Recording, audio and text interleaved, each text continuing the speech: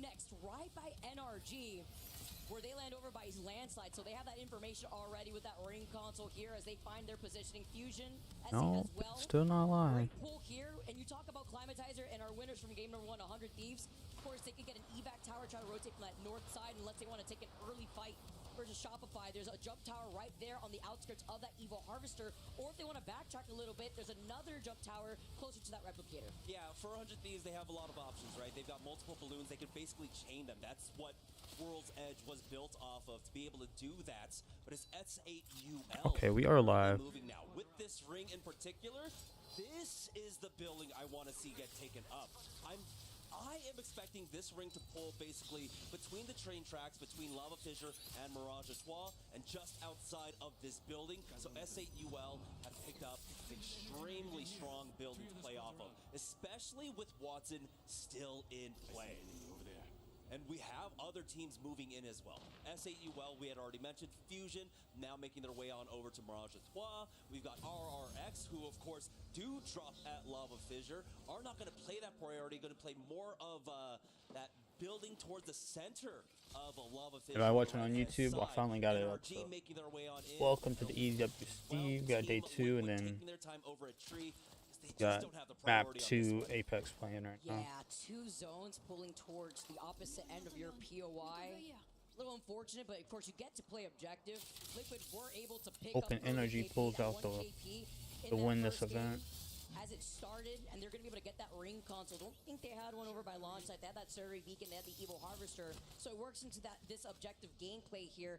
And if they wanted to, they could just wrap around from thermal station. They could wait on the edge of the next zone. Then they could get the next ring console scan and take their time to figure out where they want to find themselves here, so that way they can have a better game this time around. Yeah, if they make their way back into thermal station now, they will have that, like you had mentioned, a man scan. And we got to see teams really utilize that during the Skyhook one. And I think the approach to this ring in particular will be very much the same. Right now, we have about half the lobby inside the next zone. We have a fight here, Evos versus Crazy Raccoon, already with the advantage over at Mod. Evos getting there just as quickly, already getting that next knock. This is coming out of their POI of Dome, and just like that, they wipe the floor as Crazy Raccoon is eliminated. Great looks here for Evos, and uncontested, obviously. So many teams already quickly on their rotate. This is going to be a quick reset for them. They have all the loot that they need, as well as that ring console and survey beacon after they came out of Dome. And they wanted to do this too, because on their rotate, Dome does not have a ring console. There was one on the south side of Stacks, but then they just completely out-wrapped Crazy Raccoon there. Yeah, Crazy Raccoon always have to be careful with these northern pools. Well, I guess not, right? Because Yeah. this is the last. This is the last World's Edge. But I mean, that was the biggest concern if you're gonna be Crazy Raccoons. Whenever we do have all the teams drafting Big Mod, Stacks, and Dome, about the rotates from behind you. So you have to be able to move so much faster. To be caught like that is not something that should ever really happen with the experience that we have on World's Edge. GG getting stopped in their tracks as they're left on the northeast side of the next zone. They'll be able to pick up the Evo for themselves and play off of the tower for now, but it does seem like a lot of that eastern side is relatively free for themselves. Shopify Rebellion are standing in their way just outside of Countdown. So they got to be careful on this approach. With Ashe being the most picked legend thus far in this second game, we won't be seeing Ashe anymore. Moving forward here, Fusion playing off this high ground as we get a quick pause, it looks like here, but talking specifically about this positioning from Fusion, they were looking down briefly. I'm expecting probably a team playing on the low ground of Mirage Etoile, JD Gaming, I believe it is. And as they do hold this positioning for right now, there is that survey beacon to their south side. They could deny that information from teams that also are forced to play objective, playing more so by the edge to get that information. Yeah, that's a little bit interesting that Game just like mess up or something, so they had to restart now. Because you also had staging kind of available, and staging did have a ring console still in play for the next zone. So teams could have actually used that as their stop-off points, but I think trying to get a little bit more priority onto the center of the next zone could be the gameplay here. I mean, for Fusion, though, it might just be Kimchi Lee. I don't know. If we're talking about players, Kimchi Lee feels like one of the primest players that wants to hang out in Mirage Etoile. The fact that he also is feeling hot coming out from getting 4 KP in that first game alone, you get a little anxious sometimes here on wanting to continue the action. That was a quick pause for real. All right, Frame 1 getting right back into the game here, guys. Fusion still holding on to the higher ground. They are looking down on JD Gaming. Kind of forced out from JD Gaming. They did make their rotate from Thermal Station. They also had that ring console that we mentioned when Team Liquid was on their rotate, probably planning that out for their mapping. Or their pathing, rather. As Evos, we get to see a look at the replay. Missed a little bit of the beginning here before we saw the slide in. And it was a quick cleanup here from their end, the side-by-side, while the action is slowed down just a little bit live. Yeah. And just a quick update, of course, Evos is Ronin for those that weren't kept abreast of all the org changes, I guess, leading up into this event. Ronin had a fantastic run there at the EMEA regional finals. There was so much drama for that finals leading into it. It came down so close to that last game. I love it. I love being able to introduce like the legend bands here and how that's shaped things up, especially once we get into that match point finals territory here. But these legends are vying for in our second pulls. You can see the pings right behind them, the snare on the other side. Ash being utilized here majority of the time, so allowing a lot of these teams to close in that gap once they want to try to fully extend on another team. Energy were able to get a knock onto a Go Next player. Go Next playing inside of Countdown right now. For Rock Esports currently, though, they are playing on that south side, holding that staging. They do have that ring console that they really do want to control. Well, there's Energy. How we slowly introduce more and more objectives here in Apex Legends, so that during the mid game we have a lot more to play around instead of just kind of holding in center zone in a building, right? And so Rock Esports are working their hardest to make sure that no team contested for it. But VPR here for Shopify Rebellion. They're making their way into Countdown right now. A knock onto Light. They want to follow up. I'm gonna do this quickly too. Onto Blast. Gaming Gladiators now is forced to scramble. Looks like maybe a solo left as Go Next, neighboring that of Shopify. Dropping down to get some loot. Of course, with no altar in this lobby, you can't remotely grab that. That's still messing with me. Concrete. Like that, right? So you're not starved of loot. I've been inhaling at work. Here, at least for Shopify, is they're gonna be able to get right back intentionally. Here. They know that this is clear. You can see the crypto drone in the mini map, just getting a nice overhead scan to make sure that there's nobody creeping up behind them. And unfortunately for GG, they're playing the Sparrow, not the crypto, like the majority of the lobby is. There's Energy. Just fly in with the drone. There's just 2 alive. Get all that and get out. And he's also running into Alliance there. For Rival Esports, though, they have slowly worked their way up the train tracks. This one is not going over towards Lava Fissure. It's a pullback. There's only 2 alive for NRG. What happened to the other teammate? Got knocked? On it going over to Lava Fissure, they are going to have some of the most difficult rotates in NRG. You only got, okay, you got 2 for. Well, like Fusion was the only one left, but like there was 2 there. Backing of Go Next, that's in the building to their north. So we have a spread of like 3 teams, really keeping those teams out from the western side. It's so hard to rotate too from that Lava Fissure side because it's out in the open, right? You have some rocks, you have those like 3 bins there too. But once you have to get right through the under part of the tracks and you're forced to play off that low ground there, you kind of could use the hill to get out of line of sight of other teams. It's hard. You're gonna have multiple different angles that you're gonna have to cover for yourself. And depending on the legend compositions that you're rocking, yeah, we have that one catalyst, I believe, here in this lobby. You have the Ash here too to get out of trouble in case you only have one member of your team left, and it happens to be the Ash in that case. But it's difficult depending on what that composition is. Maybe the Newcastle that we see BKG that likes to rock. Yeah, 100 Thieves right now fighting it out with VP.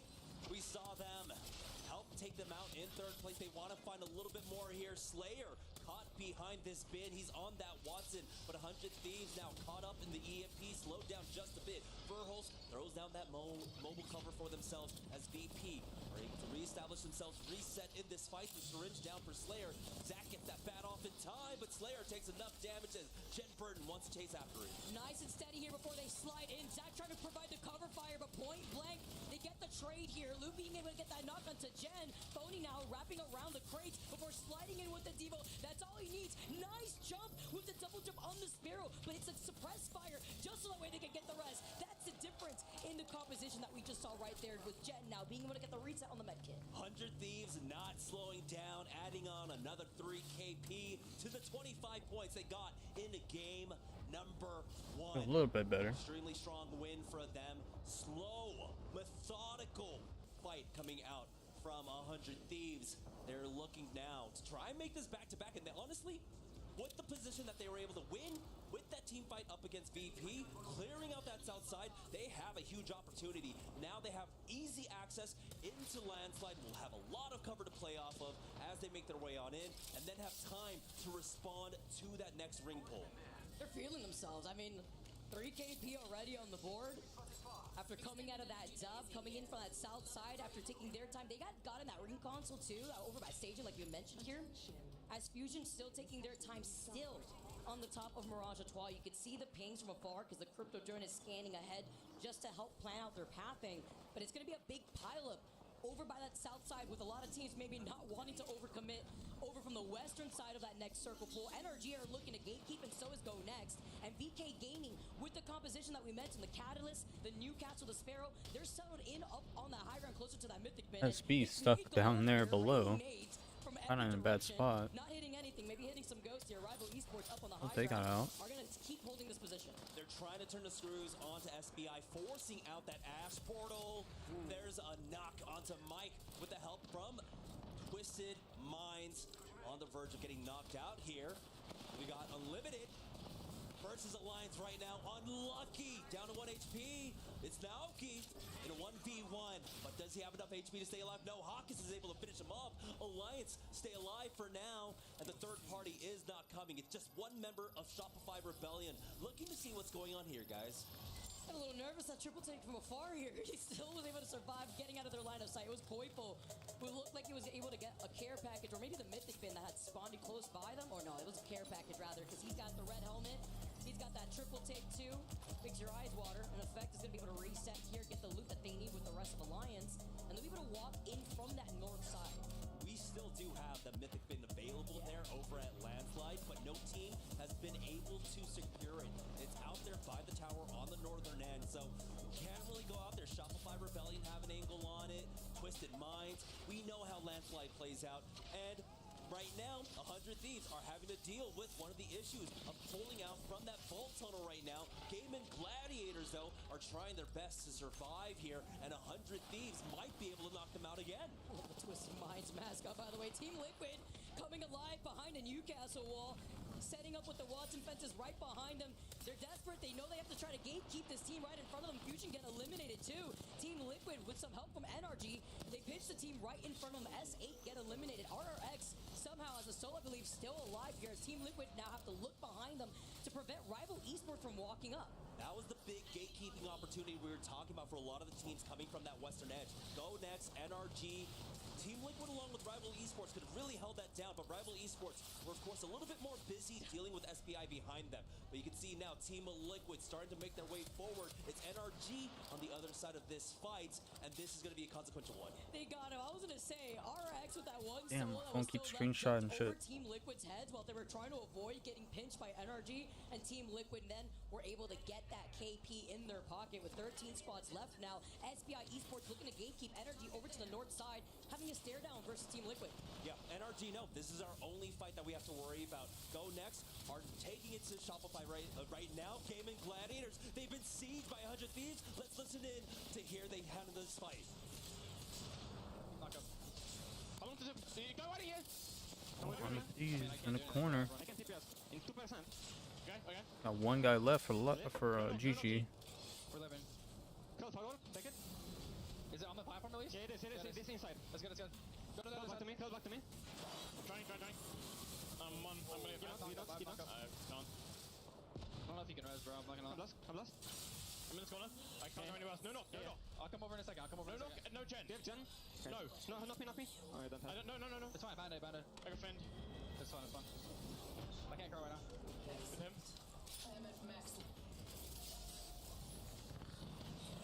He's in a bad spot right now. I only have 2 ranges. Getting hit by nades and everything. It's all good. They cannot push us. They're restricted now, I think. They want to push us. No one can push us, bro. We're like in shot. And 100 Thieves, they're not able to finish the job quite yet, but that does leave GG down as a duo. Didn't quite see if they had a mobile respawn beacon. They might have time to try and plug them all in as the teams now coming in with the zone. 100 Thieves were able to alleviate the pressure on the south. We got Rock Esports moving in from that southwest zone. Team Liquid in that race up against NRG lost out on one. I look like a chameleon right now. That is getting all this information in front of us. Gaming Gladiators as that duo get eliminated. Shopify meets them back in the lobby. We saw this triple side by side with Team Liquid playing off that low ground, but it's SBI who were trying to gatekeep them originally, who are still holding on to that high ground. Team Liquid forced to play this out as a duo. They try to fully extend though, sliding it together. Hawadis trying to clutch it out though, taking way too much damage as this Newcastle gets the nice hits with the P20s. Oh my god, that was close. But they give him a haircut just enough to finish off Team Liquid. I still like Liquid going for that. 100 Thieves will get eliminated. Alliance take them out. They have cleared out the eastern edge of this zone. Now they have it all free to themselves. VK Gaming to the north as NRG are still dealing with that western edge, getting a knock onto one rival member, finishing him off as well, making it so much easier now to walk in, but they still have to deal with SBI Esports. Alliance now taking this high ground tower for themselves. Effect up top. Yeah, Alliance can see everything right now. He's in a good spot. If he can start getting some But he does have pressure people. on He's left, don't he? what was that? Twisted Minds. Backslide though, pushing forward with Rock. It's SBI Esports trying their best to survive. Rival Esports are trying to at least see if they can get that res going with that Moby being right in front of them, and they do. They do get the respawn here. 5 squads left. Rock Esports get eliminated here. VK Gaming on the outskirts of Rival Esports, while NRG are taking their time to rotate. They're trying to take a good amount of space with the Crypto Drones being able to scan ahead. They hear a fight going on though between Alliance and Twisted Minds. Enemy just trying to see if they can get the reset, but with a blue Evo shield and a red Evo shield on the other side of Alliance. I believe it's Effect that are right here. Yes, he throws out that thermite. He's not going to put himself out in the open because NRG are waiting to pounce if they have the opportunity. Yeah, we do have the drone out now for Yeah, that was Hawkins, but he bad. doesn't need it. And nothing much you can do right there. You're in a corner and they're just throwing the with 13 kill points, full control nades. over the map. They were able to bounce back after game number 1, and they're on the verge of taking this. It's the fact that Hawkins is always in that Crypto Drone and it's sending out his Pokemon, right? It's Effect and Unlucky just going out and doing what he's got to do best. Just a mob boss waiting out here in the shadows as they hold on to the high ground and top of that platform here too. NRG, who had heard that fight earlier though, are looking to see what's going on. The EMP, NRG, that's Hawkins giving that information. Look at these shots with the 30-30. Unlucky with 5 KP, 5 assists. Alliance are flying with 14 total KP. Look at how they're doing it too. It's all Effect applying pressure on the ground, but Unlucky and Hawkins from up top. And so Effect is basically playing solo basically on the ground, and he doesn't care. He's able to get out with that Ash. Fortunately, will be banned out after this game, but it looks like they got the value out of it. Now Hawkins with the Kraber in hand. He's got the team controlled here as they're going for that peek onto NRG. He's got 2.8. Yeah, they're in a bad spot, dude. Damage. Effect. What did you eat today? Hawkins gets the follow-up of the Kraber shot. This is prime play right now. Just looking at the way Alliance is holding these. Yeah, I don't know if NRG is getting out of this because he already got one knock. The Kraber, VKG playing inside that truck, but with Effect also playing on the outskirts together with Unlucky. It's putting enough pressure on the one team they're afraid of, which is NRG. Yeah, they got the mother load down on top of NRG. Sykes is gonna try his best to survive, but he cannot take a ton of damage there. Effect jumps in. Sykes gets the knock, and NRG might have slowed down Alliance enough. VK Gaming are now on the move for the third party. They see the knock and now VK. Oh, NRG's gone down, bro. Alliance has held back. That was gonna be Hawkins here. They fully dive onto him. They called him out, and now Alliance just down to a duel, and they're weak right now after they get the res. Wall down there from their own catalyst will slow them down just a bit, allowing Alliance to go for the reset. We've seen the 2v3s out from Alliance, but this time around, they don't have the eyes in the sky for themselves. VK Gaming taking these a little bit too slow. There's the first knock, not quite yet from Effect. Oh my god, that was crazy. The 9 KP, almost 4K, 3.5, and he is beaming right now with the R9. Gold extended map here. He gets the next knock. He is jumping around. The Ash dash. He's dashing everyone. But it's a Newcastle that he's put up against as a Kraber shot is more than enough to finish off that knock. No playing around these knockdown shields, but he's looking to get aggressive. Oh my god, QQ! What are you doing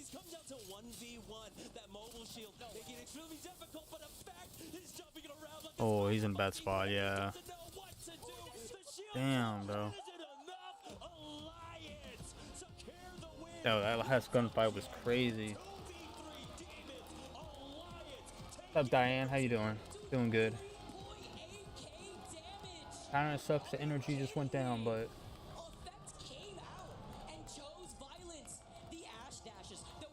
they did a lot better this game than they did last games.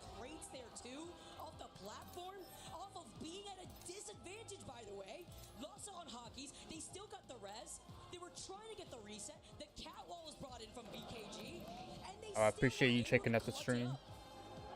Hope you're having a great day. There's a lot of different ways that they could have approached that fight. I ain't trying to go for the Draver plays. I get it. You're on one of the biggest stages here for Apex Legends, but you're up against Alliance. You cannot try and style on them, especially when they drop a 20 bomb. 20 KP for Alliance. They got the plus 12, 32 to add on to what they got in game number 1. I mean, 7.3 thousand total damage across the board for this entire team. That's crazy. Yeah, trying to go for those Kraber shots, sure, on the other side. I'm wondering, maybe lacking on ammo for a second weapon there, too, or just a Hail Mary if you could get the hipfire shots.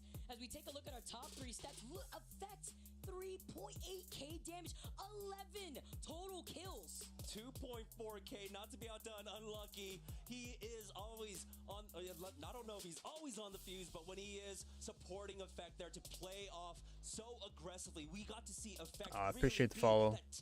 Every fight that they approached, and unlucky. Apologize, Diane. I thought the sound would have went off, because usually the sound goes off when I get a message or I get a follow. For some reason it did not, so I did not see your follow. I apologize, but thank you for following. I know Jamerson is cheesing right now, because even we were looking at both Unlucky and Effect. I believe that was our 20 followers that we hit. We had 19. She just followed. We had our 20. So I really appreciate that. By Alliance in those different angles. It was quite unlucky. I mean, Sykes did manage to sneak that one knock when he was hiding behind that one knockdown shield. But I did say at 50, I should probably put it in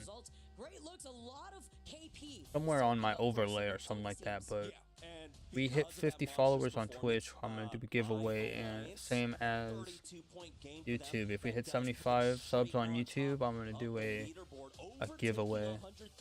Who again had a fantastic game number 1, 25 points, picked up kill points here in game number 2, but it wasn't enough to keep pace with them. But just like we saw yesterday, is it going to be a 2-horse race? Is it going to be a dark horse 3? TSM coming in from behind to make it 3. I mean, they're mean mugging in those photos. You know what they want. They want to be the 2-time winners of EWC. Don't go anywhere. We got game number 3 coming to you on the other side of this break.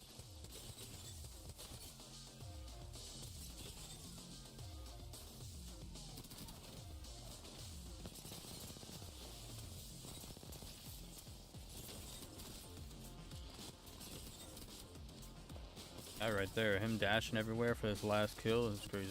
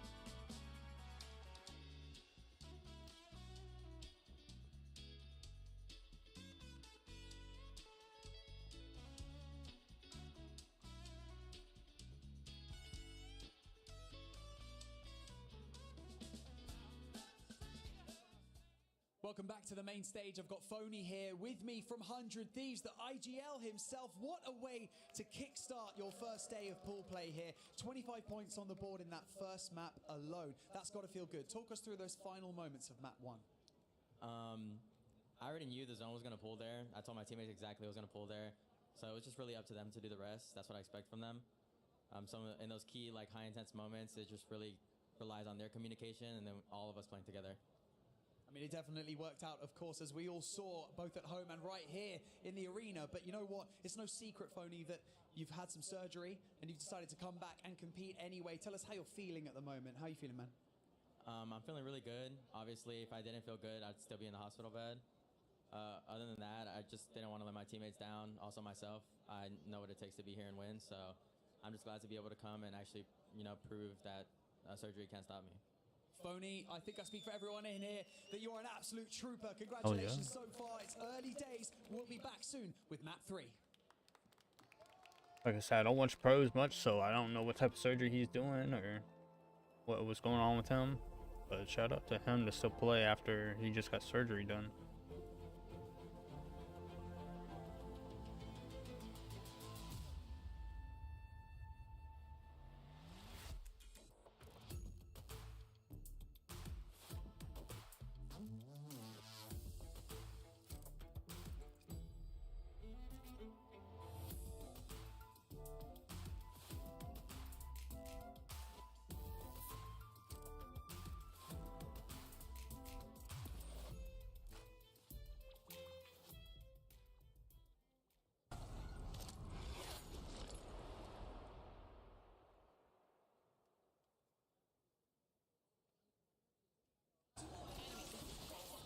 Getting. I'm asking you, okay? I have no visuals. Wall's gonna go down soon, okay? Okay. We need to go left. Yeah, I won't down though. I can't. Okay, swing here. Yeah, play up. Newcastle water deep. Newcastle water. Pick it. I know you're right side. On the fence. Okay. One. Spare one left. Nice, all you. I got you. It's 2-2. They're resting here. He's popping a perfect. You gotta play up. The boat flash. Oh my god, he's falling. I'm up. Give me one. Yeah, come. Don't worry, baby. Brief rush. He's falling, okay? He's resting. I can go. Okay. Gamma super.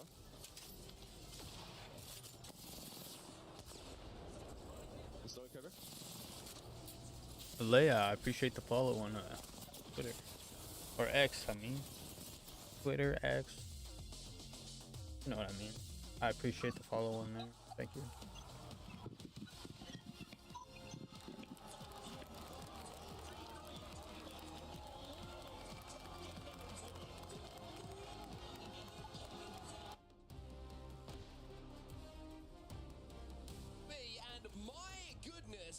What a start we have had today. Game number 1, Apex Legends. Phony coming through for 100 Thieves with the win. And then we just saw the rest of the lobby green with envy as Alliance light up the Gideon stage here. What an incredible performance front to back and an amazing moment to close it out with Effects leading the way. Yeah, I'm wondering if Effect has lost his appendix as well. Honestly, with how he was playing in that game, it seems to be you have to give up an organ to be able to win a game. But honestly, incredible first 2 to kick us off here in Group That's B. exactly why I had notifications off. That pace.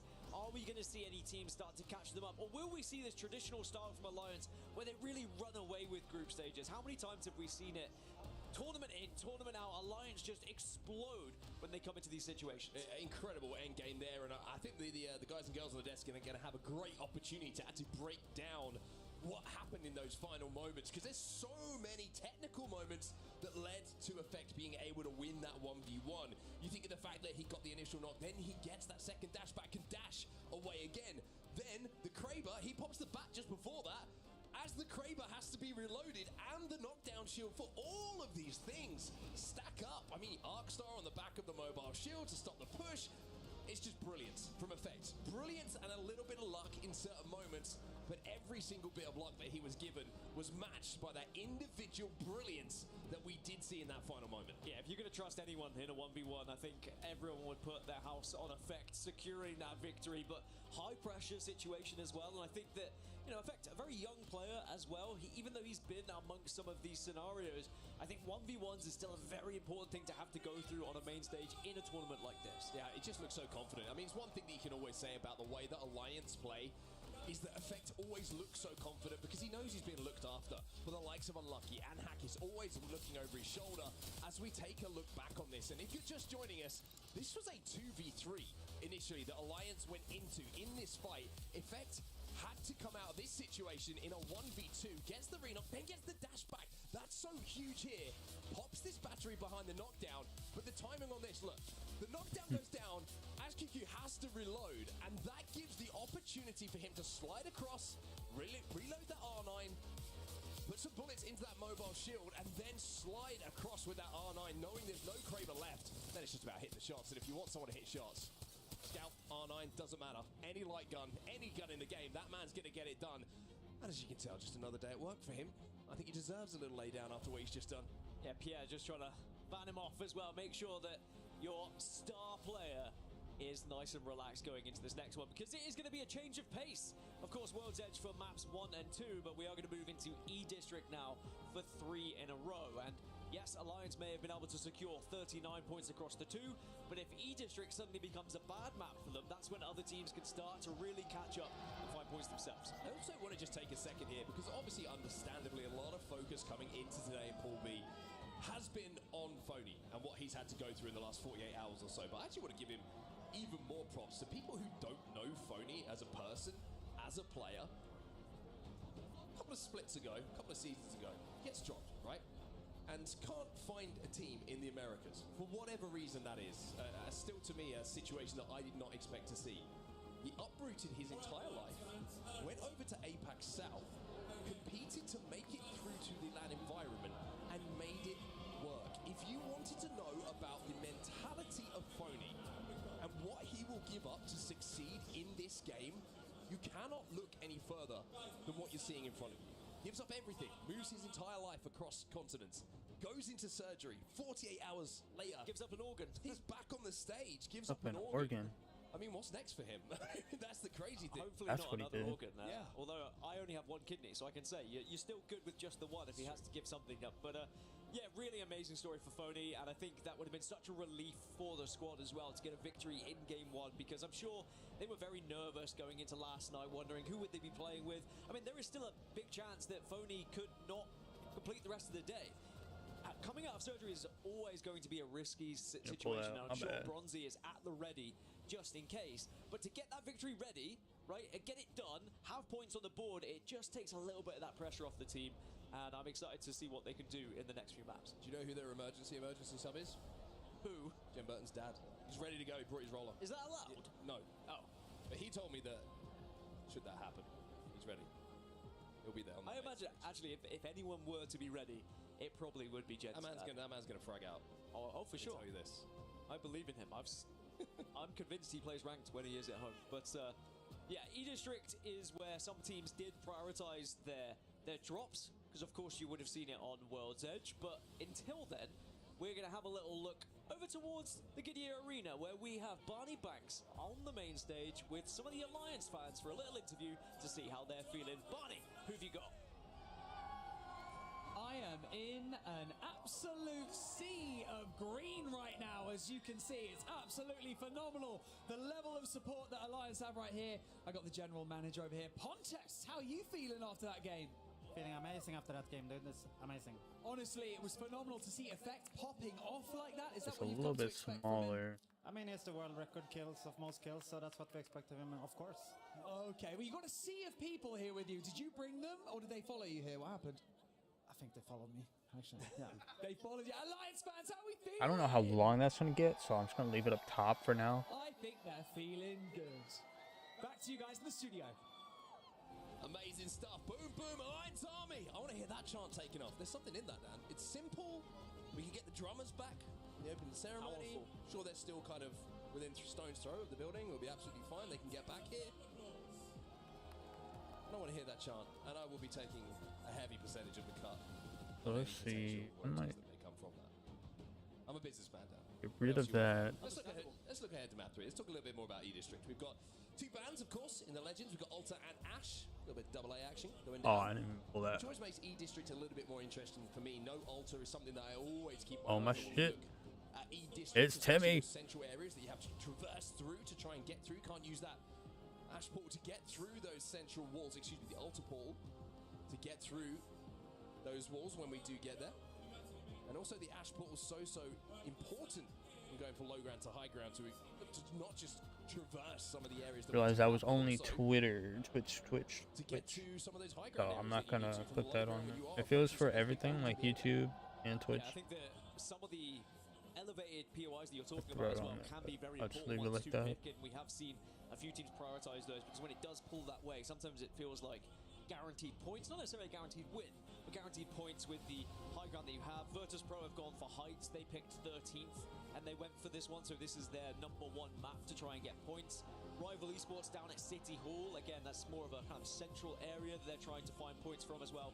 And then Unlimit down up at the Lotus. I say up at the Lotus. It is going to be, they were 7th in their pick, so they really wanted to make sure they found some points to work with here on E-District. And I'm glad they did, because they are going to need them going through. Because there's been a few teams that have been struggling so far on World's Edge, Mark. Of course, this is part of a bigger tournament here at the Esports World Cup, and we're going to get a little bit of an idea on how everything is going in the Club Championship. So check this out. We are back here for the Esports World Cup 2025 Championship Club update. We have Virtus Pro, Team Vitality and Team Redline achieving 500 points for their club, following along with AGAL, Gen G Esports at 400 points, and an unsuspecting Team Falcons Fnatic Paper Rex at only 300 points for their club championship. Now I'm joined here with Victoria, who's going to give us a little bit of a rundown on what happened with some Valorant games, because this might be the last chance for them to earn some club championship points. Yeah, that's right. We only have 2 more days after this, and the teams that you mentioned, very interesting. Gen G, you said they were up there. They just won today, so I think they are well on their way to making it to finals, possibly collecting more points. Fnatic, another one, made it through, are well on their way to getting more points. Paper X, also well on their way to making more points, but this is where I think having multiple titles matter. I'm new to this. I'm from Valorant, but Paper X is also only from Valorant, and I think whatever it is, even if they win it all, they're gonna cap out whatever the max is, so that's gonna be the end of the road as far as club championship points go. I mean, there's a prize pool, at least. And I believe a very crucial game happened today between Carmine Corps and Billy Gaming. Can you maybe walk us through a little bit about that team matchup?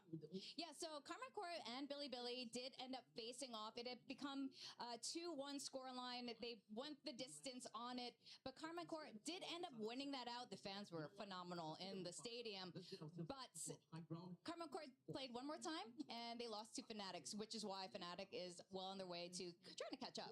Yeah, and see that. Thank you so much for covering all the Valorant side of things. Of course, Valorant is not the only games here being played at the Esports World Cup. We have Fatal Fury and Apex Legends that just started yesterday. So, of course, they're running through their crucial pool matches to earn those clubship champion points. And today we will have a wrap up with Ren Sport. Today is their last day. It is their championship. So they have a lot on the line for the rest of the day. But of course, we're going to be here to keep you up to date with the Esports World Cup Club Championships. Well, that is the bigger picture. Thank you, but we want to watch Apex. What the action is going to be in front of our eyes and your eyes wherever you are watching. It's all about Apex Legends. It's all about the ALGS mid-season. It is all about Apex Legends. Match number 3, which is about to get underway here on E-District. Yeah, so World's Edge provided us with a lot of entertainment. Of course, 100 Thieves getting that win for Phony. 13 kills alongside it, but then it was a huge game from Alliance. 20 kills, and you can see the damage that went alongside it. I mean, unlucky in effect, that is literally what they are designed to do, almost programmed to do. As Hackers kind of sat back, put his hands behind his head, leaned back in his chair and said, I'll let the boys go to work. He got them into the position for the final circle, and then he watched his dogs bark. It's so fun to watch them play. There's such a clear dynamic on how they interact with each other, almost naturally.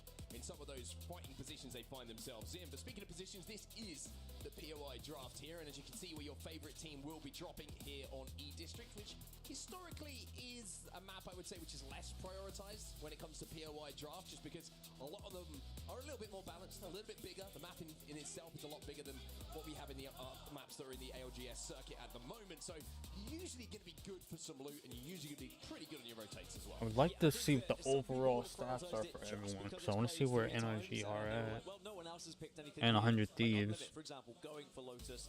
So they were saying, yeah, we're more than happy to have it. Maybe we will find a good amount of points from it, but you are completely right. It's not going to be as advantageous as maybe some Well, of the that other is maps the that you stats might right be there. going They're in for. As we 25th. Take a look over it. It's Timmy. Very sad news, of course, recently he announcing his retirement. We'll see about that. Yeah, I mean, We'll see about that. the amount of times we've seen Apex players retire and then come back, but I'm I just don't know. saying, if they win this event, you've got to defend your title. He can't retire if You've they win. got to defend your title.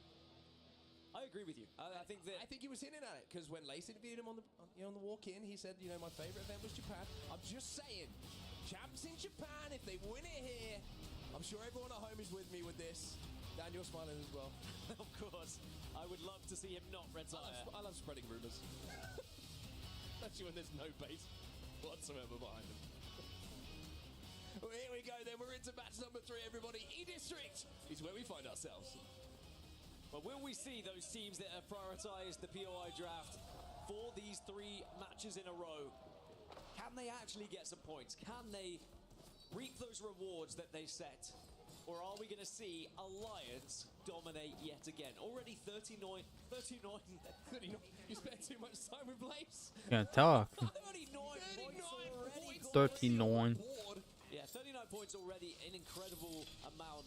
Remember, the points total is going to be important here, because when we think about POI draft going into the finals, at the moment, 117 is the total. And I'm sure there are some fans of other games that will be happy about that total, but that is what's going to be set from yesterday. If you can beat that and win your group, you would then get #1 in the POI draft. When we get a little bit of ring console information, we're going to know where this zone is going to be going. Maybe up towards... Yeah, I'm not sure, because now it's saying Energy is 4th.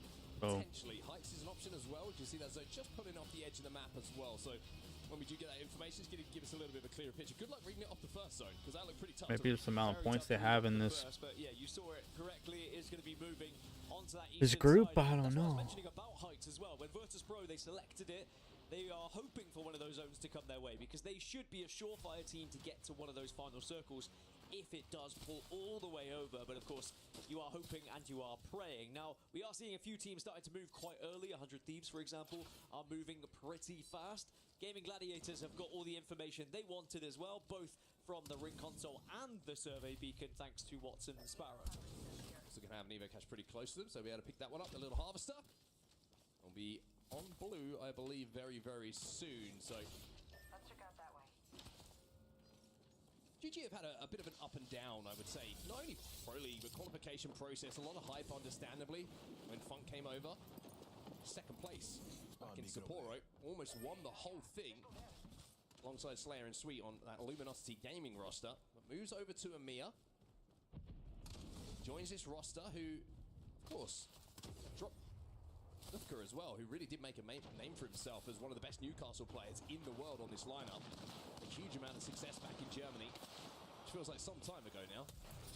And of course things have changed, but still an opportunity for them to show that it was the right move and that they're going to be able to perform here in Riyadh. This is going to get interesting on the north here. 100 Thieves have decided to try and push underneath Virtus Pro, but Alliance are going to be in the same area as well. And I think they're all going to be okay with the positions they've taken.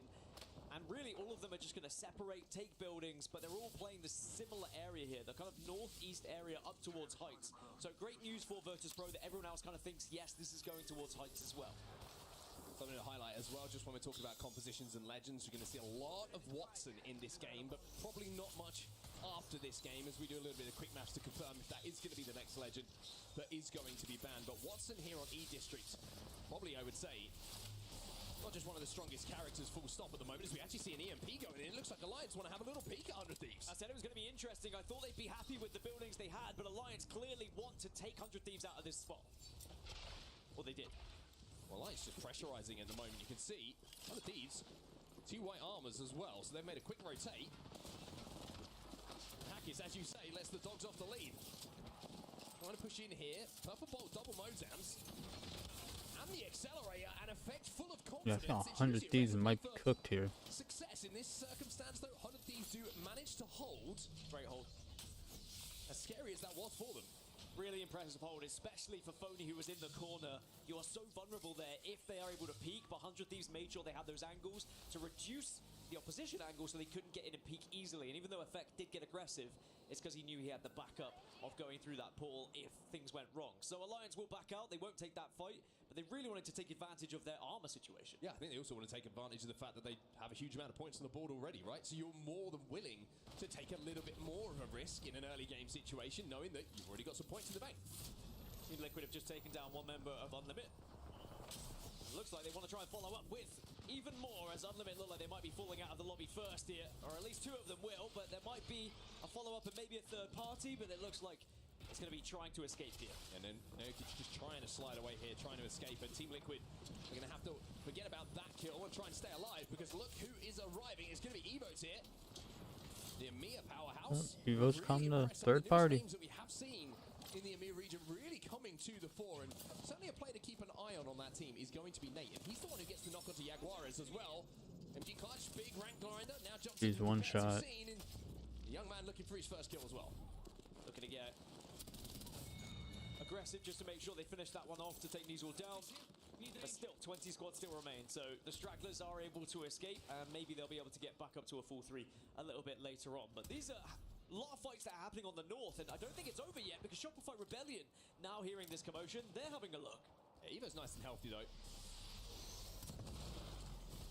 MG Clutch is backing down, and I think they're just trying to create a little bit of space between themselves and Shopify Rebellion here, so that Shopify have to think twice about crossing towards them. I think Shopify probably thought, their third-party opportunity isn't as juicy as we originally thought. NRG though, just Is Timmy down? I do wonder how Shopify Rebellion are going to play over there as well, because Liquid and Unlimit are both going to be playing a similar area on the north, but now Oh my god, dude. Absolutely just ripped him. now, but he's going to be absolutely swarmed, and Sykes trying to do what he can to stay alive. Maybe just trying to buy a little bit of time here for Gil to get out, but now a third party arrives, or at least some shots from distance to is going to be RRX and Crazy who's going to be that player. As NRG won't be able to escape. God, Energy's eliminated again. First team to go down.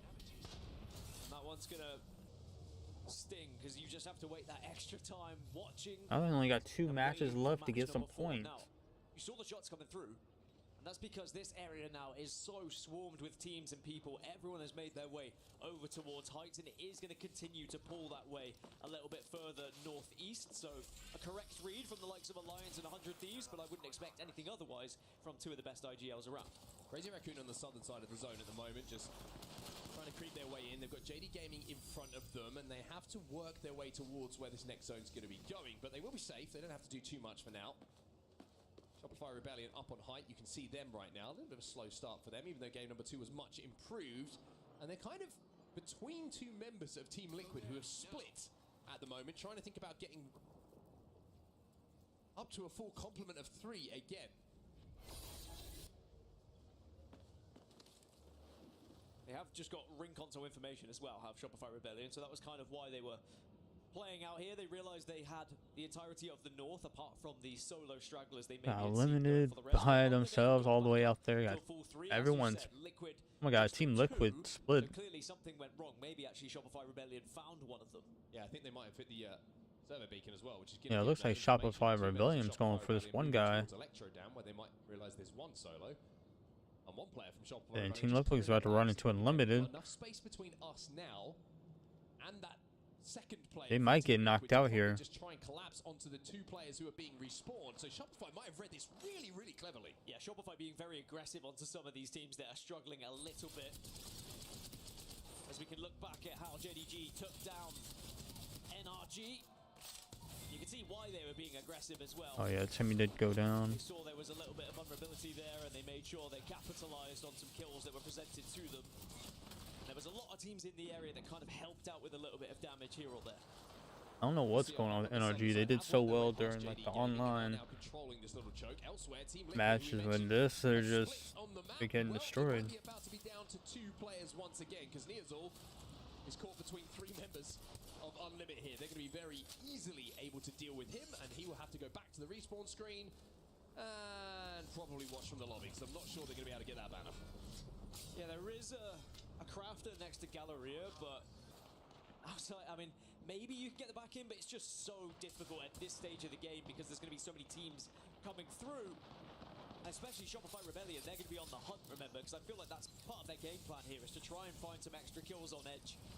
The teams that are trying to respawn and get back into the game because they're going to be naturally quite weak. But one of those teams hovering around Galleria is going to be EVOs as well. Remember earlier, we saw them join in on that fight that forced the likes of Liquid and Unlimit out.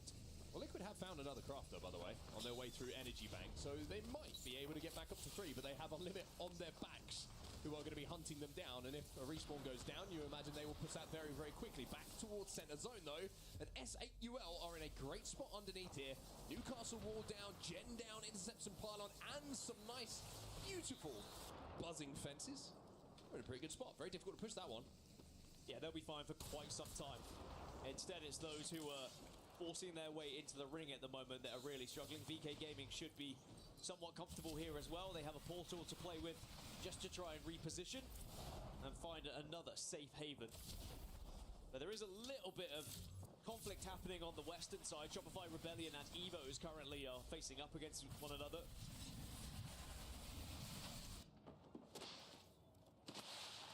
Team Liquid.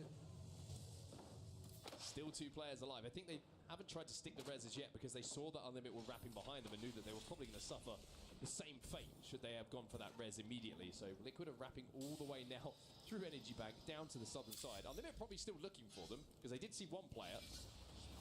But with a minute left on the clock, they're going to have to start thinking about getting in towards this zone as opposed to hunting down Team Liquid. Yeah, EVOs have just retreated away from Shopify Rebellion as well, as Team Liquid will get the respawn onto Nizel, which might draw some attention away, but EVOs are running at Unlimit.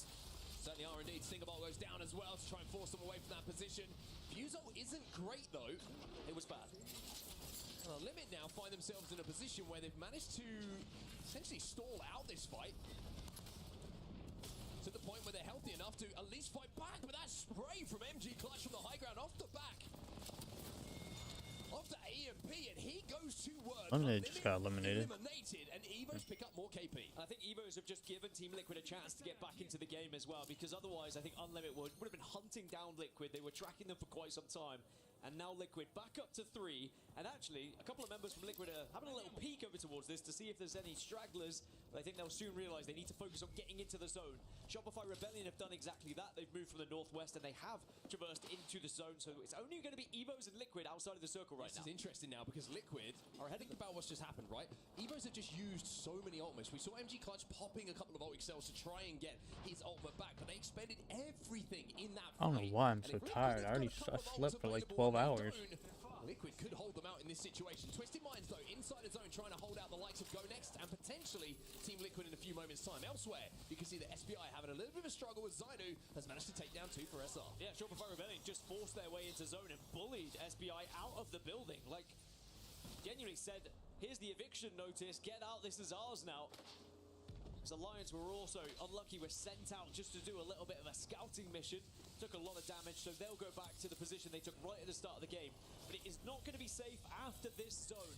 It is going to transition a little bit further south, but still going towards the east, and then south again, which actually is going away from Heights, which is going to be great news for the likes of S8UL, who we checked in with earlier. They are pretty much bang center of the zone. Yeah, bang center zone in a really easily defendable spot as well. You saw they had cover from everywhere. Only 2 areas that they could be attacked from, and they've got the Newcastle wall, they've got the Watson. It's so difficult to siege that particular area they're playing. Speaking of sieges, it's going to be Go Next versus Twisted Minds, and inside this building we are seeing an exchange of fire as enemy will pick up the first knock onto Kinda. Yeah, Twisted Minds have the advantage here, but as we've already seen, a 2 versus 3 is still very winnable. As long as you play it correctly and you play it together, there is going to be a crack on both sides, but Twisted Minds still going for aggression here. They certainly are indeed. Abralele, though, is down to 1 HP. Annam, he's the last one alive. Can't get it down. Go Next, who are Go Next got eliminated. Twisted Mind stays on their feet in that fight as well, which means they should be able to reset pretty comfortably. There's 17 teams left, and here is one of them. It's going to be Team Liquid. They hear Oh, Team Liquid just got... But enemy's taking Yanya down. Yanya gets absolutely destroyed. Damn. But it will be Just Minds is gone. Unfortunately, cannot hold off the follow-up Team Liquid's just destroying them. For a second there, that looked a bit shaky, but I think just the armor disadvantage and the HP's not being reset the way the Twisted Minds would have wanted to, just let Liquid get away with that one. Team Liquid finding the red helmet was absolutely huge for that fight as well. Gave them so much confidence to be able to push in. And I think it was just the amount of damage they were able to do and the lack of healing that was able to have been done previously as well. They were pretty weak going into that fight against Liquid, but Liquid have to move fast because the zone is coming in and this kill feed is going to light up a little bit because there are about 8 teams who are not within this next zone. Yeah, all of them at the moment are on that northern side. And Alliance are one of those teams. Let's jump into the comms with Alliance. Jenny close. One close. Yeah, one close, come on, she's on that. Right above. Okay. On me. I'm dead. No. You knocked? Yeah, that's good. He dropped down by there. I'm trying to play one life. Yeah, I'm dead. I'm dead. All good. Get shot back. You good? Getting pit. They're still looking. Lucas rising below you. Go. No, nice shot. No, guys, we gotta listen to the. We need to gender. As soon as they need, just gen. Not the greatest of moments there for Alliance. Certainly not what we saw for them in the 100 previous Thieves are game, out. but, hey, you can't get it right every single time. A tough rotate for them from that northern side. We just saw about 4 teams drop as well. 100 Thieves being one of those. So winners Teams from are gonna start match dropping. one and from match 2, both taken out in a very similar time. And Oh, he's by himself. get to play Oh, peekaboo he's from gone. above. And Evos get eliminated, so that's going to be extra kills across the board. It was actually VKG, I think, finished off those kills in the end, but it is going to give away their position to Virtus Pro. Now remember, Virtus Pro dropped over towards Heights, but now they have to start making their own rotation and try and find their way south. Yeah, a little bit of space on that northern side, but for not long are they going to be able to sit there. Shopify Rebellion now pushing onto that position. We talked about that fortified spot that S8UL have held down for quite some time. The sprays and the suppression is starting to hurt S8UL here, but they're holding on for now. But now the swing's going to come in, and this is why Zyno is such a special talent. Picks his moment perfectly. S8UL are evicted. That red armor getting past to Shopify Rebellion after I assume they took down Team Liquid whilst we were amidst the Alliance POV just earlier. RRX will go down as well, so now it's just 9 squads remaining, and there's a few teams trying to make their way to center zone at the moment. Actually, 3 teams just took a portal at the same time. VKG, Fusion, and Crazy Raccoon all in that center zone. VP trying to kind of tiptoe their way forward. They're pointing to the edge of this zone, but as you can see in the top left, they now have 45 seconds to decide what that next move is going to be. Oh my But god, this dude. is how busy BKG is just right in a corner. the game will be ending is. The shops are full, and VKG have set up a little food stand of their own just on the outside. So many fences as well, and that is not all of Fusion's fences, by the way. There are fences from every single team in this area, all combined, and it looks like they've set up a fort to share, really, at this point. These 3 teams will not be worrying about one another right now. It will be focusing outward. It will be stopping teams from being able to push in. Look at the lack of attachments here for Fusion as well, so they've done a really good job. You imagine 2 players have been rezzed in the game to get into that position. On the northern side though, GG, JZ and VP all have to move very soon, and VK are holding them out now relentlessly. Shots coming in from the 30-30 to try and pick up KP. VP cannot make it in. They will be the next team to go. Yeah, that's a shame from a zone that was really handy and close to them, but you can see VK just trying to get eyes on these teams that are pushing in. Fences. There are so many points available here. The fences are There's just so much going on right now. GG can't make it forward. They will be eliminated next as we go down to 7. Fusion now trying to make their move. Trying to see if there's an opportunity for some KP, but having recognized the reset to come in, they now retreat back to their little hidey hut. Worth noting, Fusion Throwing and some VKG more up. running the Newcastle could be very important here in this final circle as rival esports go down, but we do have 4 crypto still alive as well. Wonder if that wall is gonna like mess them up. That are being a nuisance. One thing that's really interesting to highlight here for everybody, on the eastern side of the zone, ROC control all 'Cause they can of get it. trapped in there. A team can just hold them in there and they're Western trapped. side of the zone, control all of it. JD Gaming on the north, all that space, but in the center, these 3 teams we're focusing on are so shoulder to shoulder that it's allowing those 3 other teams on the perimeter to have so much freedom. And look where the zone is finishing. It is finishing bang center, closest to VK, Fusion, and Crazy Raccoon. But of course, they all do have to slightly move out. But they do not have to be the first to move. They can wait and force the likes of SR, JD, or ROC to actually make the move first. Shopify Rebellion having to make their move forward Yep, now. They're you trying get to thrown fence with across nades and and stuff, and they're gonna push you. Fusion into this position. People could probably get 3rd team you as well. As ROC start to step forward a little bit themselves, and they're going to have a lovely little wall to play here. That fence line is going to be so good for them. If it was me, I'd rather be outside, not inside the little building. There with that 30-30 as well. Vaxilon delivering a little present, though he's not going to be Like right where SR is probably. You know everyone's right on your right. You can just watch that right. You don't even have to think about your left or anything. ROC have most space in this zone. JD did manage to move down from the north side. They're still alive. Nobody has fallen in the last 30 to 40 seconds. I wouldn't want to be here because you got 3 teams that are looking at you once you come up those steps, you know. And here comes the EMPs, perhaps, unless the drone got destroyed, which it may have. Here comes the second one as an attempt, though. Oh my god, so many EMPs going on. And now you can see the likes of Fuse become very, very influential in these fights. Shopify Rebellion now, it's MT on his own, 5 HP or so. They are eliminated. ROC and Vaxilon with the clutch. May have time to get the res here, though, because everyone else, no, he won't. It's a big send, and it's an important send as well to shut down ROC. Yeah, Crazy Raccoon swing out of this busy, hut-based area and claim the space for themselves. Fusion now up onto the top, onto the tiles, up onto their tippy toes on this hut. January That was. I don't know why you dropped down there. as VK will hold, and most importantly, all 3 stay up. Yeah, Crazy Raccoon now going to have that southern side. They have the wall to work with here, but they don't want to push up too quickly. They want the other teams to fight first. Crazy Raccoon firing through the fences, hoping that they're not going to be stunned for long enough to get some shots down, but it's VK. Oh, he's so weak, dude. So a 1v1 is St. Jude with the opportunity to Oh my god, he got absolutely. That was crazy ending. Endings are just getting more crazier and crazier.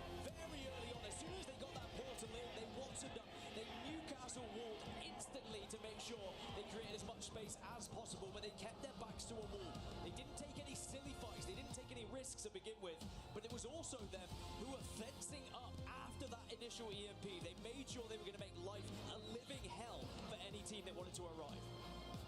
We have seen some end games already. We're 3 matches in. We've seen a 1v2, or should I say a 2v3. We'll give Lucky a little bit of credit in that one. It was an all effect, and then we've just seen a straight 1v1, a throwback 1v1, playing around the knockdown shields as the zone evaporates in front of us. Energy goes out first team. 11 KP alongside the 12th place. And 100 Thieves go out 13th, so. Yeah, that is a brilliant game, and really 2 of our teams that we knew out won going out early, went out early again. At least 100 Thieves did win their first match. By all means, but at least you are up there and you know you are hanging with the biggest and best teams. Because remember, top 7 qualify for match point finals. The rest, they go to a last chance qualifier, except the bottom 3 who get eliminated today. And here's some of the stats you can see. One thing that's going to be a very nice feeling is, remember that VK Gaming were on the receiving end of what happened in that previous game. In that final moment, the effect play that we did see. This time they clutch it. This time they make it work. So a second followed by a first here for VK Gaming. A fantastic little run that they're on. And if you are tired of Watson Fences after that game, because there was a lot of them, we won't be seeing any more for the rest of this series, unless there's a reset. But Watson will be banned from this one, and it means going into match 4, you're going to have to find someone else to hit those ring consoles for you.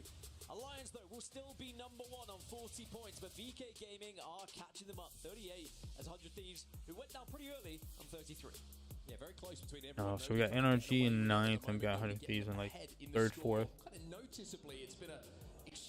They're down all the way at the bottom. Surely they won't be eliminated. But it'd be nice to see them to get some points, get a win, or get some KP. I want to see NRG at the very end of this match, at the next match. We'll see you in a few moments. We'll be back.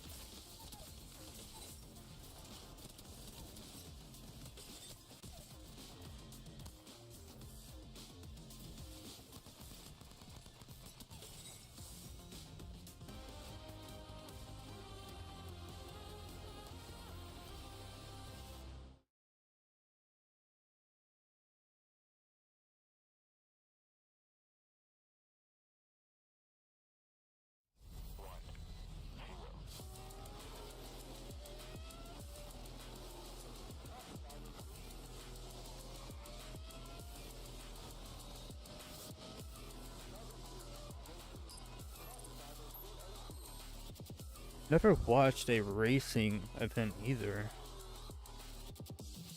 I need to watch one day to see how it is.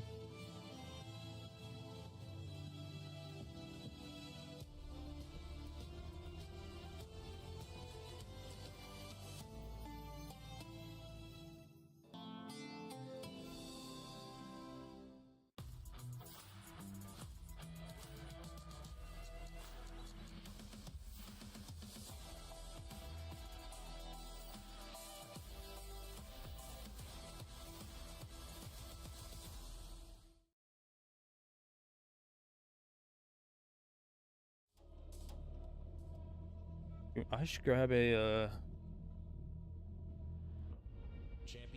racing wheel and like pedals and stuff like that, a clutch.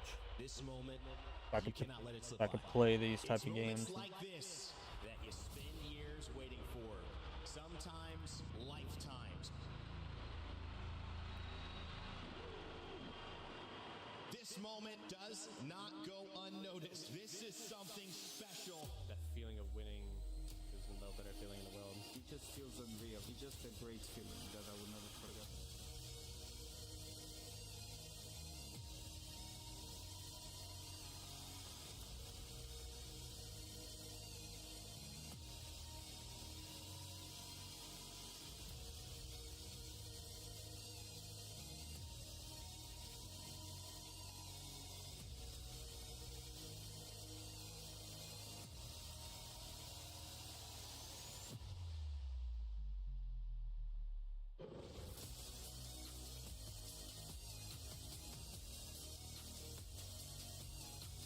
I have to go to one of these events one day. I want to go to a Call of Duty event this year, but I want to go to an Apex event as well. Just looks crazier. Like, look at that amount of people that are in one event. That's like a stadium right there. I wouldn't say a stadium, actually. A little bit smaller than a stadium. It's like a big concert event.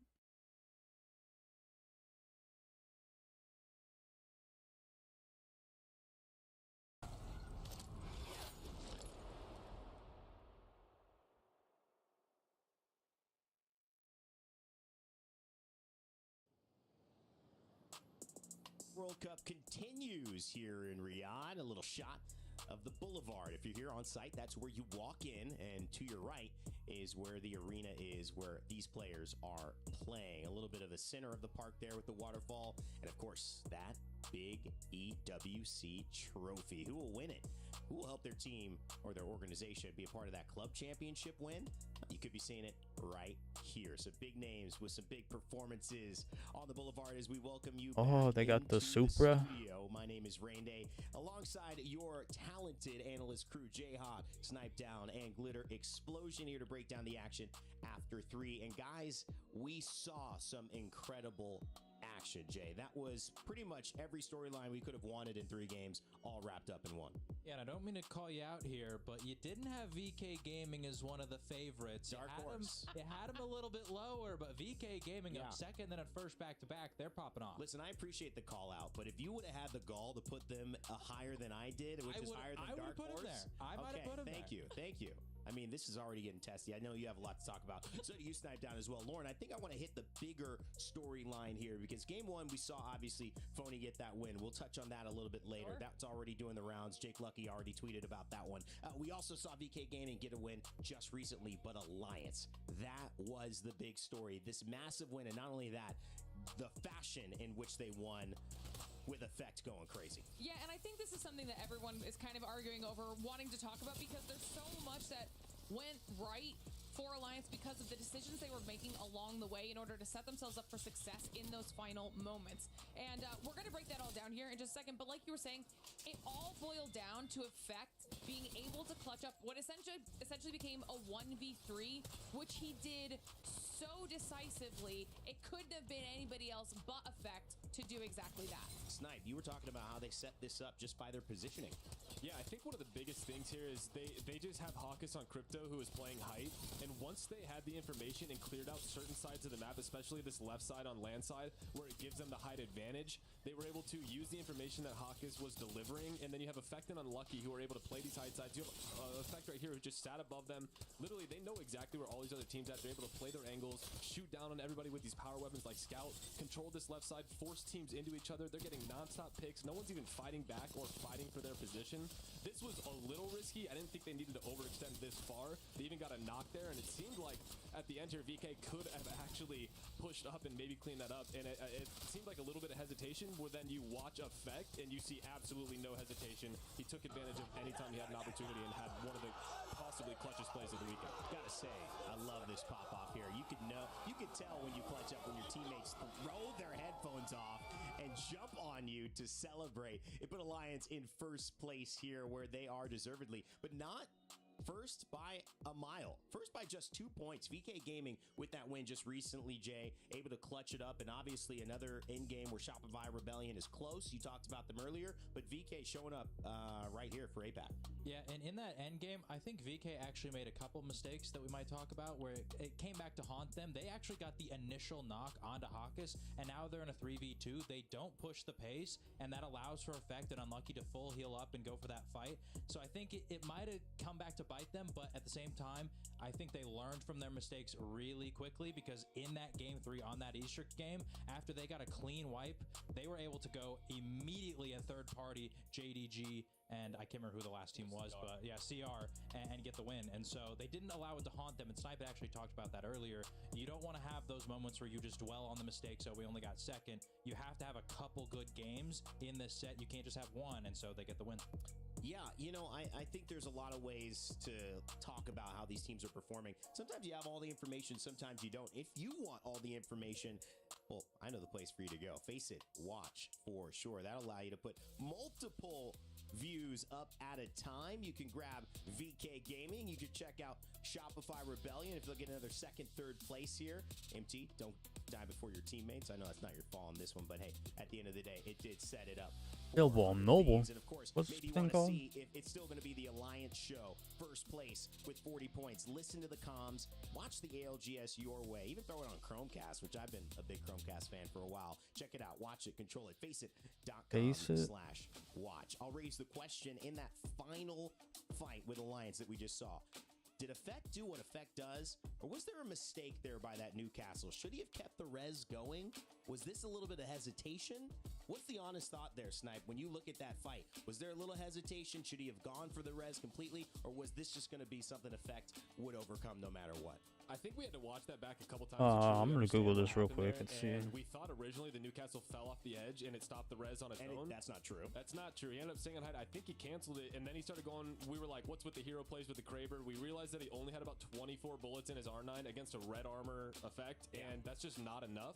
So he was just looking either for the headshot opening or for the body shot to then swap to the R9. So if people were confused about the decisions he was making, that's what he was running through in his head. But I do think there was definitely some indecisiveness, and if he knew that before, he should have finished the res. Lauren, I'll start to you, and Jayhawk, you can answer this before we send it back to games. 100 Thieves and Phony, what they're doing is incredible. The man had appendicitis surgery yesterday. They're in third place, and they won game 1. Talk to me about your just feelings on that. I mean, I think the fact that he was crazy enough to come back, and you saw the quote that's being tweeted all over social media now, knowing that even in a not 100% state, he was going to be able to bring what he needed to the squad. And then they prove it out the gate by winning the first match.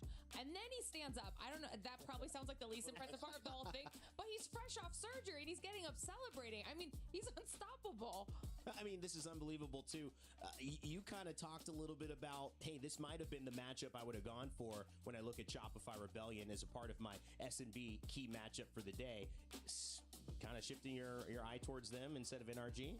Ultimately, I didn't know Phony was going to play, and that's kind of the crux of a potential Shopify 100 Thieves rivalry, is that Phony did get dropped by that team after winning, and so I didn't go with it, because if he's not going to play, then I don't feel like the rivalry is quite there, but he's showing the dedication, and he's showing why he is a LAN champion, because this guy, he is committed to winning, and if that means in a pool play, game number 1, I just had surgery yesterday, I'm going to come out and I'm going to perform, and like you said, 25% of him is better than 100% of Bronzy, and guess what? He was right. So esports, one of the only sports you could literally have surgery the day before and then still be playing the next day. I mean, I don't know. I don't think you could have hamstring surgery and go out on the soccer field the next day. I think you take a couple of months. Tyrese Halliburton as well, man. Ruined the NBA Finals, but wishing you a big recovery. Indianapolis local, please. I just had to rub it in my side here. Pacers fan. Man. Too soon, man. I love it. All right, let's take one more look. I think we've got a image here on the draft for E District. As we shift and look at where we're going here, or sticking on it, I think we already shifted one game ago.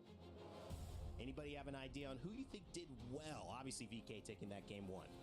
Yeah, they did. It pulled the Heights, and that's a very common zone that we see on E-District, and usually the Heights team is going to have an advantage, but VP got a little bit unlucky because it did pull a bit to the south away from their ultimate height building, and so Virtus Pro, although they landed there, wasn't able to get a super advantageous zone, and so you see VK Gaming, though, not too far away from Heights, a pretty easy rotate, getting one of the better spots, so they're actually in a really great spot, too, because not only do we see a lot of height zones, we actually see a lot of Humbert zones just to the south of them. So if we see that as well, VK could be maybe going for another strong game. Obviously, Alliance in a good spot as well in Galleria. This is a team that has taken the EMEA region by storm. And when it comes to EWC, when it comes to playing in Riyadh, they've taken their entire lobby by storm. They hoisted the trophy last year. Can they do it again? They're on a great track to do it. Effect, unlucky, hockeys. If you got them in your fantasy league, you're happy about everything that's been going down. But there's been some good performances from a lot of these other teams as well. 100 Thieves, NRG, Rock in top 5 as well. VK Gaming, all of these teams about ready to go. I hear we are ready to move forward here into our next couple of games. So if that's the case, let's send it back over to the crew. Let's do it indeed. Let's get back into the games and let's get back towards E-District. Daniel Gaskin, how was your little break there? Did you enjoy it? It was actually marvelous. Yeah, thanks to some fun things said by you, I had a great break. But it also gave me a chance to look back at some of the things that happened in the previous games. Of course, some of the things the devs were talking about. I mean, that previous 1v1, was it a mistake from Newcastle? Was it just glory from Effect? Maybe just a little bit of both. Captain Hindsight would have had a great look at that one, and certainly it's always fun to watch those moments back because you don't realize all these decisions are made in split seconds. It's, you know, microseconds that decide which way those kind of fights are going. And then we get to see a more traditional, old school 1v1 in that previous game that VK Gaming come out on top of to put them up into the top echelons of our overall leaderboards. But as we head back in E-District now, something we have to highlight as well is Legend Bans and No Watson to be played, who had such a big impact, not just on that game, but the end game specifically as well. Usually when this happens, this is when we start to see more catalysts come into play, and judging by the screen on my right, it looks like that is very much indeed the case. Not only catalysts, 12 of them, alongside 12 cryptos as well. So it's going to be a tie for the most picked legend here, which means it will go to that tiebreaker. So we won't know who's going to be banned until we see who wins and what their composition is. Let's see if APAC North can keep this momentum going. Let's see if we can see a little bit of APAC South coming to the fore as well. Let's see who, region-wise, starts to dominate as we get through these games here. We'll start off with VK Gaming, who have been very, very impressive in that previous game. We're going to see Caustic pretty early in the composition here for them.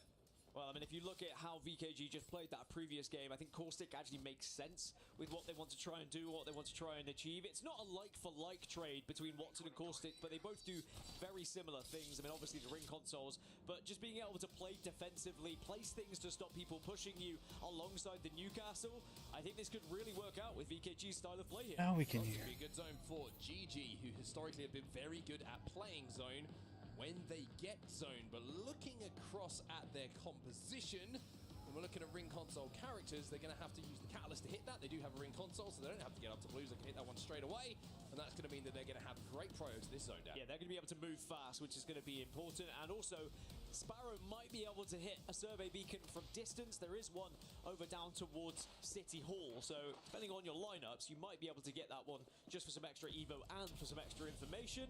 I was going to say, is there another one by GG? Do they have another ring console next to them? Either way, they're going to have a lot of opportunity to get some evo here. Yeah, I think they'd love to get up to blue if they can, but with so many teams arriving, I think one thing they are going to struggle to get is the evo harvester that spawns a little bit too far away for them to extend to before the likes of Twisted Minds and Co start to arrive. They're over at Galleria right now, but Fusion are already inside of the POI. Alliance are already where this end zone's going, and Rival Esports have just arrived, having left City Hall as well. So nobody hanging about here. Everybody wants to get down and busy where this end game's going to be taking place. And Alliance have shown me there is a survey beacon right above them, so Game Gladiators would have been able to hit that one. They would have been well aware of Alliance arriving, because they could have hit it with the Sparrow Dart, and now it just means both of these teams can reside where they are. Well, GG have played for the best position. They've not had the opportunity to get the evos they would have wanted to, even though with Funk and Co only 76 evo away, they should be able to get up to blue pretty comfortably, especially playing a priority position like they do have now. So blues won't be too far away, but it's always a worry, isn't it? Someone early on just sees an opportunity, gets a little bit of pop damage and thinks, hey, we're on whites. We can push this and take this spot away. You've got to make sure that damage goes out nice and quickly.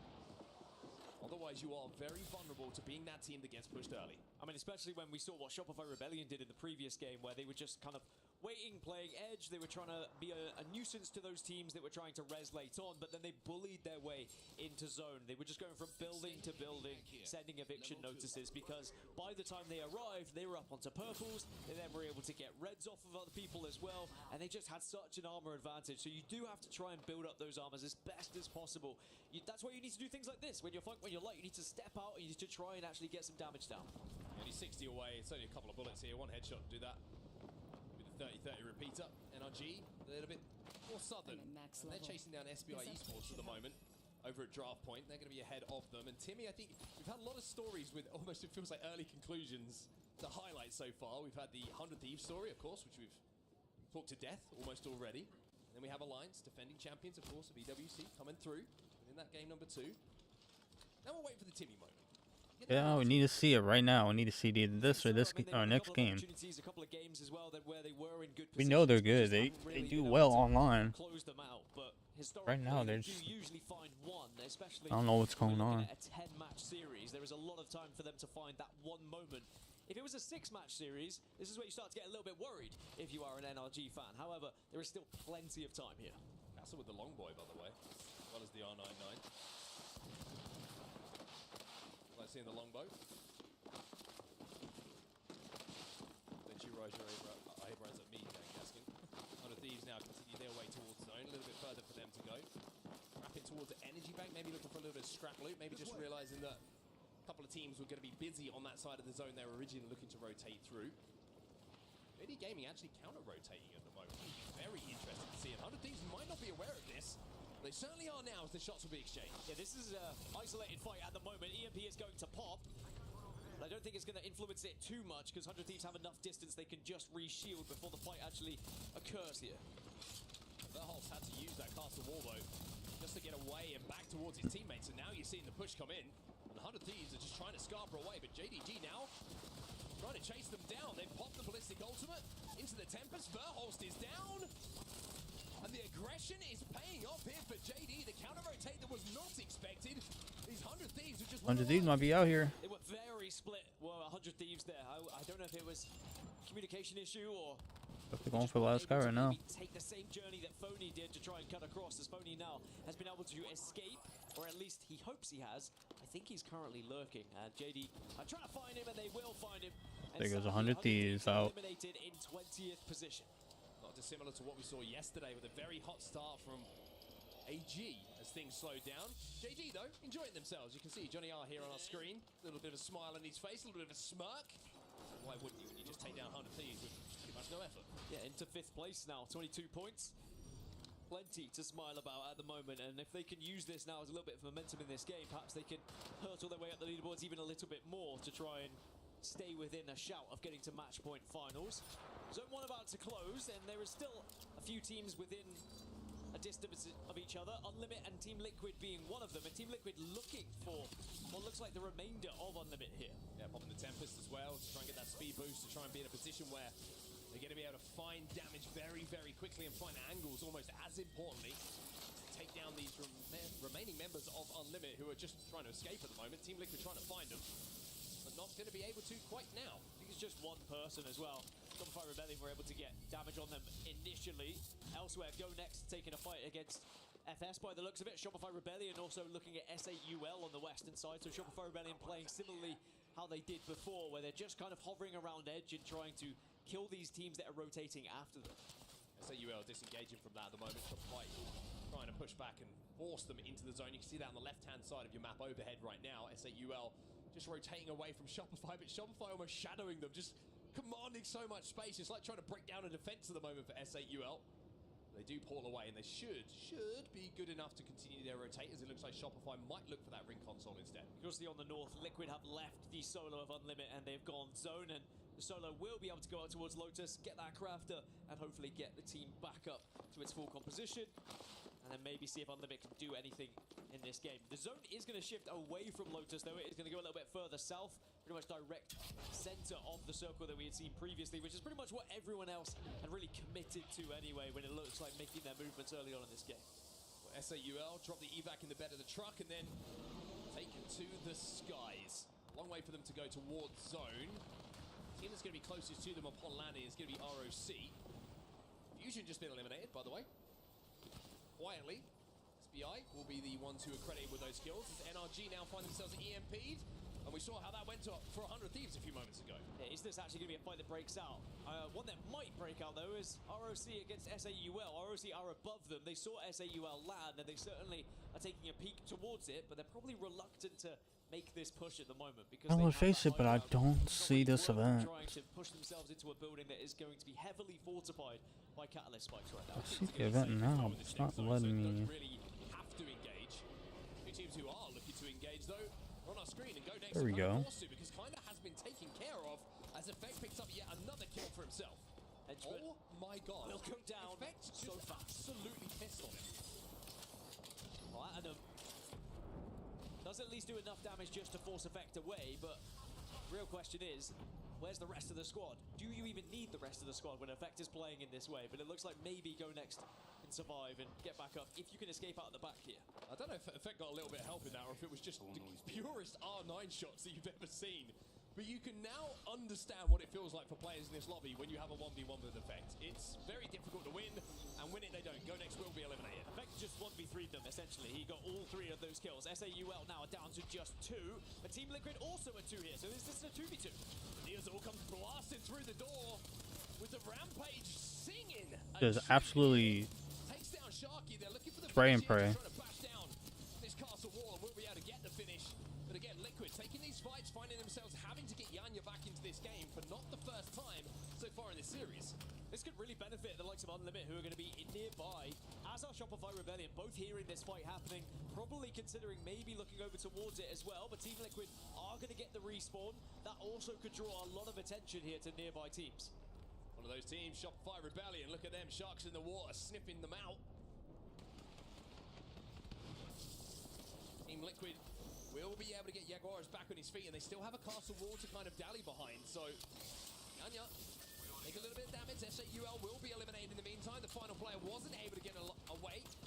Jesco will be taken down, but Liquid having a hold here against an angry-looking Shopify Rebellion. Yeah, as expected, Shopify Rebellion heard all this happening and did step up, but Team Liquid are going to retreat probably quite wisely. They are going to retreat over towards Unlimit, though, and I think it's only a duo of Unlimit, so perhaps Team Liquid have retreated the correct way here. They might actually pick up some KP because of it. Yeah, interesting as well. ROC, I think they sent a Wraith Portal in to see if they could get in a position. They just ran into a bad spot there, bro. Just put on his back, but at least the trade will come in here for the rest of Team Liquid. They get the finish. Okay, they got the trade and finish, so. But it looks like with the amount of commotion that's going around with the fights that have taken place in the last few minutes, they're not willing to stick this res. They just want to try and get out and survive because they know they're Shopify close. Yeah, Shopify, as soon as they saw that EMP and they heard that damage, they started to push. And I tell you what, that has evened things up a little bit here, and this is going to be very difficult for Shopify Rebellion to continue to push up, especially that nade's taking down Koiful. Yeah, that's just disgusting from Niazul. Again, the rampage this time. A lot of talk about the devotion, but he's got the rampage in the sling, and he is making that thing work. Shopify going to go for an immediate res here. Should be able to get it off as well, because Team Liquid have had to take the time to get back to 3 themselves. But Liquid now, they pop the Tempest. I think it might have just expired as this fight's about to break out. What a position that was, though, from Zonu. Just taking the bold position, getting an angle, and getting a crack, which just gives them a chance here in this fight, because he's been able to escape whilst they were shielding. And it's not a straight 3v3. There is still a member of Unlimit in this area that could add to this. Good to see my favorite player cam in all of Apex Legends. MT always looks like he is literally in the game. Like everything is so much more real to him than it is anyone else, with the look on his face, with the grimace of determination every single time that you'd go to his player cam. But for now, both teams are back to 3 and have disengaged. Oh, there's NRG. ROC and NRG were also having a look at each other from distance, but I don't have any eliminations right now. happening, because I think NRG are happy within their building at the moment. Timmy's been able to find, and they will use the Dark Veil just to cover. Crazy Raccoon say, actually, maybe you're within our territory here. Yeah, that mobile shield is big. They're going to have to get a really good castle wall down here. Unlimit have been eliminated. In the meantime, the final player, Zubi, has been taken down by Koiful, so Shopify Rebellion just keep their head on a swivel. As Alliance also have a little bit of a poke here in the kill feed. I think they took down a couple of members of EVOs, if I'm not mistaken. Shopify Rebellion still in this fight, by the way. Deeds is going to be able to pick up one, though. Yeah, ROC were able to look over Shopify Rebellion as they were going away from Liquid. Liquid are now going to come back into this fight. It's been a tug of war between these two teams, but Shopify Rebellion are still alive here. However, ROC have got a position where they can watch over both of them. Worry for all of these teams, though. Zone's going to start closing pretty soon, and they've got quite the way to go to Zone. Team Liquid are closest to it. Shopify Rebellion are furthest away out of anyone in the lobby at the moment, probably outside of NRG. NRG try and continue their rotation right now as ROC just keep holding these teams out. Yeah, in the actual zone, there's a lot of teams that have found themselves a place to call home. Virtus Pro in a good spot, SBI also, Gaming Gladiators, teams that really do find those positions and hunker down. Now, Alliance, they took this position very early on. It's going to be safe for the next zone, but not the one thereafter. So they might just try and play a little bit further west when they do get that information. It'll be good for now. 20 seconds until the zone closes, and you imagine at least 4 or 5 teams should go down in that time. 14 squads still remaining in the lobby. We've lost 6 up until this point. JDG goes drone hunting and is very successful in doing so. You can also see what an important fight it was for JD Gaming to win early on against 100 Thieves to find themselves in this position still on the southeast, but they'll just have to walk in a little bit, but they'll be okay. And as you said, I think a lot of the commotion is going to happen on the western side. Character's so OP. You just see everyone and see, I mean, you see everyone and see who's gonna push, where like everybody's at, what building you're in. Such an OP character, but it is such a good character too. You just hold down one area and just use that camera just to see if anyone's gonna push you or not. As well, having an EMP on there.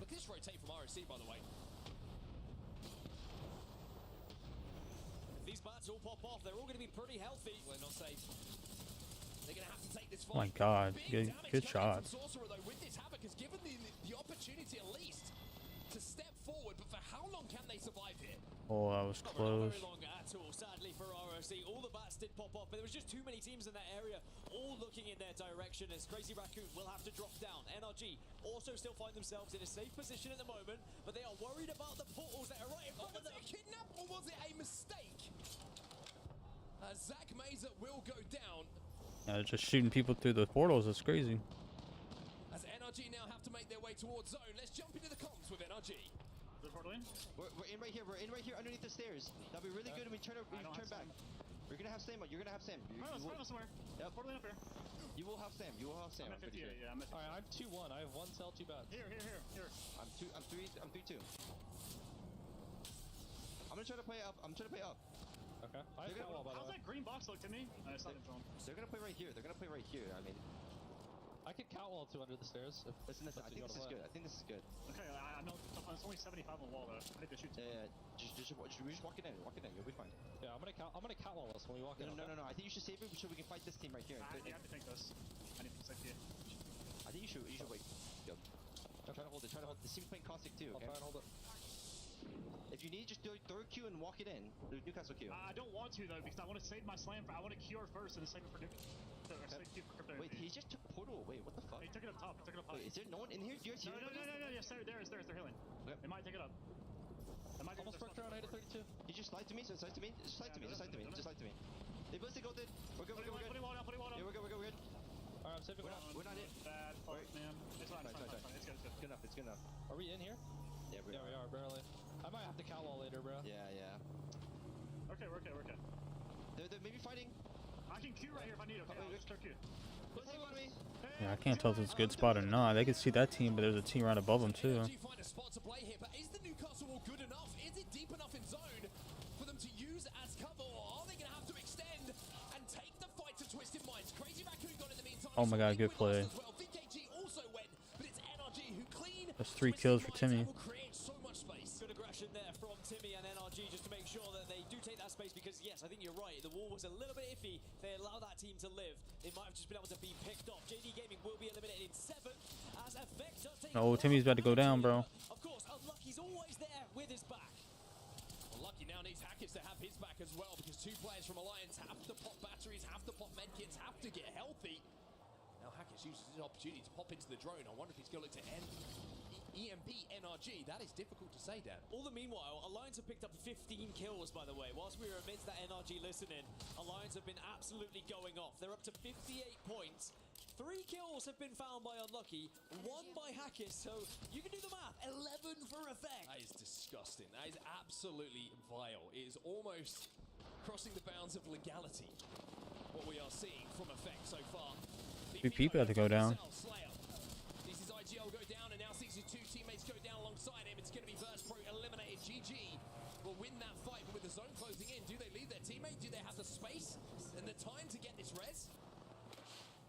Gonna go for a portal, it looks like.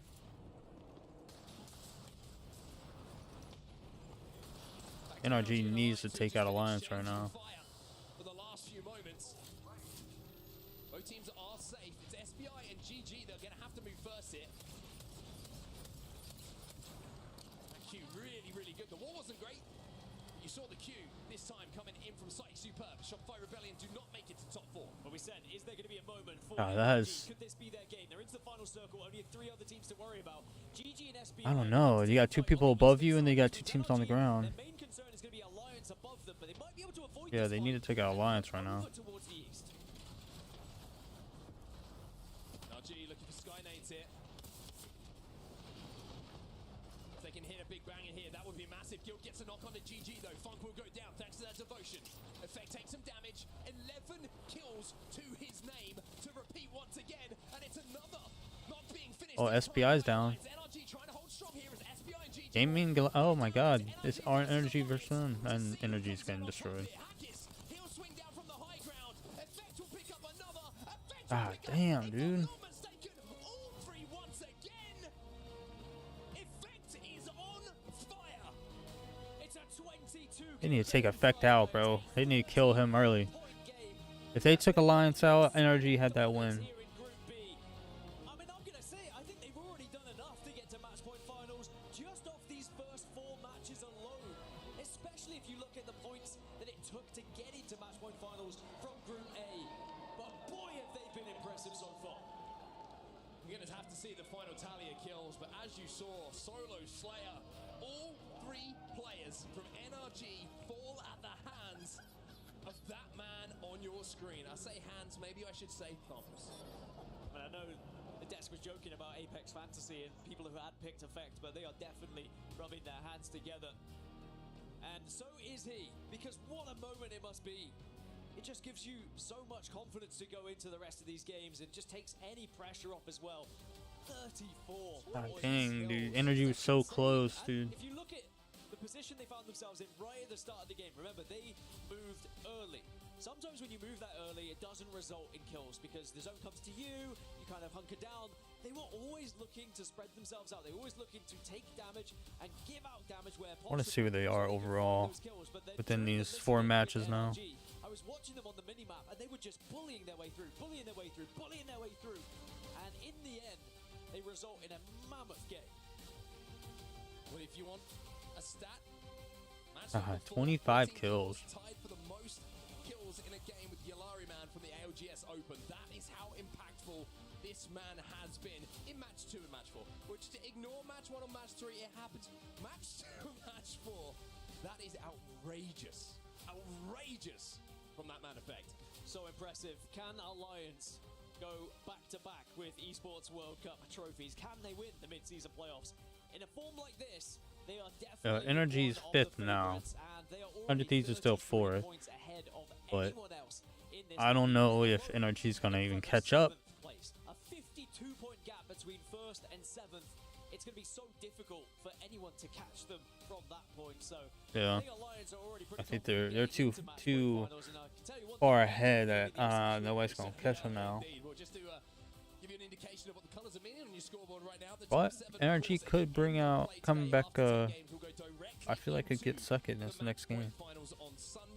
Unfortunately, if you're in that horrible red zone, or should I say, peach, fuchsia, pink, red for my eyes. And unfortunately, you're going to be going home, and every other team will go through to that LCQ to fight out for a chance to join those teams who have already qualified for those match point finals. But 2 wins down already for Alliance.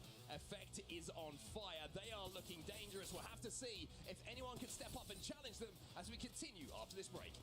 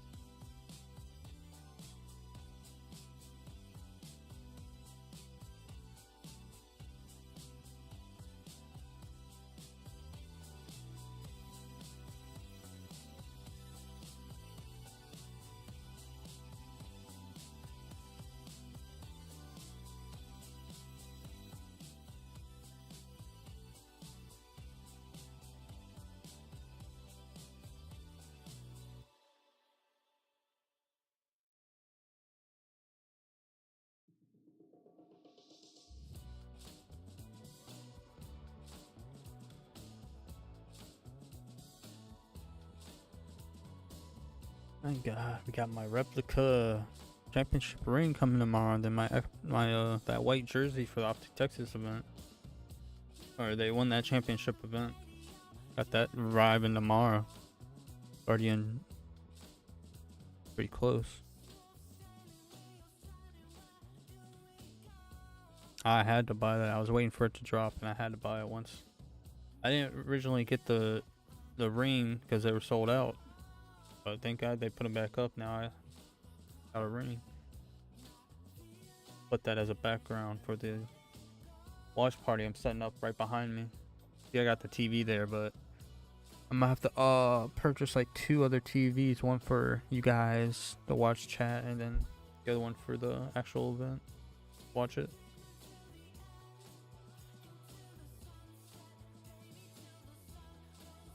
Oh, we're getting close to getting that set up. I just gotta get another camera so I can have a view from over there. And then get everything else set up, and then we'll be good to go.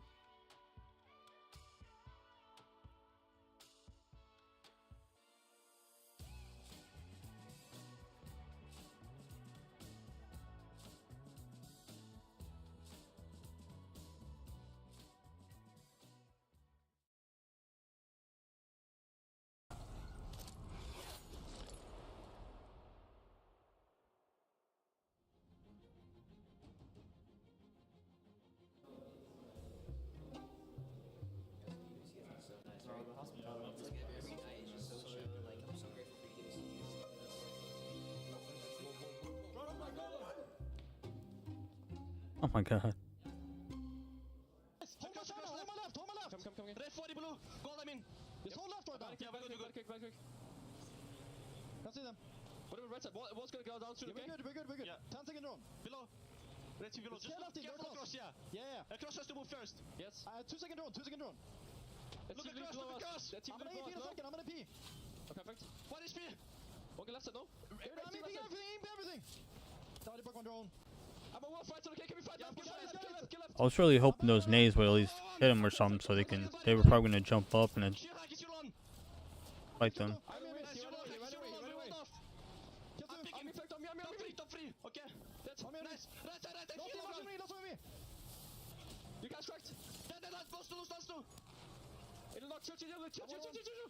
Let me get a kill. Let's go, baby. Oh my god. Let's go, baby. Too easy. Let me get a kill. Too easy. Secure another dub, finding themselves with 74 total Alright, this is the points last after match. 4 games alone. And that call from a fact at the end, he knew he needed that one more kill to tie Yulari Man for highest kills on LAN. That is insane so far. We were hyping up Unlimited and Yulari Man and their performance, but it's been Alliance who's been walking away with the show.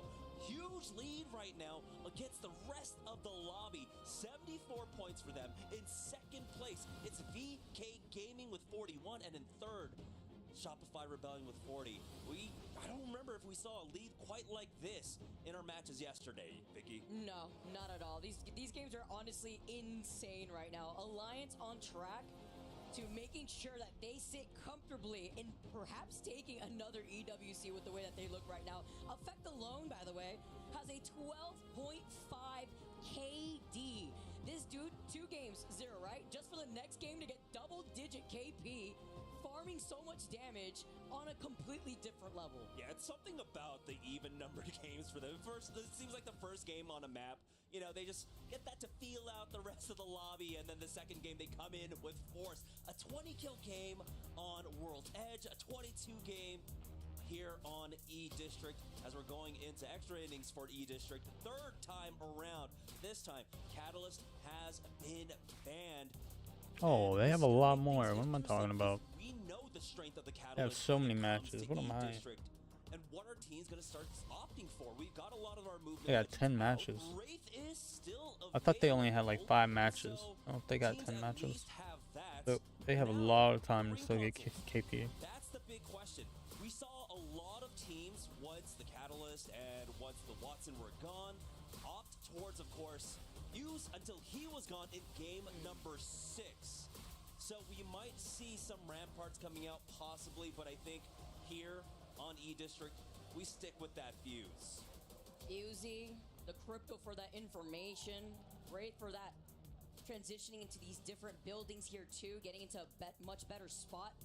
It's been crazy to see the diversity too that these legend bands have brought on for us. Even crazier to see Effect and Unlucky play out the way that they have together with Hockey's. Hockey's essentially casting his own game, right? He's his own observer with the crypto drone, together following up with one another. It's been so enjoyable, but this has been the Alliance way for as long as I could honestly remember here.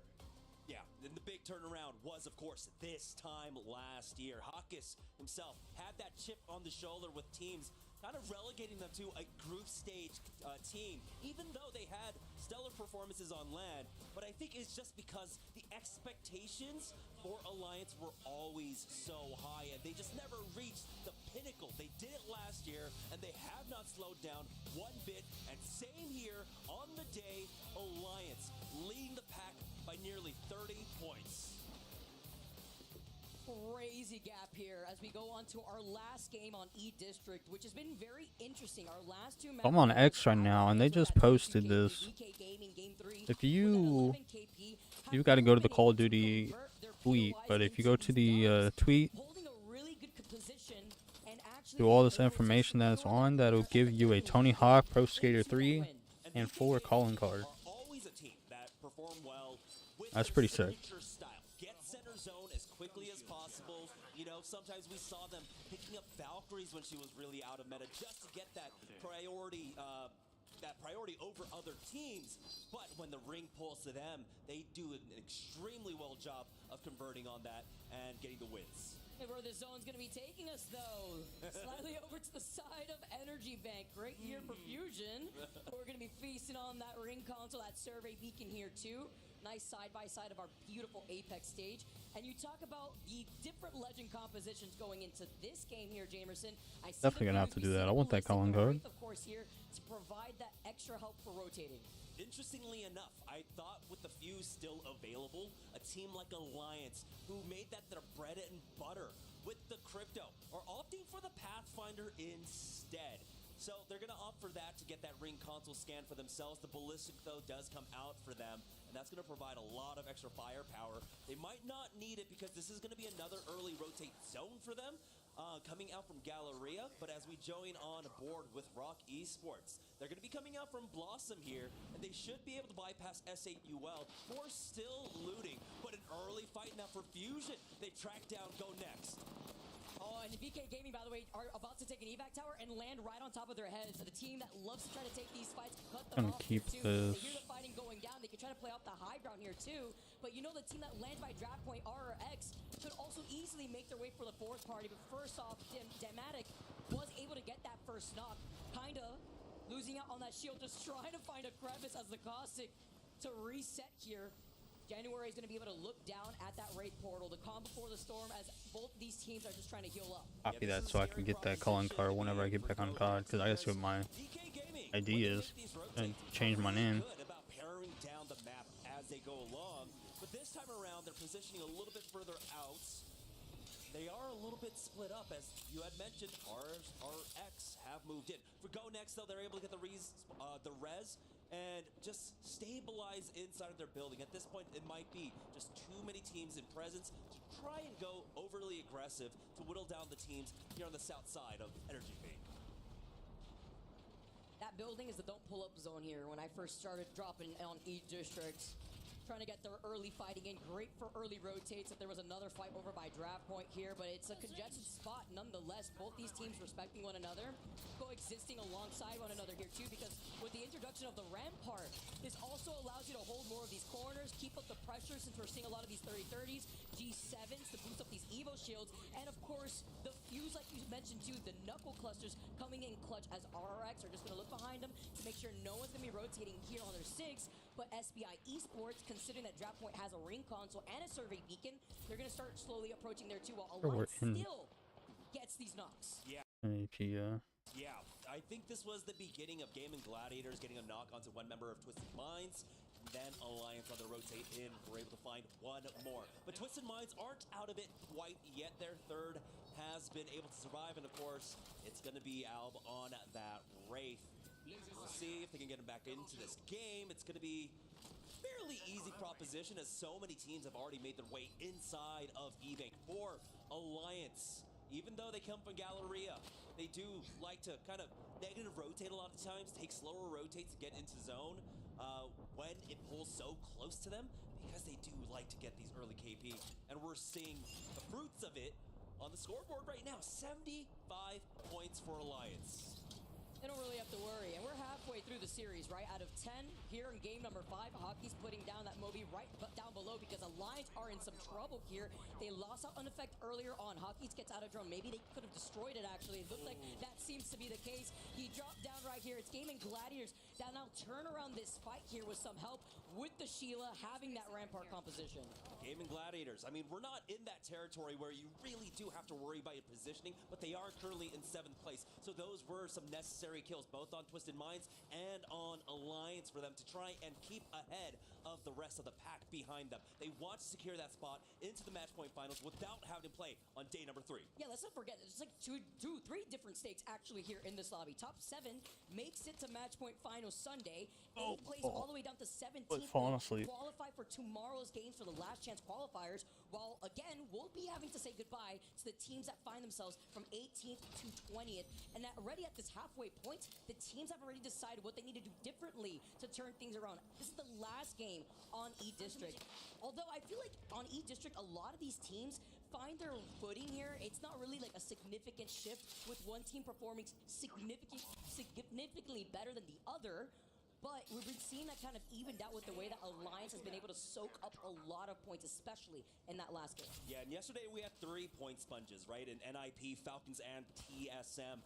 Bringing our cutoffs over that top 7 and top 17 down a little bit lower than we were expecting. For top 7, it was at about 58 points, and for top 17, it was 32. So if you want to avoid getting knocked out day number 2, you're still looking at about 32 points because we have another point sponge in this lobby, and it is Alliance. For a limit, though, they are starting to make their way on into the zone, joining on board with 100 Thieves. Again, squad that started off the day strong. We need to take out Alliance quickly. Recreate that quite yet, but they haven't been getting outpaced, right? They're still picking up points. I wasn't paying attention, so I don't know if they're still even in the game or not. I'm pretty sure that most likely they are. Eyes on where Twisted Minds is right now. Lions still being able to reset to another team that has gotten the full respawn. Great looks on these resets. All in each different quarter of this next zone, but Alliance went right back to where you were saying, Jamerson, wrapped up on the other side of Galleria, this time taking it slow. They got the respawn closer to Heights. Now we're going to play objective. There's a ring console on their pathing, as well as a survey beacon. A lot of these teams though, are trying to find these different corners in that next zone, creating a pileup, but they want to avoid the congestion that comes out of Draft Point, that comes out of the west side, where VP and NRD are currently situated in.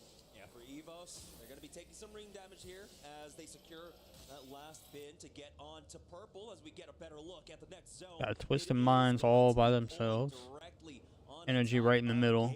Gladiators, you can see that about, what, and Alliance is all by themselves pretty much too. Right now, but we're getting a big pileup of teams on the western edge. You got a Limit, NRG, Shopify Rebellion, but others are starting to move now up towards that eastern side. Crazy Raccoons are going to have to watch their back with Rock Esports behind them. Twisted Minds can come in for a delay. Goes next by himself? No, there's another one. Okay. On the southeast side. Deciding if they want to go over to that far east side where there is that ring console, that survey beacon 2 playing more objective as well. But we take a look at the graveyard at the feet of JDG. I believe this was earlier on too. We saw the death boxes of Alliance similarly into this middle part of Energy Bank, but looking at Gaming Gladiators still holding over to that north side. JD Gaming are just going to be able to loot. They have a scout ahead with the crypto drone. VP are able to get these knocks though in the feed. Crazy Raccoon 2, Aquarius getting the double back-to-back knock onto SBI, while JD Gaming are just watching from afar. But this is the fight that we were talking about before. We're seeing these third eagle eye view camera shots. Crazy Raccoon are going to be able to delete that Sparrow, as Mortal Flare has now come in as well. It's going to be the Motherlode just to be able to detect where they're located inside this building. But it's a lot of side-by-sides. The VP fight that we had seen before still had gone down over in that building. Go next. Looks like plugging someone in right now as Virtus Pro are left down to Slayer here. See, Fusion decide to full push onto this one. It's just January right now on the ground. Hitting up that back. He'll have plenty of time. Not getting caught on the reload here. Slayer. It's a full 1v1. Yeah, I don't know. I don't think he made it across. He's going to be forced back on out. Third party is not here quite yet. VP as Slayer is able to get that third onto Kimchi. And now it looks like VP are starting to get they just came in. for the third party. Third party that. Going on forever, by the way. We saw them getting I don't know if you're getting your teammate. To see if they could get the reset here for the whole team. As that pile up has now diminished. Go next, claim that building. They get the res. Fusion is left as a solo. And the Mythic Bin has now respawned over to that north side by Energy Bank. They will be spawning here by the end of this round 2, closing in. And Shopify Rebellion on the other side of Crazy Raccoon. Yeah, we got Crazy Raccoon starting to get sandwiched, though. We were talking about Rock Esports coming up from behind them. Shopify Rebellion are just trying to slow them down enough to allow the pressure of the ring to start whittling down their HP just a bit, though. Crazy Raccoon will be eating this just a bit, but right now Sungjun working a path in for his squad, can't make it through the door, and he somehow survives. But Rock are now starting to hold him out. It's going to be Shopify Rebellion actually getting focused down just a little bit by Baxlon here. That might create enough space for Crazy Raccoon to survive. This is a 4-team pileup on the southern side right now. As Crazy Raccoon stay alive inside that bunker, they try to get away as Baxlon tries to close in the gap. Rock Esports, they want blood. They're trying to gatekeep these teams here, but they have to plan this tactically because they have to make sure Jeez, that you're so weak, bro. with 100 Thieves being right there. Sungjun gets that med kit off just in time. Crazy Raccoons want nothing of this fight. Shopify Rebellion back away as well. And so Rock, they don't get much else from it, but they at least alleviate a lot of the pressure on this side. Now, with Shopify Rebellion moving away, they only need to deal with Crazy Raccoon. They haven't forced them out of this spot quite yet, but they need to because they got 100 Thieves looking at them this entire time. So split in terms of these fights, so we see Shopify popping off, still getting that double knock with the mother load because there's a ROC gonna land on him. North side of this zone. No? Taking a look at Shopify with Crazy Raccoon now finally wrapping up around draft points. RX come out on top from that fight. One of the teams that are hiding behind these rampart walls, but with a knock here too, it's an easy cleanup as Crazy Raccoon walk in and go next claim that. Not sure entirely what happened into that fight, but Oh, there you go. Energy Sykes got one guy. Knocked him. and so they will have that free spot to work with. Rock Esports now only have 100 Thieves to deal with in front of them. For Twisted Minds, though, they've lost out on enemy rival. We will find one. Alliance again, up again as a full Energy to me. here on the eastern side. It's Twisted Minds. Last remaining member. There we go. Crazy Raccoons. That's the replay from that. Nice, they eliminated Go Next. So they did get some KP right there. Raccoon will be able to claim that southwestern side of this zone where NRG have taken over that building where we saw that early game pile up. Evos, though, getting these knocks. Eliminated was eliminated. 13 squads left. Crazy Raccoon are going to be able to take their time. 3 KP too in favor of that player, while Team Liquid having the red Evo shield over on the other side of Energy Bank, while Gaming Gladiators completely take over that northern side of that next zone. They have that information of where that zone's gonna be pulling, as Alliance are also neighboring that ring console, staying alive, looking at rival esports, while JD Gaming aren't gonna be moving from their position. Alb, the only member remaining here for Twisted Minds, actually would have had an opportunity to go 1v2 up against 2 members of EVOS who ended up eating a lot of ring damage. There was a world where he could have won that out, but he just doesn't have that information. He's trying his best to rat this one out, but again, it's a Wraith Rat up against, what do we have? About 5 cryptos left in this lobby, so it's going to be hard to rat this one out, but it looks like he is making his way on in. For NRG, though, Vicky, like you had mentioned, they're holding that southwest side of the zone. Their big threat is going to be Crazy Raccoon on the other side. Got a target here. Hear the pings, and while they are trying to gatekeep this team, they're also aware of the teams behind them. Fusion, Rock, who we saw them holding that southern choke, trying to deny that space from Crazy Raccoon, forcing them to wrap towards draft point. 100 Thieves, though, had made the call on where this next zone was going to be pulling, towards that Evo Harvester, closer to that Twisted Minds taken out. just mentioned. Nobody trying to overcommit yet, though. Every team here is holding their own corner on the edge of that next zone. As we take a look at that replay, Shopify, Koiful, falling incredibly low. Zainu with these hipfire shots. It was the mother load, though, dealing just enough damage to cut them off. Oh my goodness, it was a 1v2 here in the RRX versus Shopify Rebellion. Oh my goodness. No way, RX. So incredibly close. But now They just took him out there. to 12 teams here. Oh, Timmy's about to knock one. Able to secure that third place or third squad member banner. There you go. One's not. NRG putting the screws onto And they gotta move, so. Damn. trying to make their way on in. Grumpa has already been knocked out though, but Sungjun Yo, they just left them all alone. but NRG not gonna let him get away. Crazy Raccoon being one of the Thing teams just here left them all alone there. Saw that one of their teammates had gotten a knock, now playing this out with a Wraith healthy. NRG now close in that gap. Timmy, Hopefully they don't get triple teamed here. they got the knock. They want to try to take up this space. Sanju's being the only one alive from CR, and now Rock gonna have him in his line of sight. Nice. Nowhere to hide. NRG now facing off against. I gotta take this team out right here. I think it's only 2 though. Yeah, 100 Ds might come third party this. Rock Esports are able to plug Deeds back on in. So they're surviving for now. 100 Thieves are still wary. Oh no, this guy's almost, Sykes almost got knocked. Oh my god, he got knocked. Leaving one here as that mother load from Backslon gets the knock onto Sykes. So now the tides have turned. No way, dude. Drop down on top. There it is. No way, dude. That was a god nade. But now they have to worry. Fusion coming in for that 3P. Man, off that mother load, huge nade here too, following up one and together, but as a duo, they do a lot of damage onto January. They're hiding behind the corner of the knockdown shield. Alliance in your feet. There goes, Alliance got eliminated. Literally 1 HP. Fusion get eliminated. Well, that means 100 Thieves can probably overtake.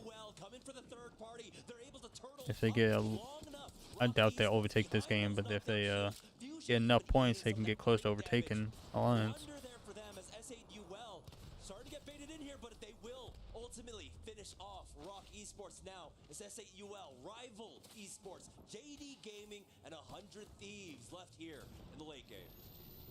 100 Thieves having Yeah, they're second right now. controlling so much space. I just can't believe what we've been seeing thus far with 100 Thieves. We said that they've been quiet after that first game. Well, guess what? They started to rally up here in our final game of E District. Looking at S8, they're looking at JD Gaming as Rival Esports now make their way from the northern side of this zone. They've been quiet, but they haven't been silent, right? They have been able to post up points along the way. Now here's another opportunity to get a second win, just like Alliance had done earlier.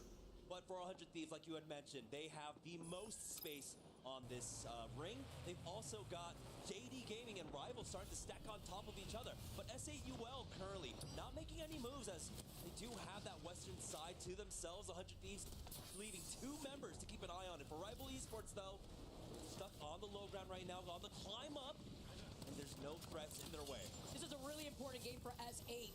As they're looking at Rival, they're looking at 100 Thieves. They have to put pressure onto 100 Thieves so that way 100 Thieves doesn't clear that left side of the zone. Because S8 are currently in 16th place with only 17 points. JD Gaming, though, forced to play off that low ground, while Rival Esports are looking to fully swing here. They have the PK in hand, taking a little bit of that circle damage. As 4 squads left are here, they want to get information with the Crypto drone. Jemper not able to secure that thirst quite yet. So Johnny R might get picked up here. The Whistler just to slow them down, but no! Rival Esports are able to show up just in time to deny that res. Crucial time now. Getting taken away from them as 100 Thieves really keeping an eye on S8UL. As you can see, JD Gaming still stuck on the low ground. Rival Esports want to try and finish the job. Difference here is that you have that Ballistic, you have that Tempest. Yeah, those people on the ground are in such a terrible spot. In this late game, with 4 squads left, Yeah, they're in such a bad spot there. the high ground. Rival Esports with the PK and the Gold R301 is all you need to take out JD Gaming. That's over to that north side, and without getting third party, as 100 Thieves are still looking at them from the high ground, while also paying attention to S8. It's fairly even now. 100 Thieves will have to heal up, along with S8UL, allowing Rival Esports plenty of time to just reset for themselves. My big question is, Rival Esports, one of the few teams bringing in the Caustic here. It was Go Next as well, I believe. That was the other team that was playing with the Caustic. Does he have the Nox gas grenade for this final zone? We didn't see here. 100 Thieves have the Newcastle. They slam it down. S8UL, though, with the 30 shots and lackluster ammo. Pay attention to that hole. Ooh, that was a good nade. Taking a lot of damage. Huge nades hurled at his feet. And Rivals are trying to push in. They're trying to wrap up behind 100 Thieves. And then 100 Thieves will get sandwiched if they don't pay attention to S8UL. That's a Nox gas Yep, there goes 100 Thieves. 100 Thieves knock them out. S8UL going in for the finishing blow, but Rival Esports are full and healthy as S8UL with that high ground, almost getting the knock. And there it is on the Gobcat. Oh, that dude, let's say, got choked in the shotgun. Kill. Take a nice deep breath after 100 Thieves were forced to split their attention in 2 different directions. Over to Revival, over to S8UL. And there was not much they could do in that situation, but even better for S8 to hold that positioning and walk in. But Vicky, that's right. They were able to take that deep breath because that Nox ended up going straight onto the feet of 100 Thieves. And unfortunately, they just ended up getting focused down. They did a great job of trying to turtle up behind those Newcastle walls. It just was not enough to the utility that was being brought out. S8UL were able to read the map extremely well and finish that one off. And like you had mentioned, Vicky, they were sitting around the 17th, 18th place team. They needed a win like this. And so with the plus 19, that does propel them up into 10th place. It's not quite in the top 7 yet, but now they do have a fighting chance for it with 5 matches left to play. Got enough time here, and this is when they needed to get it done here on E-District. Finally at halftime. Not going to be seeing that crypto anymore with the amount of cryptos we had in that lobby, but looking down at our match results from S8UL, finally taking that first place finish, and before that they hadn't even gotten a 10th place finish in terms of placement points. That's some crazy finishings right there. 18th, 15th, 11th, 17th, and then they got first. Couldn't even make it in like the top 10. So there hasn't been that much room for teams to really show their heads like this. Alliance, though, we saw that they had a difficult time in this game, and Energy is still 5th. But if they get a good game this next few games, they can overtake all these teams here. There's still a chance for Energy to get first. So. Up against 100 Thieves in second place with 44. We talk about Alliance's kill points being 47 points, that's more points alone than the rest of the lobby and their total points and where they sit in this overall series results. That is crazy here. As you can see, that little gap, rival esports in top 7, Rock right behind them with a 1-point difference. Yeah, it's a 1.5 to 1 ratio in terms of KP to placement points, which typically when we see teams playing on edge, it'll be closer to 2 to 1. But Alliance haven't really had that same kind of space to do that, right? They've had a lot of zones pulled towards them, and so they've had to play negative rotates on a lot of it. So they don't have the same opportunities to find a lot of fights, but when they do, we've seen what they can do. But that's going to be game number 5. On the other side of this, we'll be swapping off over to Storm Point, our first Storm Point of the game. So don't go anywhere. We'll be right back.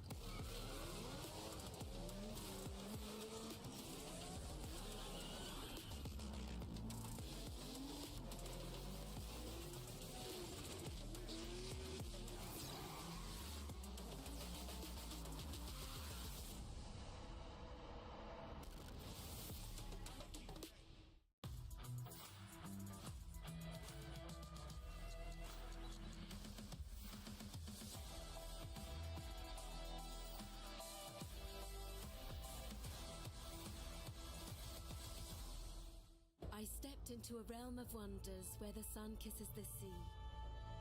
2 worlds inspired by each other. 2 worlds making one.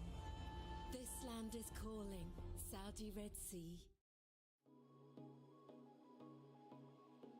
Lately I feel I can't find my feet.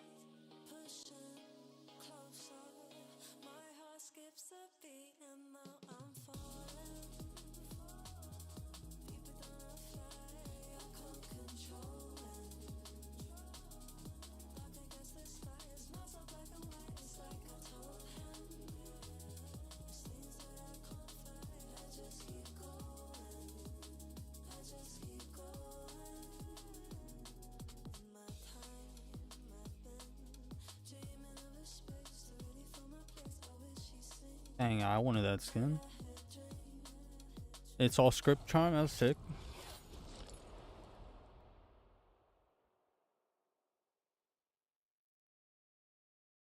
Definitely gonna make sure I watch and get those. Only 3 spots, yeah?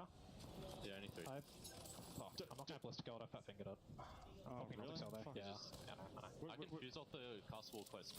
We honestly want to. Let's get his own strong Chucky. Walk up. Yeah, if being the MP, who's going to fight right? We can get under. Their energized wall's gone. We can't play it slow. We can't play it slow. Give me EMP. They're fighting right side. Give me EMP. We can go pretty far. They've throwated. Yep. Scanning them. I'm stream right now. Ulting them. Going. Taking it. I'm nading. Shoot at the right side.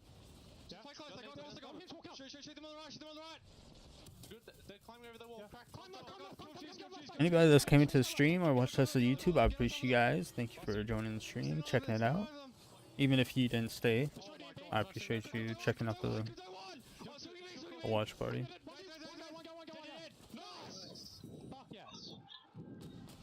We'll be live tomorrow early when day 3 starts. And we still got a few weeks till Call of Duty, so that's the main event that I'm waiting for. See if Optic can come out and win that.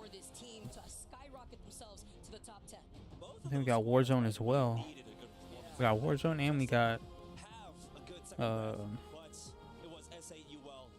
actual like ranked. I don't know. I forgot what they actually call it. The CDL, Call of Duty League. For S8UL, again, they came from what, about 17th, 18th place.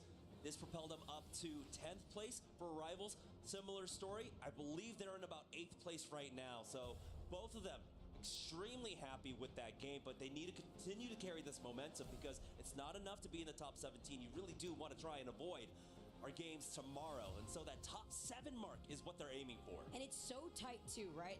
Absolutely blinding. Point sponge that has been aligned throughout the course of the series. Looking all the way down, 100 Thieves sitting at second place with 44 points.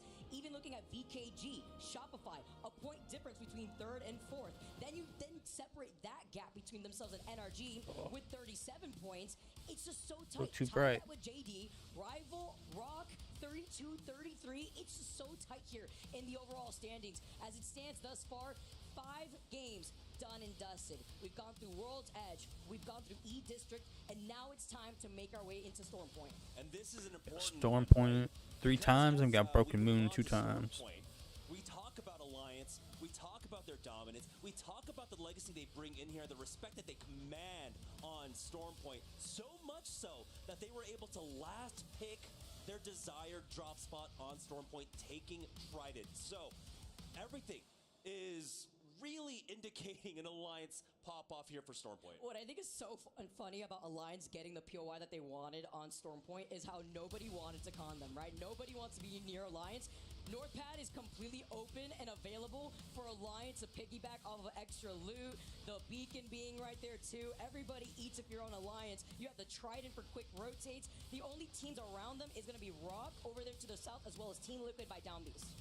Energy pretty much got that whole island to themselves. Of the draft is the fact that Fuse is still alive. He did get banned out by game number 6 yesterday, and that might be the case here, but they have an opportunity with the crypto Fuse. If I were to play, I would like to be on the outside and not on the inside. I guess you can get to the circle quicker and get set up, but I'd rather be pushing in than be sitting in one spot. We did see them opt for the Pathfinder in game number 5, though. They can move with the storm.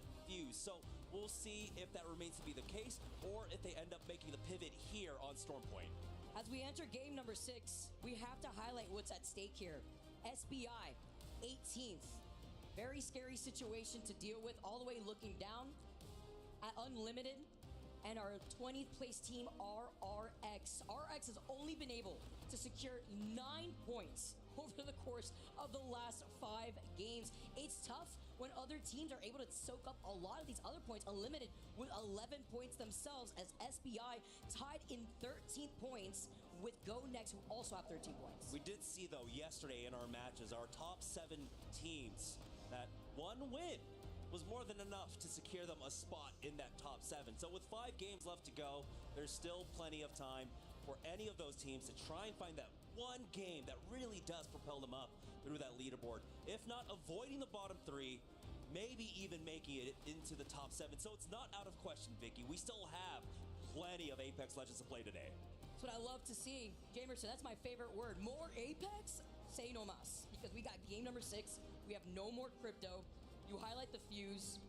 I'm wondering here, You know, with more Wraith coming into the fray here to help out with a lot of these rotates, I'm expecting that to persist. Then you have hand in hand with that or the Pathfinder and even the Ballistic to help a lot of these teams. Yeah, and we still have, you know, picks like the Bangalore, which we know is a very popular pick once a lot of the rotation legends get taken out. But that's going to be 2 games, right? If in game number 6 Wraith gets taken out and game number 7 the Pathfinder's gone, the Bangalore will still be available for a lot of teams to utilize for that rotation. And then when we get to Broken Moon, now a lot of our options will be basically left off the table. So this is going to be interesting to see. That's what I love about this format. Being able to play all 4 maps across this 10-game set does create a lot of permutations when it comes to those final games. That's why you see a lot of these teams really kick things up early on, just so that way they could get ahead. They can start building up that gap between themselves and the rest of the lobby. A lot of it looking at Alliance and the way that they've been able to play throughout the last 2 maps that we just saw. Now moving on to Stormpoint, a lot of these teams finding their footing and finding their comfort more so on Stormpoint too. Yeah, I mean, again, when we talk about World's Edge and Stormpoint, just so much history, so much knowledge that has kind of coalesced here in terms of how to play either of those maps. So especially for a team like Alliance, they're more than comfortable if they don't even get Trident pick to pick anywhere else on this map. Some teams that find themselves having the best performance on Stormpoint specifically within Year 5 Pro League is JD Gaming. On average, they usually get almost 12 points on Stormpoint, and Shopify Rebellion close to 10 points per game on Stormpoint. And that mouse fight goes hard, by the way. Well, then that's going to be Shopify Rebellion's biggest chance here on Stormpoint to try and catch up. Currently in 4th place. They have dropped down just a bit, but they have been extremely active across these last 5 games. So if they can maintain that average, right, that's 36 points across 3 Stormpoint maps, that would put them within striking distance of Alliance. That's if Alliance slows down, but we know the strength of their Stormpoint play. Let's get going. Enough waiting. Going into game number 6, our first game on Stormpoint. One of the 3 here as we take a look at S8UL. Our winners of our last game here who land in Mill. They'll also have a Trident to their name, a ring console, as well as a survey beacon. Play objective, the Prowler Den's also right to their south. We do know that NRG lands in Cenote Caves, and they like to split loot too, sending one of the members of NRG closer to the Trident to the north side of the zipline of Cenote. Also having that information, but this zone, Jamerson, will be pulling over to the northeastern side of Stormpoint. Yeah, they're about to hit the ring console right now, so I want to see what their response is. Seeing this close come out, and it's pulling over towards Launchpad on the eastern edge. And so this does leave a lot of options for S8UL, who were able to secure that Trident for themselves. They can try and ride the southern coast of the map and then work their way towards that eastern edge. But you have to imagine, teams that do well with priority on Stormpoint with a pull like that, well, it's going to be VP coming up from Devastated Coast. Gaming Gladiators already dropping on Launchpad will be there. They'll take a power position, and Virtus Pro will also be able to play pretty back in the NRG got this whole bottom left side of the map. And control the slow side of the zone, which is their bread and butter, which they are able to really convert on. Not really near anybody. I'd hate to be in the middle around surrounded by like other teams, so that's another reason why I'd be like on the outside. Here, you're sitting in 12th place. 24 total points. A 2-point difference between themselves and Crazy Raccoon. When we get to see Evos already start off this fight here over to the south side on the choke of Echo HQ. Yeah, they've got to be careful. They can't take too long on this fight because we do have Crazy Raccoon, who are an aggressive squad. But Evos taking a lot of damage here. He will back away on limits. Not quite chasing after this one yet, but with the armor disadvantage, it looks like they don't want to get overly aggressive. That's why Evo's got aggressive instead, because they know they're gatekeeping the Evo Harvester. Great call and trying to charge up that ramp. Lumen's about to go down. Taking way too much damage here. The Whistler too from the other side of the Ballistic. Your one shot though, you still commit and you peek with the Devo. And now Yeah, I think Evos is out. when you're left one on Limit, who had started off that fight with that Evo shield disadvantage, take over Evos. Yeah, Evos eliminated. Eliminated. Great looks for Unlimited because now they have the Evo Harvester here, but it's non-stop fighting. You talk about trying to rotate from that south side. Well, guess what? VP are on the other side of Fusion. It's Game and Gladiators that took that fight to Fusion when they were chasing them on the outskirts of Launchpad. And Game and Gladiators understand the consequences of allowing a team to just rotate in here for free. They knew they had to get rid of Fusions, and they get aggressive on it. VP, of course, come up from behind for that third party. Going back to that Unlimited fight, though, you saw the strength of the Ballistic. The Rampage with the Tempest immediately just destroying players as they try to make a cross. And now Fusion's January trying his best to survive. Oh, he got absolutely demolished. We mentioned it, VP need to convert here on Stormpoint, and already they're doing a great job with the help of Game and Gladiators of keeping the slow side of the zone clear. Like a Slayer jump scare, by the way, right there. He was not ready. Poor single soul 1P 2020 to try to make magic happen as they exit out of the lobby. S8UL, though, off that Trident, as we noted, after they left Mill, where there was that Evil Harvester and that Trident located, find themselves in that next zone. Team Liquid slowly trailing right behind them, while Twisted Minds, playing off the low ground, are staring at 100 Thieves. Twisted Minds, though, really can't take this fight. They don't have the ability to try and punish a knock from that low ground, and so, yeah, they're going to back away. I think it was just a scouting effort for them. For GG and VP, they both know this slow side of the zone is the most important part about securing this victory. This is smart, though, to call off trying to commit to this fight, because there are so many teams right behind Game and Gladiators, but it's an even smarter call from VP, because they know their backs are cleared over to the south side of the edge of this zone. They don't want to find themselves pinched between themselves and Game and Gladiators, so they're going to be able to put the tracker darts from the Oh, Light guy just got hit. Okay, Light just take a huge bullet to the head, it looks like, from a distance here. Game and Gladiators having to play that safely. Over to the other side, while 100 Thieves are still going to be able to hold on to the high ground. Yeah, this is where the lineups are going to be so important for both Game and Gladiators and Virtus Pro with the position that they're in.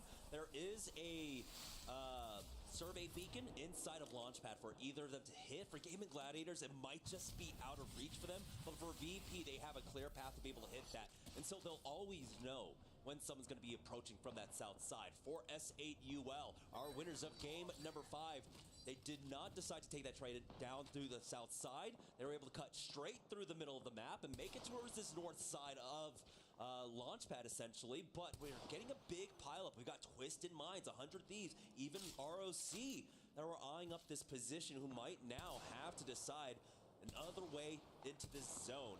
But for S8UL, they are doing a great job of just keeping tabs of the teams around them. But as this ring more than likely continues to pull down towards Launchpad, they're going to have a difficult go of it. They've got VK Gaming, Rival Esports, Crazy Raccoon, all on the North Launchpad side to try and keep them out. Alliance taking this fight already after they were able to scan that survey beacon. Unlucky, it was purple. Uses down his shield. He's going to be able to go right inside here as JD Gaming were the ones that got caught in the middle of that rotate. Forced to split up just slightly here over on the other side of this choke. Alliance splitting them up. It's an isolated fight with Alliance taking a much more roundabout rotate out of that Launchpad Trident POI of theirs, but they're taking the evac tower and they are on the hunt to try to chase down JD Gaming. Yeah, this is where a little bit of the inexperience really does come in. You have to know that Alliance are going to be lurking around here. You can't wait for that timing. I mean, JD Gaming are coming from wall. They should have been long gone. They should not have been there whatsoever, and they're learning their lesson. Luckily for them, though, they still have 2 up. If they get knocked out here, though, the next 2 games, they're gonna know we can't stick around for Alliance. Alliance are hungry. They're waiting on the edge of zone. You gotta come out eventually, but you know what? JD Gaming split up. That's the good part here, as that other player of JD Gaming is gonna be able to take that gravity cannon outside of wall into the next zone as Go Next get eliminated. 17 squads still left, and by the way, this next circle is pulling right towards where Game and Gladiators and VP were calling out, playing on the edge. VP taking a much more safer rotate, where they're going to be on that slight high ground that overlooks Launchpad, closer to that gravity cannon on the outskirts of Devastated Coast by the rock side. Yeah, VP were slowed down just a little bit. I haven't seen anything about NRG yet, so they must not be near anybody still. Like you had mentioned, getting that deep pocket, having basically Oh, they aren't. Unlimited's right behind them, but they're pretty much by themselves still. They're like they're just chilling there. At that the ring will continue to pull over to that eastern side when we get it up. And so They teams are like probably Rival going to Esports end are up still fighting in the VK mix and of Unlimited in a RX, minute. Crazy Might get Raccoons, sandwiched. and even Team Unless Liquid. So really about Limited 5 go or off 6 to teams the inside that next zone. A they're lot of right teams there. kind of meandering It looks about, like they though. We might. might have NRG NRG nails is following them. down by the pylon, and I feel like for a team like NRG, they are looking and hunting for these kills. I'm hungry right now. Can't tell if they're gonna try to scout out a lot of these teams. try to take out Unlimited or they're just gonna hang out there. Unlimit have opted to go through the pylon side. They're going to be able to have a ring console at survey beacon here too. While Gaming Gladiators have not moved from this spot. Why would they? They call out the zone and they're making sure that no team will be coming in from that cliff side from the northern choke. They have that tracker dart just for some extra information. They have some loot at their feet here from the fight that we saw go down earlier. But it's a lot more so poke pressure. And since, of course, we saw the altar get banned out in the first game alone, not really able to remotely loot in general, just going to be able to work with what they have right now. We saw the double P20s, the 30-30s from afar. All you need, honestly, with the positioning that they're holding, while Crazy Raccoon looking at the team land right in the building in front of them, seeing if they could have an opportunity to third party this, as Nuzul is able to get that knock onto SBI. Boy, leaving that bat for now. Jaguar is holding Oh, he didn't get him? nearly getting the knock. Oh, he's one shot, bro. Try and third party SBI have Turtle up on the high ground, but they've lost out on one. Super low in terms of HP. Oh, and he is so weak. continuing to get the knocks. That's gonna be Mike gone. Now only left with their No, you're Sparrow. so done. How are you not done? Yeah, I'm about to say, how are you not done? You just passed the player. Lou chasing down that last player right here. Crazy Raccoon were also looking to get involved, but took a little bit of time. They didn't want to give up the high ground. That's a good call from them. They were looking at BP, who have now cleared up that building, and they're in that next zone too. Crazy Raccoons. This is going to be a necessary pickup of loot at the very least for themselves, as looks like Shopify Rebellion getting into a small skirmish with 100 Thieves somewhere on the map. It is going to be up on the northeast side right now, and Alliance are eyeing this off from the side, picking one off. That's going to be Hawkis with a knock onto MT. Shopify Rebellion are knocked out. Legolas with that bow check. The beautiful death box right there. Shopify eliminated 100 Thieves up on the high ground now, facing off against Alliance. Jendo gets 2v1 against a double Devo. It looked like two. Unlucky holding on to the height, looking down at 100 Thieves in this isolated fight at that too. That'd be big if they can get 100 Thieves out of here. Knocked down though, as Alliance still up as a two-man drop down. Phony one shot, only so much you could do as he was still trying to keep alive. But Lucky is like the only one left now. Is the only one from 100 Thieves up and alive. And Jen Burton, who got the res. Yeah, and now Unlucky able to get that shield swap. Trying to go for the res. Alliance. No way. Unlucky. He's still fighting back, but the res on the other side there. 100 Thieves trying to slowly whittle down the rest of Alliance. Oh my god, dude. Another bat. And now in the 1v2. Yo, 100 Thieves just actually slammed. This is now 100 Thieves' opportunity to catch up to Alliance. That was such a great slow individual. Yeah, it was good to take them out, so now they can't get any more points. Now 100 Thieves can try to catch up. Two different split angles, forcing one of the players to just put themselves out in the line of sight to feel the pressure. But they were holding hands here with that comeback from 100 Thieves as we take a look at Twisted Minds in this position, holding up on height. It is nice to note too, the Mythic Bin has spawned right on top of VK Gaming, so they will have access to that as they were bunkered down with the rampart inside those zipline buildings on the outskirts of the gravity cannon that Rock were holding. For Twisted Minds, though, they've got one hell of a rotate in the next 20 seconds. They've got JD Gaming off to their west, S8UL on their east, trying to pepper them down, and all in their way. ROC Esports along with Rival Esports here on the high ground. Triple take in hand too. They were able to also get that red helmet. Twisted Minds, though, looking at YC, JDG, sorry, is going to be taken out here. 13 squads up, Twisted Minds looking right down below.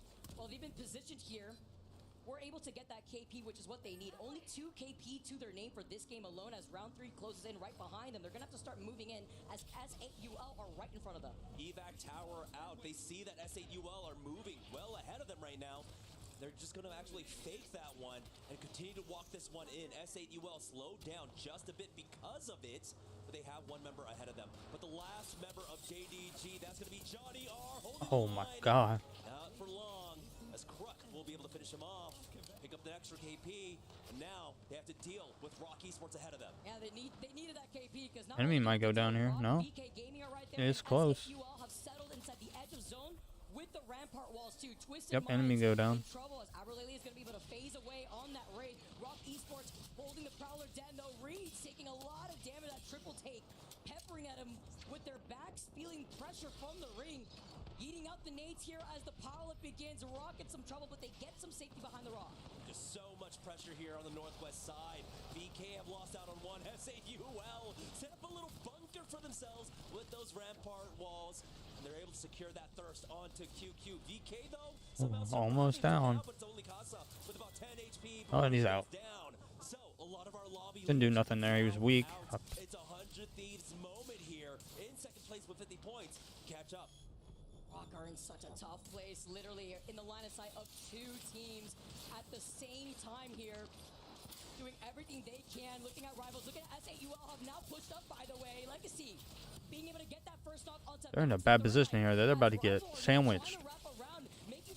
Looks like RV wants to take over, but Yeah, they have to make sure that they apply this pressure properly. They cannot lose a member because they have rival esports the entire time looking them down. And so they don't overextend. up there now they want to come fight. Tries to get aggressive from rivals, and now here's a huge opportunity. How do they keep doing this? It's always S8UL and rival on the other side of the sandwich. I mean, it's a buffet out here for Apex South to feast on as they go their separate ways here. Literal respect as S8UL now rotate to the north side, looking at RRX and rival esports. Both these teams now having to move into that next zone. Gaming Gladiators, who have not moved from their position, by the way, are looking at 100 Thieves, who are looking to take their side by the Prowler Den closer to the water. Yeah. For rival esports, though, as they continue to make their way on in, they've got S8UL right behind them. RR6 in this building as well. They can survive for now. Ring is closing in. Time is of the essence. But S8UL will take time to get some cooldowns back along with rival esports. They expended a lot just to get on in, but they're not in fully quite yet. We still have 4 other squads in the lobby. Crazy Raccoons making their way in along with VP. Right now we're sticking with S8UL as rivals take that high ground. And now as they wrap around in this building with a 3-team pile-up, let the Sheila sing as Jesco's looking at a corner. Off a feed with the red Evo once again, but rival esports still with the double blue Evos that they're forced to play off of this. Off that low ground too. VP God, so many teams on top of each other. lighting up the feed. Another 3-team pile-up, it looks like, with Crazy Raccoon losing out on 1, but trying to play off this corner, hailing down the damage as S8UL. Nobody's stopping them here. Off this rooftop, Jesco gets the next knock here, 2 back-to-back. 7 squads left, and no third party here inside this building. S8UL, they're on the verge of a back-to-back until RRX decides to drop down on them. Nanane finds 1 knock onto Jesco. Oh god, it's a 1v2. Next, but Legacy, the 1v1, can he finish him off? The knockdown shield making it a little bit difficult as Legacy will back away with that RRX. Just have too much firepower. Oh, and they just took him out with 1 shot. S8UL along with Crazy Raccoon going down to VP. Clearing that entire western side of that next zone, but you're going to be forced. Wait, NRG got knocked out? These are splitting their attention. When? RRX, they're looking down at Gaming Gladiators. Let's jump into a listening with 100 Thieves here as we jump into a listening and see what their next move is. When the hell did a NRG get knocked out?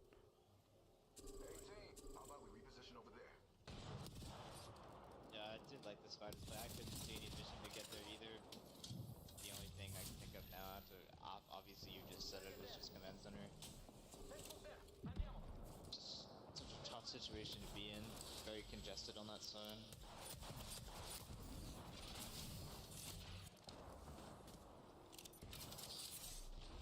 Zone's closing in. 100 Thieves are holding on the north side, trying to gatekeep RRX, and that's the first knock onto Nanane from VP. Now 100 Thieves still dealing with that RRX. They're getting flanked. It's going to be Gaming Gladiators on top of them. And now VP have the perfect opportunity to third party this. They need to close in the gap as versus Gaming Gladiators. Motherload called in. Blast is literally one shot though. Yeah, he's gonna die from the storm probably. Rolling in here. Rolling Not the storm, but two squads left. Burrows is popping up. They're looking to get the reset, but taking way too long. ooh. As VP for free. Walk up to take the dub. That's what I'm And VP got that win, nice. needed to convert. They are so I have no idea when NRG got knocked out. I wasn't even paying attention. their way. That's why they love going over towards that devastated coast side, and they were able to do it extremely well. We saw them move early on. They got cut off. 100 Thieves. With the help of Gaming Gladiators, they were able to take them out early on. Keep that slow side of the zone Got second. extremely clear, and we saw Getting some KP, getting close to catching up with the Lions right now. huge pile up on the western edge, and they kept the fight ahead of them the entire time. And that's why VP wanted to play off of that southwestern choke rather than committing by the Prowler Den. That Need to hurry up and put these stats up so I can see when NRG fell. cleared their backs, they knew that with some help from GG, unintentionally, they were able to deal with Crazy Raccoon. That would have been the only team that could have stopped their plans. They walk in, they get the free third party after the action that we saw go down in the lock over to the left side of that final zone. And with that win, that will help. Oh, okay, so they got knocked out at 10. They didn't get any kills. But move up on top of the leaderboard. Now in third place. 100 Thieves, though, were able to find a lot of kills for themselves. Unfortunately for Gaming Gladiators, they will pick up the +7 and place some points, finishing in third, but they only find 2 KP. The early ones that they got on fusions, but they were so deep pocket, really far back on the slow side of the zone. They didn't have the same opportunities with all the fighting that was taking place on the western front. Look at this. VP have now shot up to top 3. Jesus. With 48 total points. Still slight gap. NRG's dropping down too. People are taking over now. 100 Thieves got 60 total points. They're close to Alliance. Only have 3 games to go, and teams are getting a little desperate here, Jamerson, with Crypto. I mean, 4 games to go. That included a lot of Sparrow for that game, specifically for some information. That means we won't be seeing Sparrow for game number 7. Yeah, and we'll see how teams adjust to it. We did see, of course, that we saw a lot of Bangalore getting picked up for this one, so hopefully maybe that's how we finish it out. We're going to take a short break. When we get back, we'll have more Store Point after this.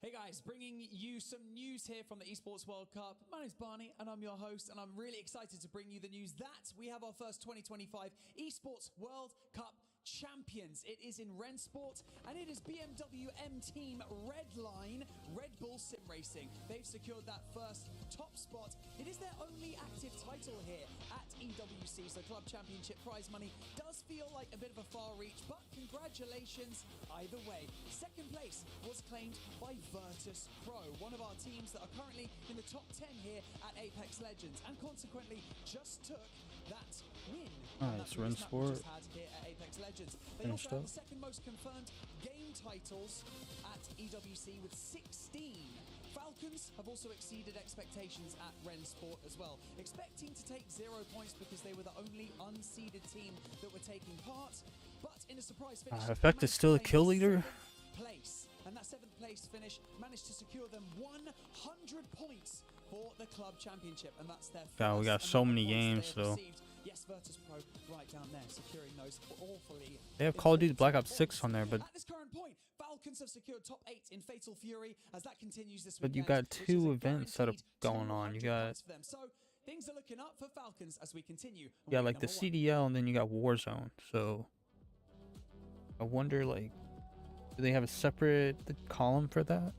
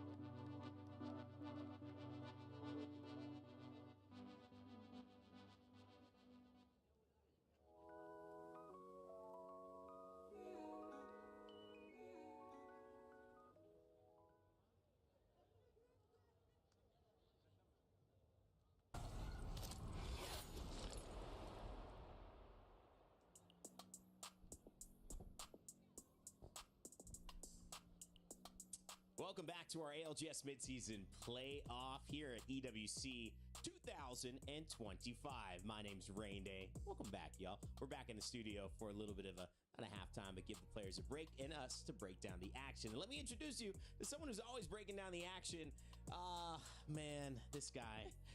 Have you lost your voice this Team time? Falcons. Okay, welcome Privacy, the data analyst for Team Falcons. Very, very animated in our green room, already arguing with Jayhawk for, I kid you not, 5 minutes a row, as loud as he could. Snipe down, and of course, Lauren joining us again, Glitter Explosion. Privacy, give me another chat in there. Make sure your mic is on. Can we hear you? It's a little low. I can hear you, but it's a little bit low. We might turn you up in there as well. We'll come to you in just a second because we have a couple of questions. Snipe, obviously these last 3 games giving us a bit of the turn in a way. 100 Thieves starting to bounce back again, which is huge. Second place after that 5th. And then, turning it into a story where, yeah, this looks like one more big game. They're legitimately going to be able to qualify here. You can see it here. See what I look like without this, already. And this light on. Big win by Zach Mazer right behind to put him in 3rd. Yeah, I think VP has honestly been trailing behind the leaderboard a little bit, so this is going to be a huge momentum boost for them. And with the 100 A little Thieves, different. I don't think anyone could have expected this coming into it. It's almost. I'm a little bright. Like, That's what it do is. we want to get all our points out of the way early to give Phony some cushion and maybe get him out of here after. I keep that on because I look a little bit better with that light on. They would have qualified in the last A little bit lobby bright already. without it So I'm on. curious if that's something that they've talked about, or if Phony's just going to keep rolling with the momentum. But I mean, this is quite the storyline. Privacy, how do you feel about this 100 Thieves story? Pretty amazing. It's amazing, and I'm pretty very happy for. No, Nate Shot's happy. I can't really. Team's in second place right now in playoffs. He's still doing his best with the results, and he's doing very good, and I'm happy for that. We got you back there as well, buddy. I know you're saying you're just proud, and I can't really imagine all the stress to be playing in that situation. So obviously, even players, even though your opponents, admiring the tenacity of Phony to be involved and back in the mix. Lauren, yeah, Virtus Pro surprising. Any other surprises as we head into it? Alliance doing what we expected them to do since the start of the series, but no, I'm glad that you actually called out Virtus Pro because specifically. It's that last match that we just saw before this break is the perfect illustration of what happens when Alliance has a slower game. When they go out early and they don't get the 22 kill wins, the teams like the Virtus Pros are able to then take advantage of that, get some points on the board for themselves, and it starts to even up the standings as well because we saw in Pool A what happens when those top teams are absorbing so many points. The fight around the bubble to top 7 and the fight around the bubble to stay alive gets that much closer. We're seeing multiple way ties or 1 or 2 points separating things, starting to balance out a little bit. Yeah, and that big win here coming towards the time of the win means a lot more. We saw all gamers actually get a win, but they were very close to, obviously, they didn't make top 7, and very close to feeling like they kind of lost pace later on. So this was a good timing for Virtus Pro. Privacy, I'm going to talk to you about this. Jumba said you guys are the luckiest team to ever win a LAN. and you can quote him. No, but in reality, how do you guys feel coming off the Open? Because a lot of the conversation is Falcons, hometown. You guys have been playing the best coming into this. You also have Alliance, who were basically here in Riyadh last year and won, and they are playing phenomenally. How do you take your chances? What's the mentality from a Falcons perspective coming into this tournament? I mean, this tournament, we are coming to win this tournament. We are not coming for the second place. We don't want to play for that. We have seen Hal and Zero are playing one of the best performances in a while, and Wolsey doing his perfect job, like how the book says. Wolsey doing zero mistakes, and that's how the team wants to play. We want to win. We are very confident for the Sunday, and yeah, Alliance is good, but we will see for the finals. You know, that conversation keeps getting better and better. I'm sure you'll have a lot to say about it as well. Let's start talking about a few fun things we put together. You know, Hugo, our stats guy, you may know him from ALS, and he's been working with us as well to find a couple of these interesting conversations that we haven't had. Yeah, here's a knocked leaderboard, but we didn't tell you that it was the people doing the knocking. These are actually the people who've gotten knocked the most in this tournament. Pita kind of leading the charge there. He had a pretty funny moment the other day, and him and Vayne, you know, they kind of had a conversation and just felt like couldn't get his point across, or maybe Vayne couldn't get his point across. Pita certainly having the resilience to continue on, and I think about a minute you'll see exactly why he's leading that leaderboard. Also, it talks a little bit about the 30-30 right there. That's one knock for Pita. Maybe this is why NIP felt so dominant there. The confidence. Tries to take it back again. This has all been... Oh my God. That's two. And you know, I think this is also just kind of speaking to the gun meta right now, right? Privacy. I mean, you're looking at Three. what happens when these There's ranged weapons are involved in extended engagements. I mean, there is Gonna get knocked down again. People wants to get even points, race farming points by getting knocked or whatever. But like the 30-30 being dominated. Knocked again. With sorry, the 30-30 being dominated all the time with the damage they do. I mean, yeah, all the stats is getting like too much leveled up with the damage stats. Snipe, if you're peeking and you've lost 4 times in a row, do you keep peeking? I mean, it seems like Vayne has a personal vendetta at this point, but we actually saw this in a recent game of Q. Oh my God. It just kept it down. They're farming the Evo points. I mean, you got to do it. When you're stuck in a building all game and you know zone's coming to you, you got to find a way. I've seen many teams adopt this strategy. That poor man. Come on. He was happy, like, this is 100 Tell me this clip is over. How's he getting revived so fast? That's what I want to know. I mean, you know, what is the teammate reviving him going? I mean, are we really doing this again? Can you just hold? Can you just hold the angle? Oh my God, dude. Not peek. 6 times. Pita showing us a little bit of what it looks like to be on top of a leaderboard, even though that leaderboard may not be the one that we were seeking heading into these games. Privacy, would you start running some of the numbers on one of your players if it happened to them? You know, start talking to Falcons and Imperial House saying, you know, we got to talk about your knocks if you saw a clip like that. I would say for sure. I mean, Zero was doing it multiple times in scrims, and we're laughing because we wanted some points. We were like bored in the gut spot, and we knew the zone is coming to us, and we wanted some kind of Evo point. We did this. It's like nice, but we can't do it in a LAN because I will be scared actually getting into the gut spot doing this type of race farming. I mean, the reality is there is some technical analysis there because they are gaining Evo. They're not in a dangerous position, but you never know, and you are risking having a 2v3, not getting that up, and then losing a really good spot in zone when you do it. Privacy, there's so much to pick your brain from, but as well, you are the zone guy. You love working through how these zones are landing. A lot of our pools in terms of how we play tend to have themes of where these zones are pulling, how these teams are navigating. Sometimes it leans in the favor of certain drop spots. How have you felt the zones have been watching here today in Group B, or at least if you haven't watched much today, yesterday, and panning out in this tournament? I don't want to be like seeming like a little bit of a hater, but like most of the zones were north side today, except for the Storm Point. We had all north side zones for ED. We did the same for World's Edge. I mean, whoever was landing in that side was benefiting so much with those type of zones. Yeah, we know that lately, for example, E District had certain zones repeating over and over. It's happening again, and yeah, I mean, it is sadly at certain points has to have certain pulls, and the team that is in a good POI will be benefiting out of it. Hopefully Sunday will be different. All right. Alright, there's the analysis. Something big just happened over here. We're not the only tournament running. They really at like what you had to say EWC there. as well. Or they maybe just loved your point. Either way, we're in with a bang. Let's send it back to the casters. We're at game 6, going into game 7. 4 more to go until we find out who's taking the W in this series. Right? 4 more to go, not 3. Thank you very much, Rain Day. Always great to hear from Privacy as well. But now we're going to turn our attention back to our stage here, back to the players, back to the teams, because we are now getting into the slightly more interesting games now, where we really start to focus in on those point totals. Who's going to go through the match point finals? Who's going to go to the LCQ? And who is going to be thinking about how to get to the airport? I will say, Jayhawk might not have been brave enough to say it when he was on the desk, but Privacy was giving him a very hard I want to know how many teams get eliminated after this group. Because you got last chances tomorrow, so. And only, I think, 20 teams can qualify. On Sunday. They have already made their way there, but of course, will Alliance be joining them? Likelihood is yes, because they've already accumulated so many points, 82 of them to be precise, making these Alliance fans very happy indeed. I wish that everybody actually got to experience that conversation, because the amount of times that Jayhawk said the words, can I just speak? can I just speak?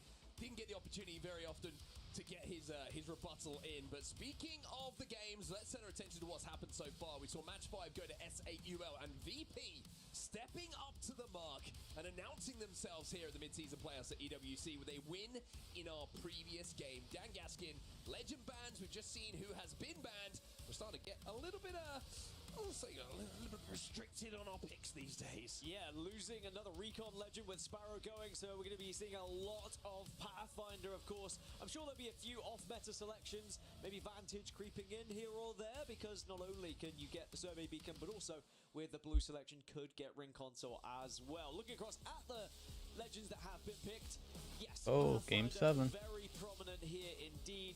Lots of Rampart, lots of Fuse to be selected as well, as we are into Storm Point once more.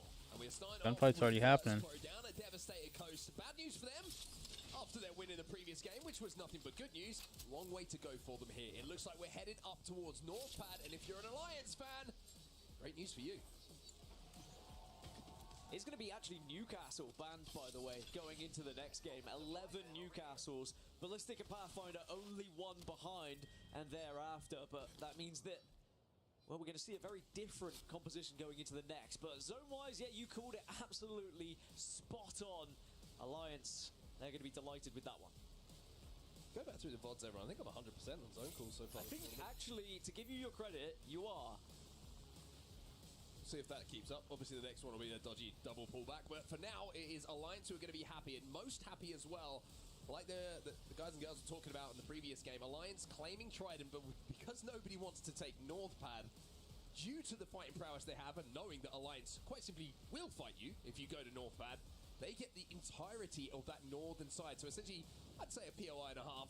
Not the best POI in the world, Trident, if you only have that to yourselves, but get a POI and a half. All of the opportunities you have over there, and of course you're going to have the dogs to take down as well. You're going to have a really good time, and they're certainly going to be looking good when that zone goes their way. No Ring Console though. They do have survey beacons, but I don't believe they have a Ring Console to access, so they might be joined by a couple of teams quite quickly, so they don't want to be too spread out.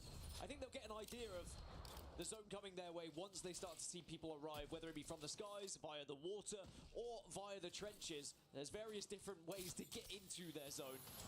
I think they're probably going to look to the sky and see them. Speaking of looking to the sky, JD Gaming are doing just that. They see RRX making their transition over towards Northpad. Yeah, Alliance are going to know right now, because Liquid have just arrived, RRX are on their way, and ROC have all landed almost simultaneously over at Northpad. JD Gaming over at Wall are going to have to work their way there. They do have pretty good prio to this zone, but there's already 1, 2, 3, 4, 5 teams who have beaten them to the punch, as we look at Alliance now, who will have control of the main building. So ROC can set up with that Newcastle, which will not be available for the next game, but this is going to play perfectly for their idea. They can hold this area for quite some time, and it's Team Liquid they're looking over towards on the edge of the fingers there to maybe see if they can add some damage. But ROC, going to be happy as Larry. I don't think anyone's going to be able to push them here. Yeah, they'll be good for quite some Yeah, time. ROC in a good spot. See pretty much everyone that will come through there. Pick off some KP, as there's the potential for this zone to either fall back towards the the southern side, excuse me, of where Alliance find themselves, or potentially towards those fingers. SAUL going to play in the red tunnel here, and we'll be able to get the wall down. You can see how quickly they've rotated as well. Just left with just white armors. Didn't have the opportunity to get the Evo to get up to blues. Rampart and Newcastle certainly building a base down here underneath. Alliance saw it happen though, so they'll be well aware of SAUL's position. But again, SAUL, they're going to be comfortable. Instead, we focus our attention elsewhere as Virtus Pro going up against Unlimit. It looks like this one maybe a 1v1 at this point as we join it. Certainly a lot. No, it's a 1v2. Looks like Zach Mays has just been able to pick off one, but can he get away? Looks like he's managed to just about scarf her away. And I mentioned how VP, having won the previous game, have got a long way to go. Well, they've got even further to go now. As Yalari Man will finish off Lou. Stuvie's going to be able to get his teammate back on his feet. And it looks Yeah, like I don't know if you're getting teammates. for now, but only into the zone. And just looking at where he could potentially craft. He's got a crafter available over at Launchpad, but that might Yeah, be a you can little craft him. telegraphed if he goes there. Limit will be thinking about where he is. And with the zone closing behind him as well, he might actually have the timing here to get his teammates back into the game. But obviously, redropping here, they do have a ring console over VP if they get that res. We jump on board them to see where that zone's going to be going, but it's a tough situation for them, and it's a little bit of a sobering moment for them as well, having won that previous game. I wonder if he was considering Stormcatcher as a potential area to res, but I think bad news is there could be a Gaming Gladiators on his way. Anyway, Effect is taking a lot of damage here. So Oh, there goes Effect. Yeah, Alliance really are struggling. Effect is going to go down as well. Alliance have moved away from that big building as well. I don't think they were just trying to take space if they saw an opportunity to pick up KP. With the points on the board, they can pretty much do what they want at this point. Hackis are unlucky. Their job is to get their main Slayer back into the game, and with a res beacon right in front of Hackis, on the Crypto anymore, of course, having been banned, but on the Pathfinder, might have the perfect angle here to deny LOS. And unfortunately for the rest of the lobby, Effect is back and he's going to be pretty pissed off. Bro's never fake. He was always sticking that one. Even though some people had a shot maybe on his knees, they weren't able to connect with them. Zach Mazer will continue his journey. And it looks like he was thinking about Stormcatcher, but that's actually where GG currently resides. So he probably is going to have to dip off the other direction as he sees them cross to Stormcatcher on the right-hand side of his screen. And Virtus Pro, I'm in third place at the moment. Zach does have plenty of meds to work with. 8 syringes. It's okay. It's not the best, but it's enough to work with right now. Yeah, it's a tough situation. 8 syringes seems like a lot, but as Zone 2 and the speed of which the zone is going to take damage, not being able to craft the medkit over a Stormcatcher as well, he's going to have to prioritize those banners. It might be a little bit closer than people realize for VP to get back into this game. But for now, VP are still alive. Zach is still in the game. GG now get themselves up to purples. Outside of Funk, of course, by hitting that survey beacon. As Zach decides he has to make this play, maybe based upon the fact that the meds are going to be hurting, to try and move towards getting those banners, but it seems like by hitting that survey beacon, jeez. also going to know he's coming, and Zach has had to scarf away the other way. Over to SBI Esports though. Over at Mill here, doing a little bit of damage onto a team escaping on that Trident. Yeah, NRG just getting away, but I think NRG maybe as a 2. I think they lost one potentially during that combat, and the answer is yes, because you can see the death box there right on your screen. So that was the rewards SBI have. 19th place at the moment, 16 points. SBI are in that dangerous territory of bottom 3. We sadly saw 3 teams exit yesterday, and we are going to see 3 more teams exit today, and their keys crushed. Yeah, I need to get that out of the player. A little bit earlier, back to the spot, playing outside of the building. Energy. The reservoir, the little circular one outside of that building. VK Gaming now make their way towards. Okay, if they try to go next, holding down the tunnel, which checks everybody coming in from the checkpoint choke. Difficult to hold though. I don't know Some what of I'm those saying. nades start to roll your way, especially with no Watson. Maybe Newcastle Wall can eat those up, but Rival Esports are actually going to hit an evac tower, as you can see over in checkpoint, and they might be landing towards where VK Gaming just went. Elsewhere, we go on board with Evos, who are moving towards the mill, where we just saw SBI leave. Oh, and the remainder of NRG are coming back towards Mill as well, potentially to see if they could pick up that death box on their way, but they're going to be greeted by Evos, and it's going to be us, guys. way back round. Don't worry about us, guys. Just checking in. It's a loop of the track. It's just a circle at this point as NRG say, all right, we're going to have to do this the hard way. Yep, you gotta get out of there. Taunting them.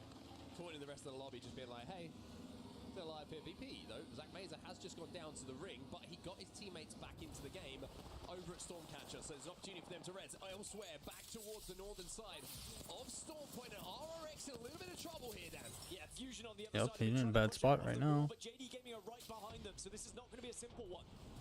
Newcastle down as well. Resi's not going to be there. 2 hit nodes. Resi Two, three teams fighting each other. to make sure that Fusion will get sandwiched, will get pinched and be taken down. JD will be the winners ultimately of all of this.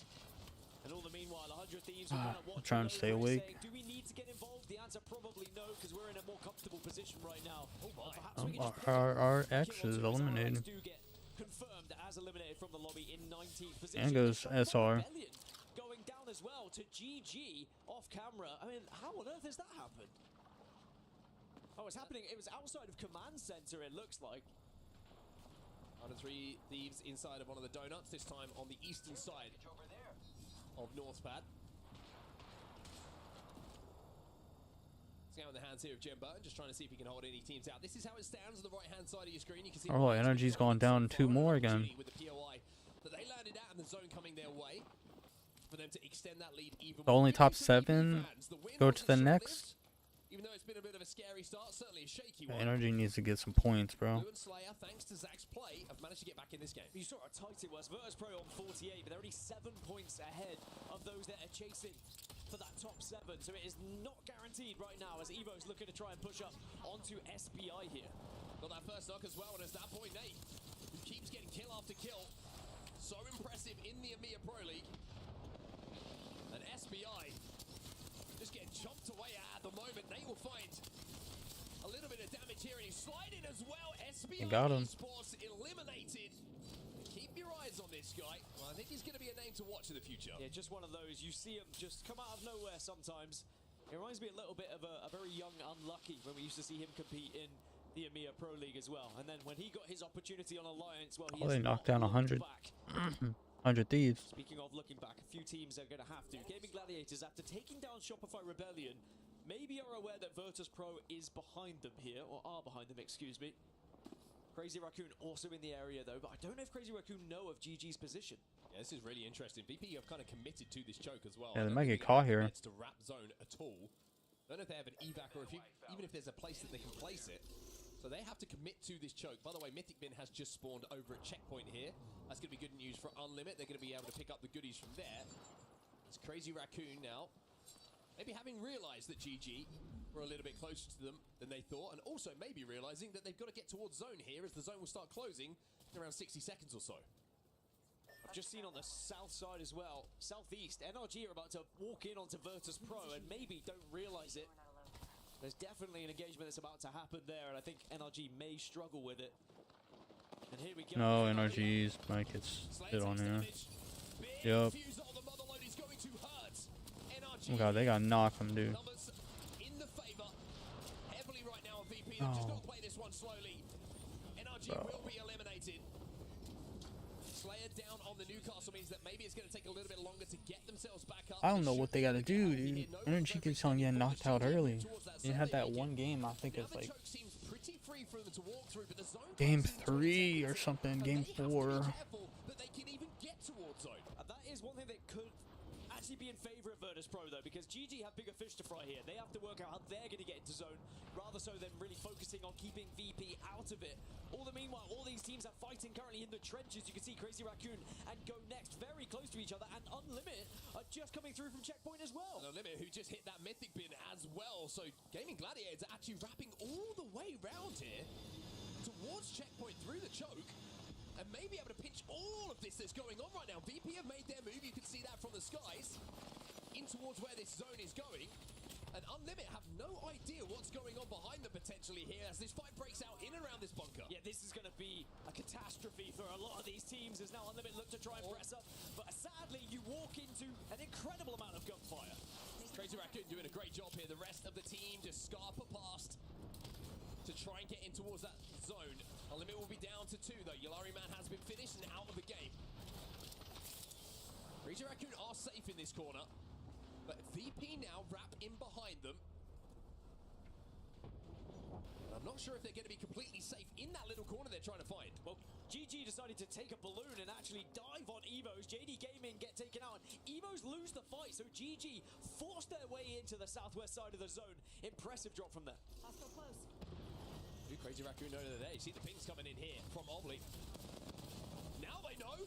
VP burst out, but it's going to be Karampu who gets the first knock here. Zagmater will follow. VP decimated. VP dealt with. Absolutely spanked in that fight. Again, this is another team who is so close to that top 7 right now. 41 points in 9th place. And to do it against VP, who are in that leading pack, but only by several points, is going to be huge for their chances of reaching match point finals. If you want to know where this game is ending, it is pulling out to the most western finger, right at the back of Northpad. So teams like Rival Esports, who are the only team at the back of that finger, are going to have a fantastic potential end-game position. Team Liquid pretty close to them as well. SAUL, we saw playing in the red room, the red tunnel, are going to have access to this as well. But everyone else is going to have to work not just through Northpad, but through all of the teams who are there already. This next zone is where the teams that moved early should reap the rewards. The teams you just mentioned, SAUL, ROC, Alliance, VK, Rival, and Liquid. But all the meanwhile, these teams on the outer edges are now trying to work out how they can actually find themselves in on this northwestern side.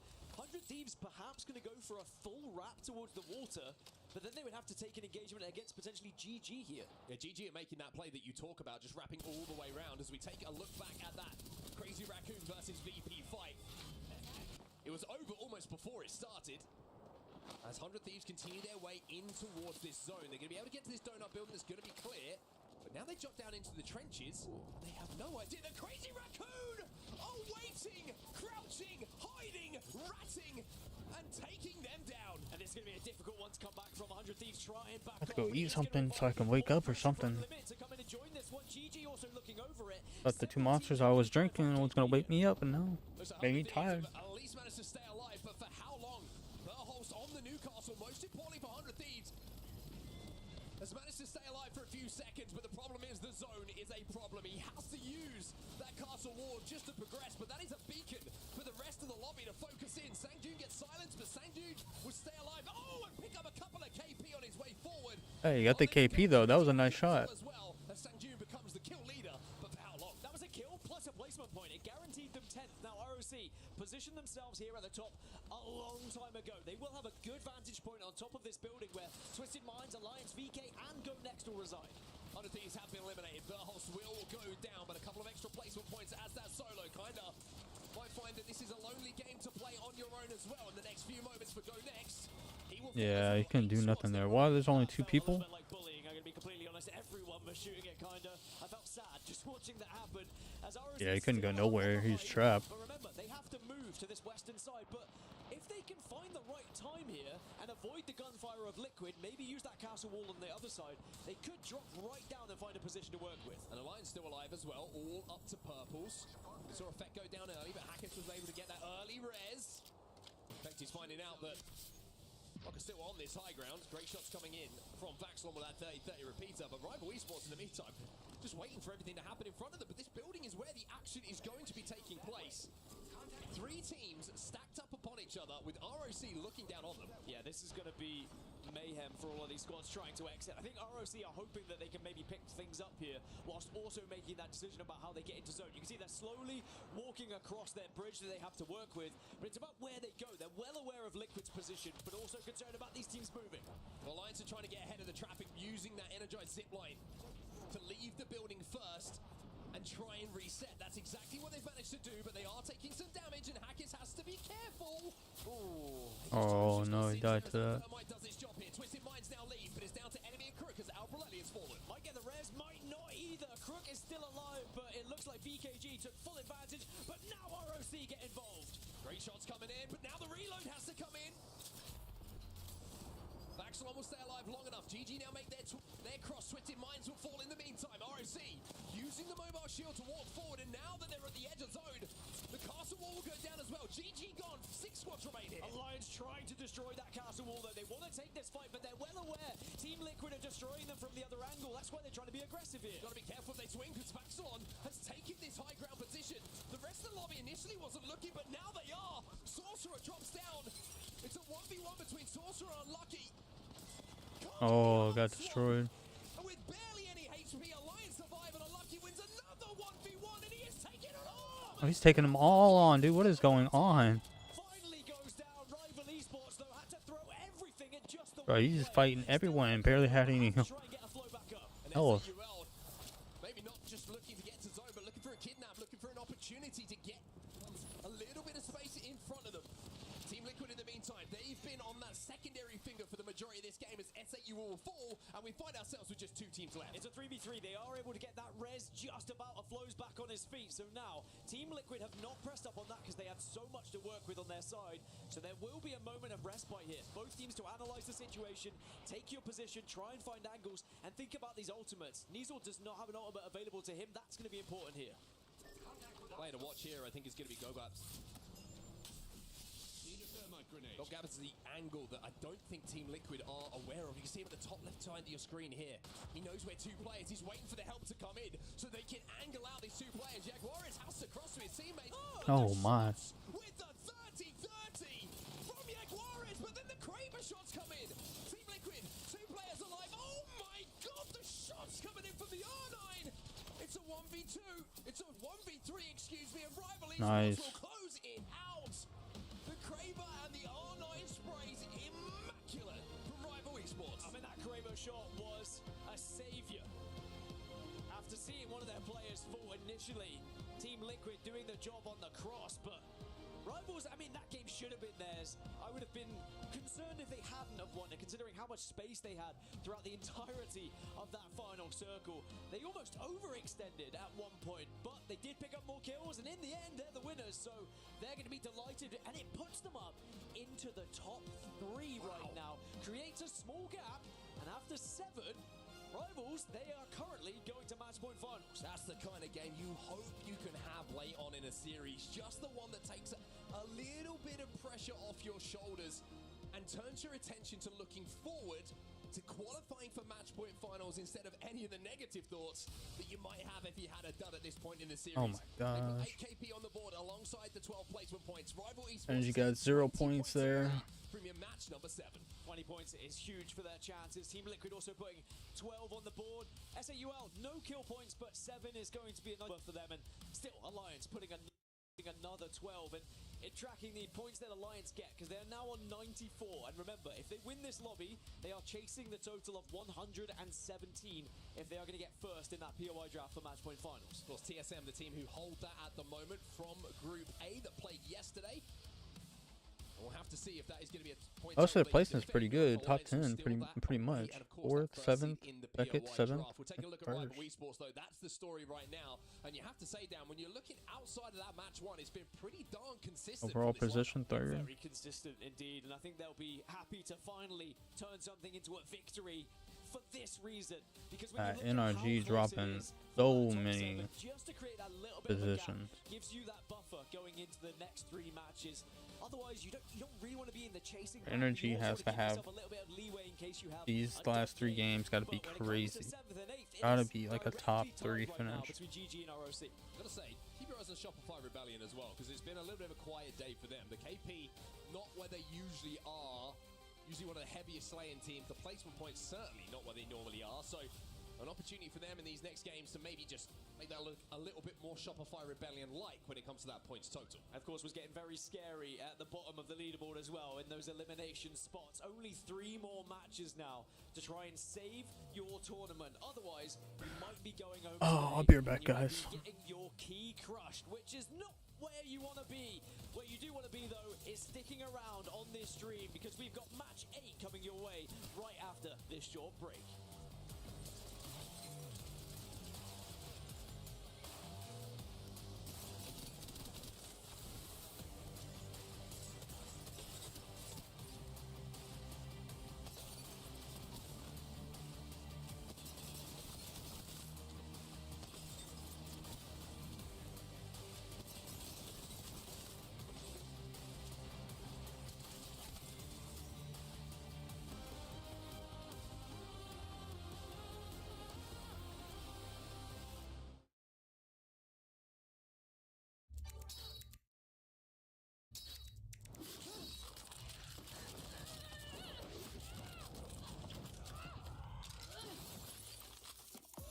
Reach your impossible. Lenovo Legion.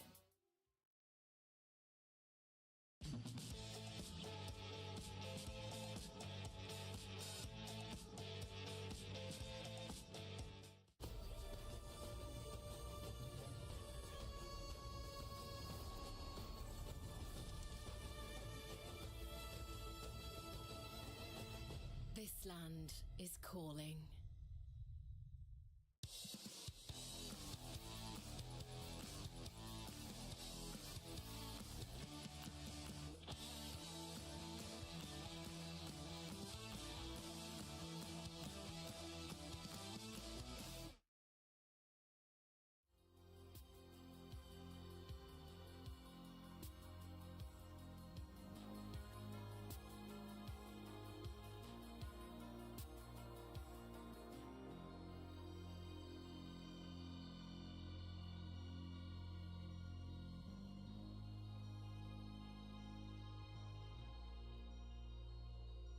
Bro, how these people keep getting in here?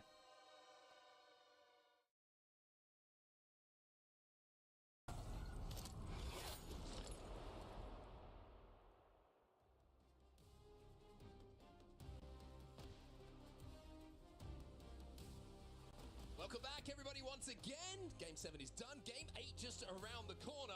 And boy, are we in the place we love to be, and that is getting near the end of a series to decide who is going to go through the match point finals, who is going to be in that LCQ, and unfortunately, who is going to be cramming themselves back into an airplane and finding their way home.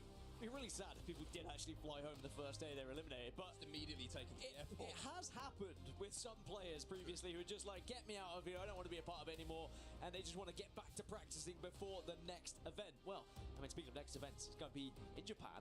It's going to be the championship finals. Getting excited. I cannot wait.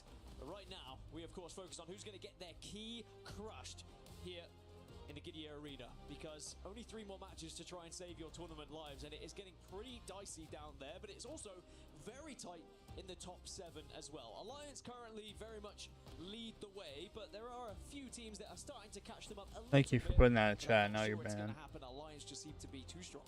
They certainly do indeed, but one team that was very strong in that previous game was, of course, Rivals Esports. And let's take a look, and you know, if you want to listen to how it feels to win a game in a tournament like this, well, we've got you covered. Check this out. ตีท้ายอยู่ม้าแดงกูมันอยู่ม้าแดงกูมันอยู่ซ้ายตัวหนึ่งอยู่ม้าแดงนั้นตัวหนึ่งนะฝั่งซ้ายต้องวิ่งอ่ะผมเซลอยู่ขวานู้นตัวหนึ่งมันปาไฟใส่กูมันเดินไล่พี่ปะไม่แน่ใจขวาใกล้ตัวหนึ่งแฟนดูขวาอยู่กูมีเคเบิลอ่ะกูล็อกซ้ายอยู่มึงเอาเคเบิลเปิดมันได้ปะกูล็อกซ้ายอยู่อ่ะตัวซ้ายต้องวิ่งอ่ะมันวิ่งไปแล้วเหรอไม่ชัวร์มึงมีอันตีปะมีอันตีไว้ตรงนี้ปะมีอันตีตรงในวงได้ปะเนี่ยกูกินที่ซ้ายไม่อยู่นะฝั่งซ้ายไม่เห็นแล้วกูพลิก100ไปติขวากูถอดตัวขวาวิ่งลงเฮ้ยซ้ายโอ้ไม่ทันซ้าย150ดูได้ปะดึงดันมาสุดท้ายฟังมาโซ่ตรงนั้นเลื่อนแล้วสวยทอนเว้ยพี่ขวาเดินมาพอดีพี่ผมเลยยิงขวาอยู่เมื่อกี้ขวาเดินมา2 ตัวเลยเมื่อกี้เฮียเคเบิลเขาเอา I have no idea what they said. But that was a crazy last fight with that team. Why did you? And they're just like, oh, don't worry, we won the game. Everything's good. Nice. Good job, everyone. One of those conversations that the tone of it can change very quickly depending on if you win that fight or if you lose it. What was he sniffing? That's what I want to know. Does it smell nice? It looked like something apple scented. I'll have to ask him a little bit later. But yeah, I mean, as long as the Newcastle doesn't go down in that fight, I think you're going to be really happy as we see how we've got here so far. 5 matches were concluded earlier as we were looking at World's Edge and E-District. We saw Alliance take I haven't played E-District. and SAUL taking the I haven't played Apex in a year.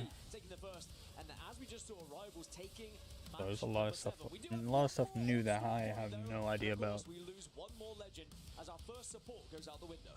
That support is out of the window. Like you say, Newcastle will not be a part of Storm Point in this match number 8, and this will be the final game on Storm Point before we head to Broken Moon. Now, if you checked out the games yesterday, and if you didn't, shame on you. But thank you for joining us right now. Shame on you. know that Broken Moon certainly was entertaining when it came to those final 2 games, especially with everything that was on the line, qualification, and of course, the jeopardy of potential elimination. So make sure that you're staying tuned for those final 2 games. Before we get there, of course, Dan, we have to go back to Storm Point. Entertaining, but albeit chaotic on Broken Moon, that's for sure. But it is going to be a very different Storm Point now. Without Newcastle, we saw a lot of teams that were setting up, being able to make a lot of fake cover through that castle wall. I wonder when maybe we see a few more ramparts pop up for that reason. I am seeing a lifeline selection coming through. This is something that we have seen here or there throughout scrims and can be very beneficial when you think about creating fake cover. That halo, even though it's but not as long as a castle wall, it can be so huge in your chances of winning a game if you get off at the right time. They're really good at stalling as well. Sometimes you got to cross like awkward open ground. Like imagine that previous zone that we saw where you got likes of VP trying to cross awkward ground, right? You can just stall out a little bit, get some meds off very, very quickly, and then continue on your way to a little bit more hard cover. So Lifeline certainly does have an impact on these games. Will it have an impact on this game? Will she be an influence on who goes on to claim that champion banner? We'll find out very, very soon as we are ready to get into match number 8. It's the last time we will be here on Storm Point before we go over to Broken Moon. And I will say, there's no doubt on which legend's going to be banned in this one. 18 ballistics. You get these Minecraft characters made out of glass for $350. That's insane. And maybe a few fights being had in the early stages as people try and really capitalize on his ultimate. I thought you were going to say 18 octanes, and then I wouldn't have believed you. One day, maybe there'll be a match point finals that goes to 17 and octane starts to become picked. Bring back RevTame meta. I'm not joking. I'm joking. Everyone calm down. Everyone relax. It was a joke. Now look what you've done. I'm sorry. You say something so blasphemous. Hands up, everyone. That's on me. The whole dev team said, the whole production team, dev team is now heading down to the commentary booth. I'm going to have a serious conversation. Dan, you take it from here. I'm going to need a new casting partner just for such terrible takes. But yeah, we got a quick tech pause on the screen just to make sure Call of Duty needs that. Just pause the game. Tech issues or whatnot, but They're having tech issues and they can replay the game, but no, they gotta end the game, restart it. So I'm always being a little bit careful. But I can talk about the legends that have popped up. Whilst I mentioned 18 ballistics, there is going to be plenty of Fuse and Pathfinder as well. They're going to be the main inclusions in those compositions alongside them. While we're waiting, I'm gonna look up the schedule for the Call of Duty. Popping up, a few wraiths and caustics, one lifeline, and for Warzone and for Studio. Interesting. Who's playing Vantage? Let's take a look. It's going to be SBI Esports who simply need some points. So they're going to need to hope that Vantage can have the impact that she needs to when it comes to picking up KP. Who's winning this? Scissors, shoot. All right, we need both POVs. Yeah, didn't really help. 1, 2, 3, shoot. Paper. I think we're on the best. This best of 3. It's an argument. Who's he playing against? Effect's not having it. I think he just won. Effect was like best of 3, buddy. To be fair, that's what I do. Initially, it's best of 1 if I win. Then it's obviously best of 3 if I don't win the first one. And then it goes to best of 5. Best of 7. Yeah. Until you then eventually win. I have to become physically intimidated. Effect doesn't usually need to go to a best of 3 in a 1v1. He just straight best of 1. 1v3s. Job done. He does. Easy peasy. Well, let's take a look at the carry value leaderboard. This is statistic which is worked out as essentially how much of an influence to a team a player is being, how important they are for that team, and how much of an impact they are having for their team. And 54 for Effect, you know, you take that number and you look at the next closest and how close the rest of them are with that statistic. Verholst in behind with 34. That is a chasm between how impactful Effect has been for Alliance in comparison to everybody else who's on that leaderboard. And my favourite part is that there's 2 Alliance members on there, and Hackis again, maybe he should be the one who just sits back and he's leaning back in his chair as once more it's Effect and Unlucky. I mean, sure, the carry value is there, but you also have to consider an IGL and what they bring to the game. Yeah, we ain't got Call of Duty Black Ops 6 till like the 24th, so we got just how effective Effect is, and I didn't mean to say it like that, but alas, here we are. It still works. I like how a week and a half. The Legend Killer. Now I'm gonna call No, just less than like well, if you want to be a Legend Killer, you might have to take down like 13 days, so less than 2 weeks for Black Ops 6 to start. I mean, I'd be pretty relaxed if I was on 94 points going into match 8 as well, because they've not only already secured their spot in the LCQ, they've already secured their spot in match point finals. Another fun fact about Unlucky. And we don't have Warzone until next month. Use hand warmers. That's actually a tea bag. It's rubbing in his hands. That's also something I just made up. I was really hoping you were going to give me some Unlucky lore that was going to keep me going, but instead special blend of herbs that he rubs on his hands. I think Optic has a Warzone team, I'm pretty sure. I enjoy it when players suddenly notice the camera that's been right in their face for the last 30 seconds as well, and they just feel a little bit uncomfortable, so they have to wave at it. Unless you're Effect, who is just more than happy to to lean back in, Sleep. One team who has been very, very good today, understandably, as we were taking a quick look at them, has been Alliance, and we're going to take a little look at some of the highlights for today, and some of them certainly coming from the POV of that man Unlucky on your screen. Dan, they have been quite simply superb at times today. Unbelievable, actually. I think we come to expect it from them, so I don't think we give them enough credit for how they are performing, because if this was a team that we don't usually see performing this well, suddenly doing what they're doing, we would be gassing them up even more so. But it almost seems like we don't need to gas Alliance up because they do it themselves. Tournament in, tournament out. They are the most consistent team in the league, without a doubt, because they've come top 3 over the last 4 lands, which just betters Falcons, who have come top 2 of the last 3. And they just seem to know that recipe, know that formula. But remember when we were speaking about Alliance saying, oh, they're a group stage team, because they used to do this in group stages back in the day, but then they would struggle in those finals. Now that is not the case. Now they still get those numbers up in finals. Let me throw you this one at you, though. Something to remind everybody as well. The one thing that eludes Alliance is the ALGS win on LAN. Haven't managed to secure that. Yes, of course, they were champions here at EWC last year, but now that this is an ALGS event, part of the Apex Legends Global Series, this is the one that they want, I think, just to prove to everybody that the second place, third place curse may not be a thing. If they can take it home here, I think that's the one thing missing that Alliance want to add to that trophy cabinet. And also, can they get it done in fewer games? Because if you think back to EWC, 13 matches it took them. I remember. Oh, we remember. We were already packing our bags after match 11, thinking there's no way we come back for 13. Are we back? And alas, Mark was resuscitated. We're still not back, are we? At 13 matches, but if they want to be this dominant Well, I see force, people to moving. be respected as the Yeah, we're best team back. in the Let's go. world, they need to get it done in less than 13, in my opinion. Anyway, that's still a long way to go before we get to match point finals, and we are back underway here in match 8. We are indeed. Match 8. 2 to come after this one. That is where the zone is going. Looks like a mill zone. Maybe we might have one of those funky pulls up to the southern side of checkpoint, but for me and my money, and for anyone who's watching, I think that's going mill, Dan. I want to keep my 100% record. Please go mill. Well, Liquid have a ring console up towards down B, so they're going to be able to move fast, so we'll get a good indication of where they transition to. And of course, S8UL have one at the mill to work with as well, but they do have Fuse and Pathfinder, so they need to get to blue before they can start to use said ring console. So they're probably going to be spreading out, looking to try and find ways to get those Evos. Of course, on the right-hand side there, you saw as well that EWC trophy. Winner of this tournament will get the opportunity to put their key in that trophy and call themselves champions. As we take a look at the top of Command Center and Twisted Minds, down in 14th at the moment, which I think is a little bit lax for them.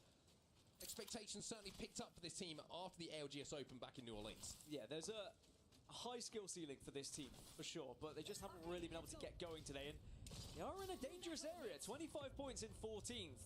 There is no guarantee that they're already in the LCQ. They still need to put points on the board here, otherwise they may find themselves down in those bottom 3 and could even be eliminated early.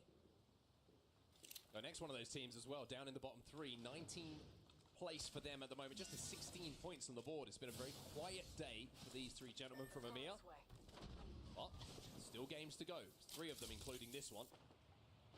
A lot of opportunity to pick up points here. Just looking at where the teams are starting to descend, it does seem like a lot of teams are reading this as a mill zone. Target over there. Also a pretty difficult one to get into late here. It wouldn't surprise me if we see a lot of traffic arriving and building up at Sito Station. As we see Evos and Unlimit taking a fight. Not for the first time we've seen Unlimit take an early fight here, Dan. Yeah, Unlimit seem to get into the action very early on, over and over again, but they are drawing attention of other teams. SBI Esports in the area and looking to see if they can pick up some pieces, but Unlimit have done pretty well at staying The shots like they were on. Real question is, are SBI going to commit heavily to this one, or will they instead focus on their rotation? It looks like they are pushing. Well, they've got the advantage as well. Remember, SBI, I'm surprised maybe that there wasn't a couple of pop shots coming in there from distance. Sniper's Martin area, there we go, there we see it. That's going to give the information away. SBI can't close that gap, and now we're going to see both teams fully healthy, and we're going to see a beautiful offense. He's one shot. Oh, he's down. But the Whistler will get it done. The Whistler doing the job, and now they can press up. Oh no! Sadly for Unlimit, I cannot see. Oh my God, he's trying to. He's about to take them all down. But this is why you have advantage. You can not only transition from A to B quickly, but you have that sniper in your back pocket as well. Well, Echo Making a little bit of ground. Cross. Yolari, man, makes it a 1v1. Let's And not get Limit is carried away. eliminated. Ecout will get the final knock and will allow SBI Esports to get back on their feet. Nobody else in the vicinity. They will be chilling. Wow, some extra points for SBI. And they're going to be delighted with that. You said they needed points, and Definitely needed points. They're pretty much at the bottom, aren't they? team fight going in their favor is going to do wonders for them. Now, another team that needs points, RRX. They might be able to sit here for a little while before they have to get pushed by potentially JD Gaming. 100 Thieves look like they've just left them alone. They don't fancy taking that fight against them, and why would they? It's a pretty pointless one to take. Instead, 100 Thieves looking to focus on their rotation instead. Yeah, 100 Thieves probably thinking just prioritizing placement points at this point. Secure your spot in that match point finals. RRX going to play for this ring console, so they're going to get good zone information. Eventually, when Rohai manages to stick this thing, got a little bit early that time around. Now that they do hit it, well, they will have that information on where they need to head. Just looking across elsewhere, Shopify Rebellion, I just want to keep a bit of an eye on here. We mentioned how bit of quiet set of games up until this point for Shopify. They're over at the wall at the moment, so they're quite a way away from where this zone is going to be going. Yeah, it's been an interesting day for Shopify Rebellion. If you remember how they were playing on E-District, they were kind of playing edge, and they were hunting down some of those teams and then bullying their way in the late game. And looks like they might have to do something similar here on Storm Point, but I think once Broken Moon comes around, that could really benefit them. If you think about that playstyle and how it changes going into matches 9 and 10, when teams are starting to take a few more risks, looking to take a few more fights, Shopify Rebellion might be able to capitalize. I think it's important for them to just win a couple of fights in this game as well, just so you have the confidence in your fighting ability going into those final two games on Broken Moon as well. So a lot of factors playing into what potentially could be a huge few matches here for Shopify Rebellion. They want to get straight through to match point finals. They don't want to have to come back on Saturday and play through their LCQ, because that is going to be brutal. There's not a huge amount of qualification spots, remember, available in that LCQ to make grand finals. So the pressure in those games is going to be immense for everyone involved. Yeah, a little bit more than last year. I mean, I think it was only 2 from the LCQ last year, if I remember correctly, but 6 available this year through that LCQ. So not many, but still enough that the good teams will be rewarded for their positions. As Zone 1 about to close, and most teams have found their way towards Mill at this point. We've got about 6 squads who are not within. Trying to decide if I want to go to TwitchCon or not. Let's go this way. I know it's going on in San Diego and in August. There's a few teams who What do are I got? play It's checkpoint side. There's still some teams in July. and around Mill, and I think everyone's starting to second guess No, it's themselves October, I meant. that are in one of those positions at the So moment. it's very Is close. Paul towards the bridge, essentially, outside of Mill, probably towards the rocks between Down Beast and Mill. So, will you give me Mill Zone on that one? We got about like 3 months till the event, so I have time to plan if I want to go or not. We're on fire today. Alliance will be pretty happy about it. I think it'd be pretty sick. I do like a like a 4-day event. I think it's 3 days actually. A 3-day event, like live stream. So they don't necessarily need to take this fight. This is both teams who are involved in the I just gotta make sure all the flights and me getting back are going to correlate with the event. I want to go there for Sunday, but also I want to make sure I'm gonna be able to get home. It's expensive. To get involved in the fight in third party cannot be underestimated. I think that's why you've seen both teams just a little bit nervous on overextending for this fight. Verhosh just slides down with his arms raised like he was in the picture. Guns in hand, and says, I'm more than happy to improve my carry value, boys. But Alliance, by the way, were able to hit ring console. Figure it out. So now they know exactly where their zone's going, and they hold the northwest. So Probably tomorrow or something, or it's starting to look pretty good. later on today. I'll figure it out. One more big game, and they could be that. But I have to save up some money to be able to purchase everything. Save up money to even go to the event. For now, a little bit quiet across Storm Point, as most people have found their way into the zone. One team that's a very interesting team to just highlight for you, as we're looking at a few. It would be nice if I had somebody to go with me. Is Virtus Pro, who are actually deep in Sonote Cave at the moment, inside a zone, probably playing for a ring console, survey beacon, and an assault bin, and then they're wrapping all the way towards the backside of Mill from zone. So if they don't get spotted out, they might be able to steal a little spot away. They could steal a spot and potentially upset SAE will. Rivals have spotted him. Oh, they have seen him? Yeah, Rivals spotted him. Spotted him with a Sentinel as well. And a 4v8 to go alongside it. Here's as it stands, though. We did check in with Fusion a little bit earlier. They're only 2 points ahead of that cutoff. But still, I mean, like I said, Twisted Minds, I wouldn't even say they're safe on 25 points. Remember, including this game, still 2 games to come after this. Yeah, there's a lot of points available. There's a huge amount of points available. You could go from elimination to qualification. The amount of time that we have left in these games. We need a POV of NRG right now. Glass shatters. Seen every other team, but we haven't seen NRG yet. Go next. Now have to think about where that zone is going and how they get towards this zone. RX still very close to them, by the way. Gaming Gladiator is thinking about coming through that tunnel from the Cascade side of the map. They've got to start to think about what's next, and I think go next. Ooh.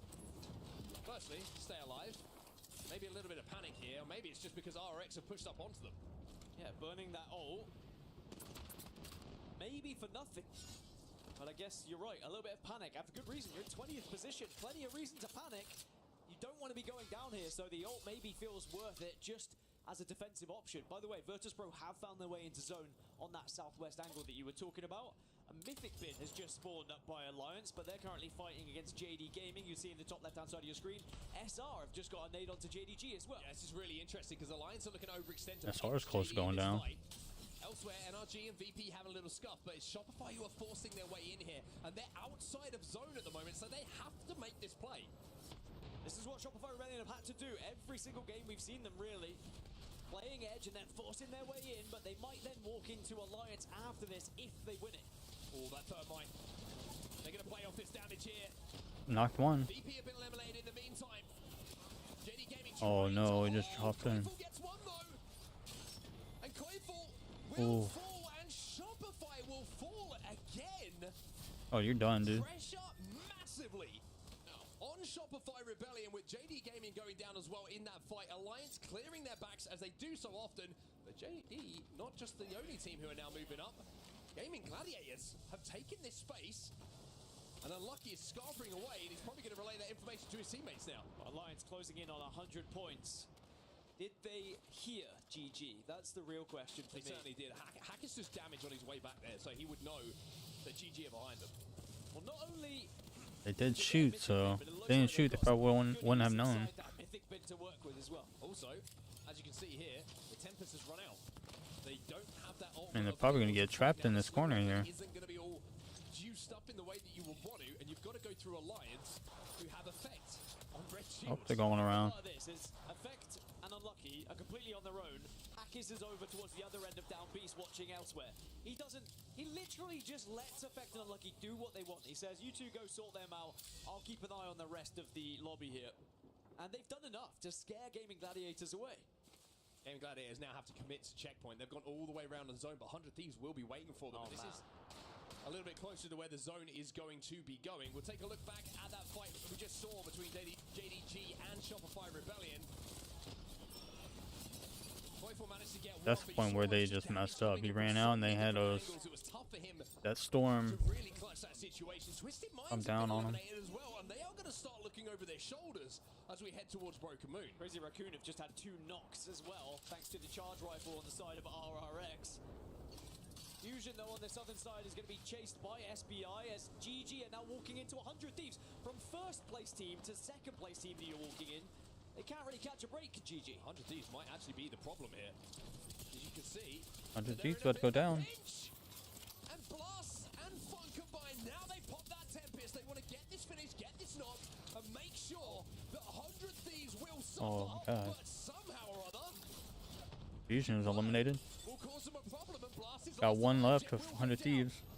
But it's SBI elsewhere who are getting kills themselves. Now, can Game Gladiators reset here? The charge rifle is raining down from RRX, though. Yeah, RRX are just doing damage from up in the hill. Even Alliance. Yeah, Blast. I don't know if you're going to make it out of this, bro. Everyone sees this as potential KP. Once you go down, you're getting shot either from 100 Thieves or from just to try and stay BN. behind this tree right now. 100 Thieves have been eliminated. That will be them gone. GG gone as well. Alliance collects yet more KP. And this man's wallet is getting extremely full of kill points as well. Did NRG get eliminated or what? Because I haven't seen him get eliminated yet. Thanks for the clarification, as Alliance will hold the northern side. Stop it, NRG Stop it, chat. will have the western side. I'm just going to Okay, so they're still alive. RRX now, after taking that position, can control the entire eastern side, but they have to go through the choke. But Alliance are sending a member to kind of watch over them, so it's not going to be an easy push-up. But are Alliance trying to hold too many teams? Anyway, elsewhere, S8UL against Rivals right now. And S8UL, who dropped over at Mill, have been here for the majority of this game. Oh, they got triple team. Legacy and Jesco, the controller boys, doing the work here for them. They get 2. 25 seconds left on this Tempest as well. One more player is going to fall from the skies as ROC will be eliminated in the meantime. Aren't quite connecting their way they would have wanted in that little strafe as the player fell down from the clouds, but will quite happily collect the KP that they had. Crazy Raccoon just been eliminated as well. A solo player from Rival Esports surviving and gaining maybe a couple of placement points just from avoiding that gunfire. I'm not sure he really did anything in the air. Maybe he was trying to shake it as much as he could, but 8 squads now remain. Alliance still the only team within the circle. They're looking over NRG. Remember, RRX still have to transition through this choke, but they're Looking also over NRG, but I don't know where NRG is. currently fighting against VK Gaming. I haven't seen them all game. I'm going to say Alliance are in obviously the best spot, but for more than one reason. We'll check in with them in a few seconds' time. Let's go next. Who have struggled so far in this series, but now are in 17th at a couple of KP and placement points here, and they can move out of those elimination spots. VK Gaming trying to escape. They're in a bad position there, bro. And Zipline, Go Next will be able to reset here. Still that one member of Rival Esports, by the way. Still surviving as Go Next in 16th position, so they're still just outside of the elimination spots as well. BKG just crouching behind the last remaining knockdown shield and maybe going unnoticed. No, Team Liquid have not have spotted them here. Team Liquid have noticed them, like you say, but there's so many teams trying to move in, they might be able to just sneak out a few seconds they need for this res. S8UL will be there's NRG with the NRG. Flyer henchman. He gets nice. the armor swap, but I don't No, think it will be enough, one but got maybe knocked. it will. No, energy's gone, bro. Come on. The celebrations you can see behind them from Go Next, that's Kinder and Atten get the points they need to move them up to 14th spot out to the elimination spots as it stands. This could be a game we look back at for Go Next. They're keeping their I haven't seen them all game, and then they just get like, I don't know. They got that knock or not. Happening on that side. Only 2 of them. Only 2 of them. The same can be said for VK. Only 2 of them as well.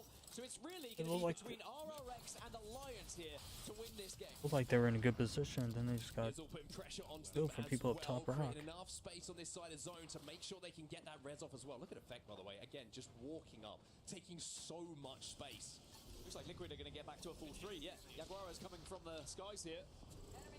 But they have to move a long way from that southern side. Alliance still holding the north. Alliance have crossed 100 points, by the way. They're now only 15 shy of taking that #1 spot in the POI draft. And they still have 2 games left and points available in this one. I think Alliance has spotted out one of the rotators from VK Gaming who was trying to find a spot inside of that zone. And they're trying to chase him down. Yes, indeed, QQ. Tough spot to be in. VK Gaming will be eliminated. 3 squads remaining. Alliance one of those and closing in on that points total to steal away from TSM. Well, Alliance just backing off slightly. Actually, Unlucky stays in a very aggressive position, but now they've got to go back to Hackies because RRX has started to transition on this eastern side. Yeah, Alliance might be in a little bit of a pinch here. Team Liquid have moved up, taken that space on the other side. Like you say, RRX are getting in behind Alliance. Jaguares. Knuckle Clusters goes in, he gets a broke one shield. Alliance still healthy enough to get those batteries off. So Team Liquid, even though they had just the 2 of them earlier, now with still a chance in this game because the zone is actually pulling closest to them. On this cannon here, they can hold this for quite some time and force the others to push towards them. Will not have that Tempest, and nor will RRX as it's going to expire in the next 5 seconds or so on both sides. What ultimates are available, what abilities are available for Alliance to get out of this position. RRX up into 15th spot now. Outside of the elimination spots. Come on, we don't need Alliance winning again, bro. RRX do have a caustic. Potential for some gassy endings here. They're pretty much stuck in a corner right now. It's an identical composition on the side of Alliance and Team Liquid, both having the fuse, and there is the first mother. I don't know if they're going to be able to get out of that. Alliance getting focused on, but still surviving. How many ults have we seen go the way of Alliance? How many grenades, knuckle clusters, all firing in at them? They are trapped. They don't really have a choice here. But Yeah, can't really do nothing here. Once they get out, they're going to be down. Much of an option outside of a zip line to get into any space. Alliance stuck in a corner in more than one way. I mean, this game is far more important for the likes of RRX and Liquid than it is for Alliance. But they go up, they go over, Okay. and they find a rock. That was a movement. The evac move onto Liquid. Liquid's a good damage zone, but the Thermite's going to go down, but dealing with effect can be important. Unlucky. RX does have the. Yep. I'm about to say they have the better position right there. Will swoop in behind the fight between Alliance and Team Liquid and will call themselves Game 8 champions. Alliance picked up second place there, I believe. RRX will take first. They get some much needed points to send them up to 14th, but Alliance will get another huge game to send their points total up, and they are going to be so close to taking that position away from TSM. First place in that POI draft. Now they're only going to be 8 points short of it, but RRX, they're up to 36 points. That sets a bit of a gap between themselves and the bottom three. Yeah, interesting game, that one, because it sets it up beautifully for these last two games on Broken Moon. How many teams do we see down in those elimination spots going into that game, find enough points to elevate themselves out of it, to give themselves the opportunity to go into that LCQ? Very, very interesting to keep your eyes and your ears on those elimination spots and how frequently in-game, as it stands, those places are going to swap around. Yeah, interestingly now, the bottom three teams, EVOS, SBI Esports, and Fusion, are currently in the danger zone, and they have to now try and do what they've just seen teams do in this match 8 by getting points on the board and taking themselves out of, oh my god, can't say anything, of the elimination zone. But RRX get 19 points, Alliance with 15, Liquid with 12, and go next. I mean, 15 points on the board, that is a massive performance from them, and as I said, could be the difference maker. Yeah, they just need to find a little bit of consistency in these next couple of games, and go next maybe able to resurrect themselves from thinking about elimination to coming back and playing tomorrow in that LCQ. We'll take a look at the team breakdown though of our winners, RRX, as they move up into 14th in the overalls after that first place match placement. Yeah, that's going to be them looking back at this one saying, all right, now we've got ahead of the chasing pack. We just need to be consistent going into 9 and 10. We don't need to do anything crazy if LCQ is all we're thinking about. They want to get further. They want to get to match point finals. They need another win, realistically. If That's messed up. Top 7. How you gonna post that photo with him having his eyes closed? Eyes closed. Very important stuff. Imagine how good he's going to be when he opens them. Well, I say. Terrifying. Wake the man up. Okay, NRG do come back top 10. 50 points, but ROC, Crazy Raccoon, NRG, JD Gaming, Liquid, all in touching distance, and Shopify Rebellion not far behind either. It is also very nervy when you look down at that bottom 3. Yeah, bottom 3. The bottom 3 are going to get eliminated. Fusion on 22. It's only 25 for a But limit, so it's not like there's a chasm they have to cross. top 7 get placed into It is very much LCQ or whatever what it's called, and the rest of the team's got to play in the last points. Broken Moon is going to be an exciting one to watch. You're not going to want to miss it at all, because we still need to find out who's going to make match point finals and who is going to be going home. It would be nice if NRG can pull out some good points here, so they don't have to play tomorrow.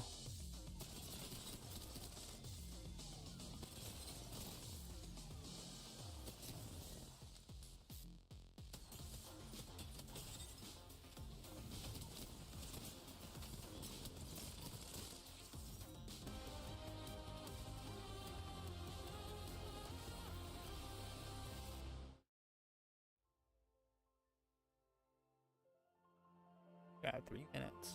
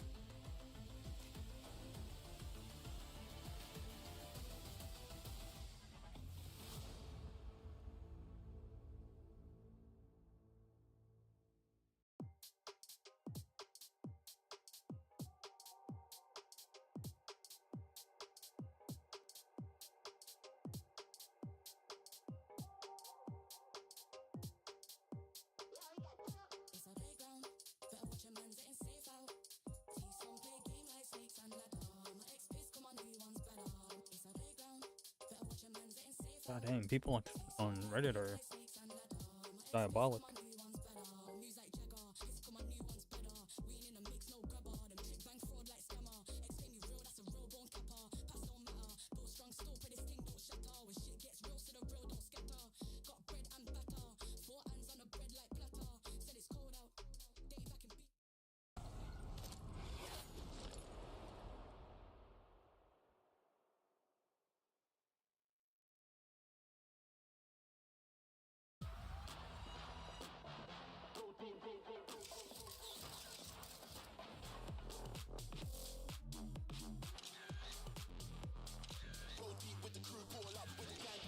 Oh, dude. I don't even want hair anymore. あるかも全然。3分ね。普通に3分ね。120、120、1人割り。右はめっちゃ固めてる。ずっと。ずっと。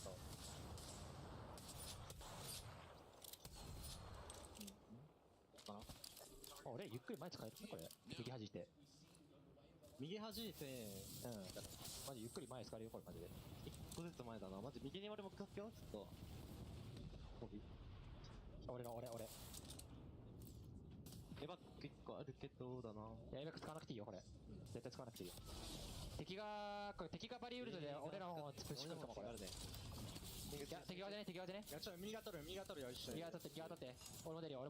ナイク左押さえるよ。待って、この裏押さえるよ。俺が次使ったとこ押さえるよ。オッケー。前。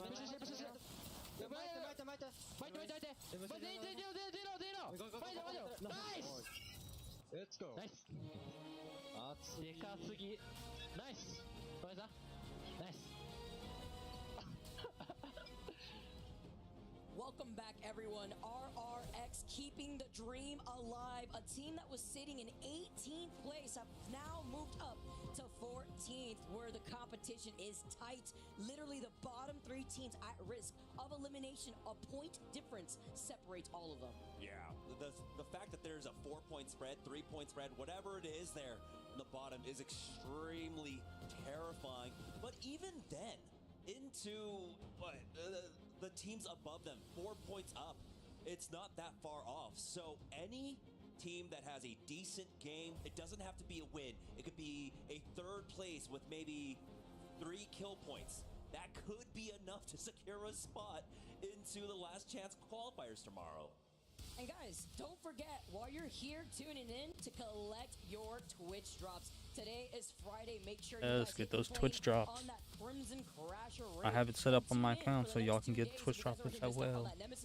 Saturday, we got that cool out of retirement Nessie Hollow Spray, as well as Sunday. My favorite thing here for these drops is that script writer emblem to collect here. Yeah, that emblem at the very end on Sunday looks really good. Final map of today's 10-game series for Pool B. I didn't know they were doing the drop yesterday. I would have watched on Twitch to get it. Number 9 as well. So a lot of the aggression that we saw there on the final map of Storm Point will not quite exist. Now this leaves things open for, of course, the Bangalore, which we saw a little bit more there at the tail end of Storm Point, but I feel like Mad Maggie might be the pick for a lot of these teams that are looking to get aggressive, to make up some ground, to avoid getting knocked out here in day number 2. But again, it's extremely close there, so it's hard to kind of predict the psychology of our players, the mentality. Do they want to try and play it safe because it's so tightly packed there in the bottom 6, bottom 7 teams, or are they going to want to get aggressive? That might be something that's held on to for game number 10. So true, right? Because, you know, you have the Pathfinders still available to help cross that distance, Fused here too, but we're moving on to Broken Moon. And you know when there is a lackluster available pool for Legends that help you rotate, it could get pretty tricky here on Broken Moon, man. These chokes are so brutal. So a lot of our teams that know where they stand in these overall standings, the pressure is on. Yeah. The thing is, while we don't have the same kind of movement as other Legends provide, we still have that utility, right? The Bangalore throwing down the Rolling Thunder can clear out a path for you, along with the smokes to cover some of that. But you've also got the Mad Maggie speed boost when she throws down the Wrecking Ball. So there are still some options here, but like you had mentioned as well, the big one, it's gonna be the Pathfinder. You would have to imagine he saw a lot of play. Alright, we're about to get into the last 2 matches. As well as nearly A little bit over half the lobby has already picked it, going into Broken Moon. Ooh, Pathy, Bangalore tied. 12 picks here for both legends. As we get started here, our first game on Broken Moon. No ballistic. We saw all the ballistic in that previous game, game 8 on Stormpoint here. As we take a look at RRX, the team that felt a lot of that pressure, playing that final zone patiently here, just so that way they could feel safe. But are they really safe, Jamerson, when just a few mere points separates themselves and the rest of the lobby who is at risk of elimination? Yeah, 20th is currently Fusion with 22, so that's a 14-point split between them and the bottom of the leaderboard. And we just saw RRX take, what was that? I think like a 19-point game? Fusion can do the same because the 19-point game is kind of, you know, like an average win overall. So it's not out of the question for Fusion to be able to make NRG to go over there, take out Go next. At our first pull, and it is going up to the northwest side of the map there. Because they, Dry Gulch. That's they're already last, so like another team that is sitting there on the bubble that needs a good performance. pretty much free currently in kills. 19th place. They get the zone pulling to them. They've got the ring console. They've got the survey beacon as well to utilize to try and figure out what's going to be the god spot for this ring. And this is where they could turn things around for themselves. Yeah, one of the teams rocking the Mirage too, so you could lean maybe into that Renaissance man out here as they're going to be able to play objective, having that ring console, that survey beacon. Rock is already on the way, where that Evil Harvester is over to the south. Looks like they're going that way anyway. It's actually maybe an inevitable first. They're probably gonna, they're about to run in to go next. SBI and Rock, with a lot of teams already making their rotation on these accelerated zip lines. But it's VK Gaming that we're on board with right now, a team who has been having a standout performance here in the pool play so far. It's been helping me out in the fantasy league as well. Yeah, but I'm they sure. they are moving their way now through Hazmat Tunnel. Will avoid a lot of the fighting that might come their way. It looks like Twisted Minds are taking plenty of time over at Terraformer to hit up both the scans, and so VK Gaming will have a free rotate through. They do have to still deal with possibly NRG or SBI on their way into this zone, but VK Gaming are on the move. SBI didn't want to take that fight when we saw Rock make their rotate to the north side of that Evil Harvester because SBI were denied an Evil Harvester. It didn't spawn over by Dry Gold. Sure, they had the survey, they had the ring console, but they didn't want to try to take that fight already at a disadvantage, while Rock get the scan here over on the survey beacon. Vaxlon being on that Pathfinder and already trying to settle their way into the high ground here. Having that information and having the Rampart really comes in clutch with those accelerated walls. Yeah, between Rock and SBI Esports, a tale of two different teams and consequences for these next two matches. For Rock Esports, it's about securing a spot in the top 7. They are so close to it. For SBI, it's just about surviving the day, surviving the tournament, making it on to game number 3. And now with Rock being able to get further in, they're going to be playing on the back end side of Dry Gulch. It'll be the slow side of the zone, but we're already seeing some teams teetering their way on up there. RRX being one of them, coming in from the northern side. We'll see if they're scouted out early on. Rock can stop them from moving forward. As it stands right now, look at that cutoff, 25 for Unlimit. Literally 1 point difference between themselves and Evos. We could see Wraith Portals coming out, making their rotate, taking a look at NRG who are approaching that choke that we saw SBI avoid Rock earlier, closer to that Evil Harvester, making their next move. You can see in the minimap they have that next ring console the scan 10th right now. Approaching Dry Gold, so there's already 5 other teams, make it 6 honestly, that have already made their way into that next zone. Shopify taking a much Come on, why y'all keep switching it over? On the northern side, where there is a survey beacon on the edge of the zone.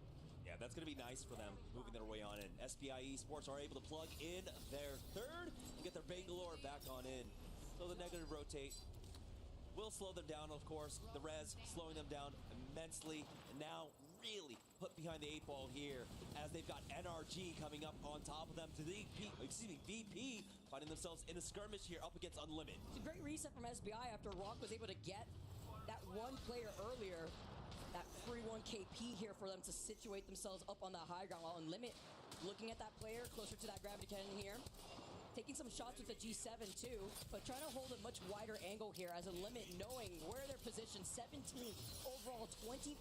They need to get this KP now. They have to get more aggressive. Wrecking ball in, but they don't have much in the way of utility here. as no riot rules exist. Yulari Man is caught inside. He's getting caught there by the Harak. But a lot of damage was dropped down onto Lou, slowing down VP. We'll be able to hit that bat. Nate comes in. And Nates are coming in. Just in time. The riot drill here as Stuvie jumps on in and Lou gets taken out. Great follow-up. Love the communication that we could see right there from Unlimit, holding two different angles. The Pathfinder with the accelerated zipline to get right back into the building here too.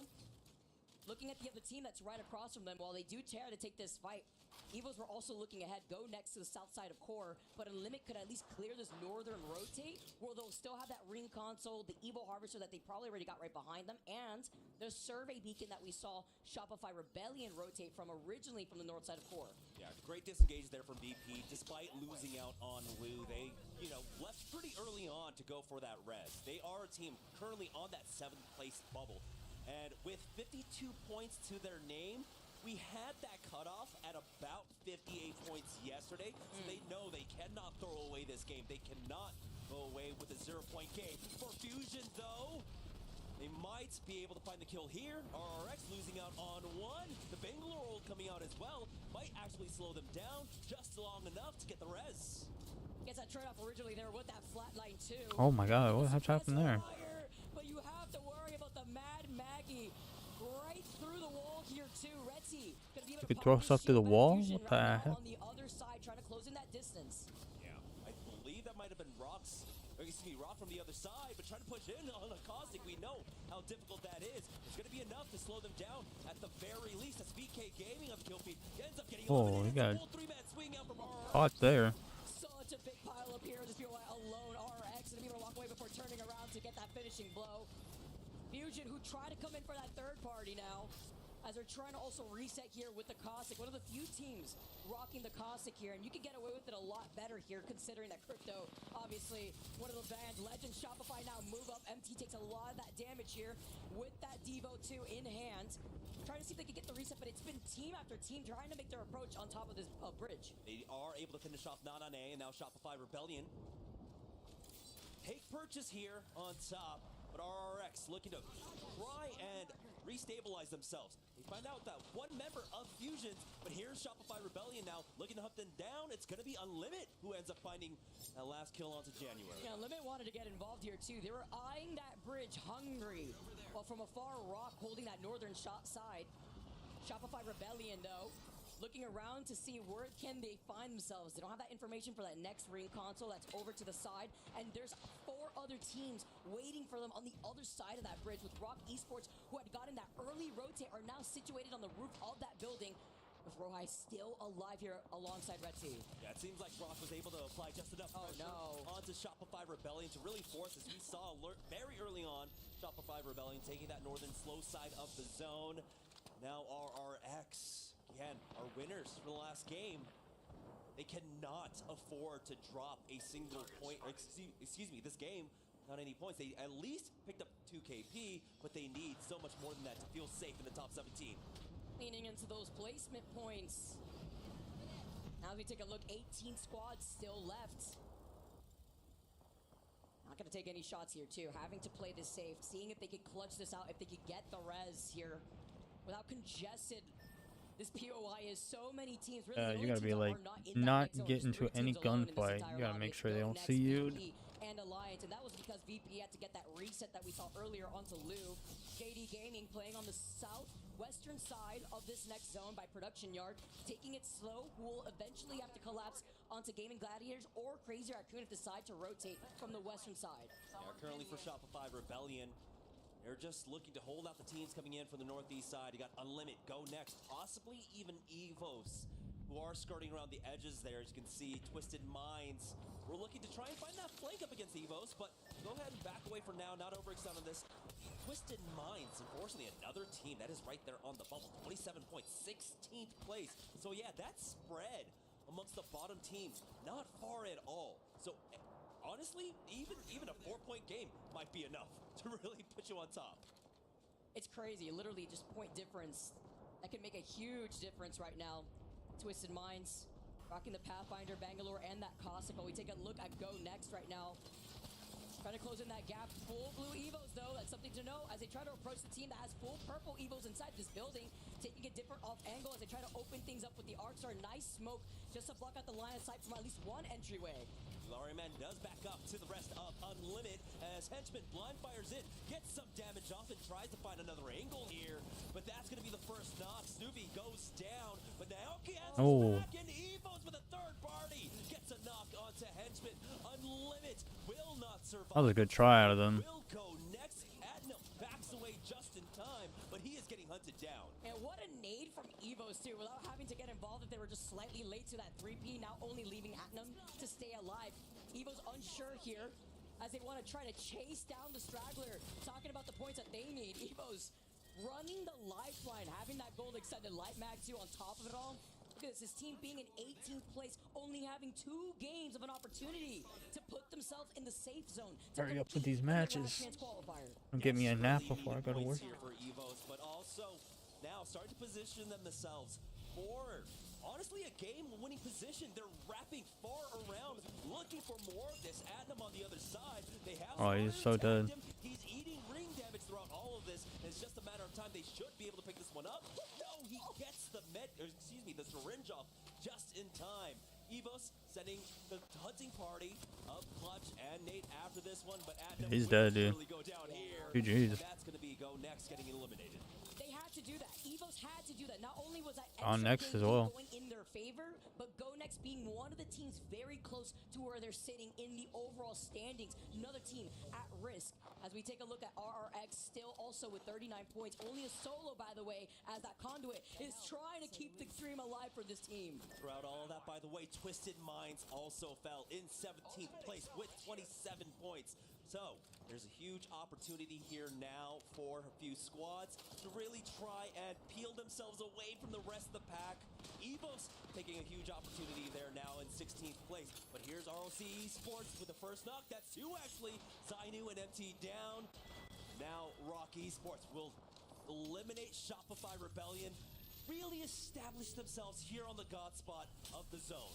So early on too. Remember, they had rotated here from that Evo Harvester that's close to Gaming Gladiators on the map, got that beacon scan, and immediately rotated on top of the roof using that Pathfinder zipline. They saw the fight going down on that bridge, but we take a look at the replay of the fight that we just saw.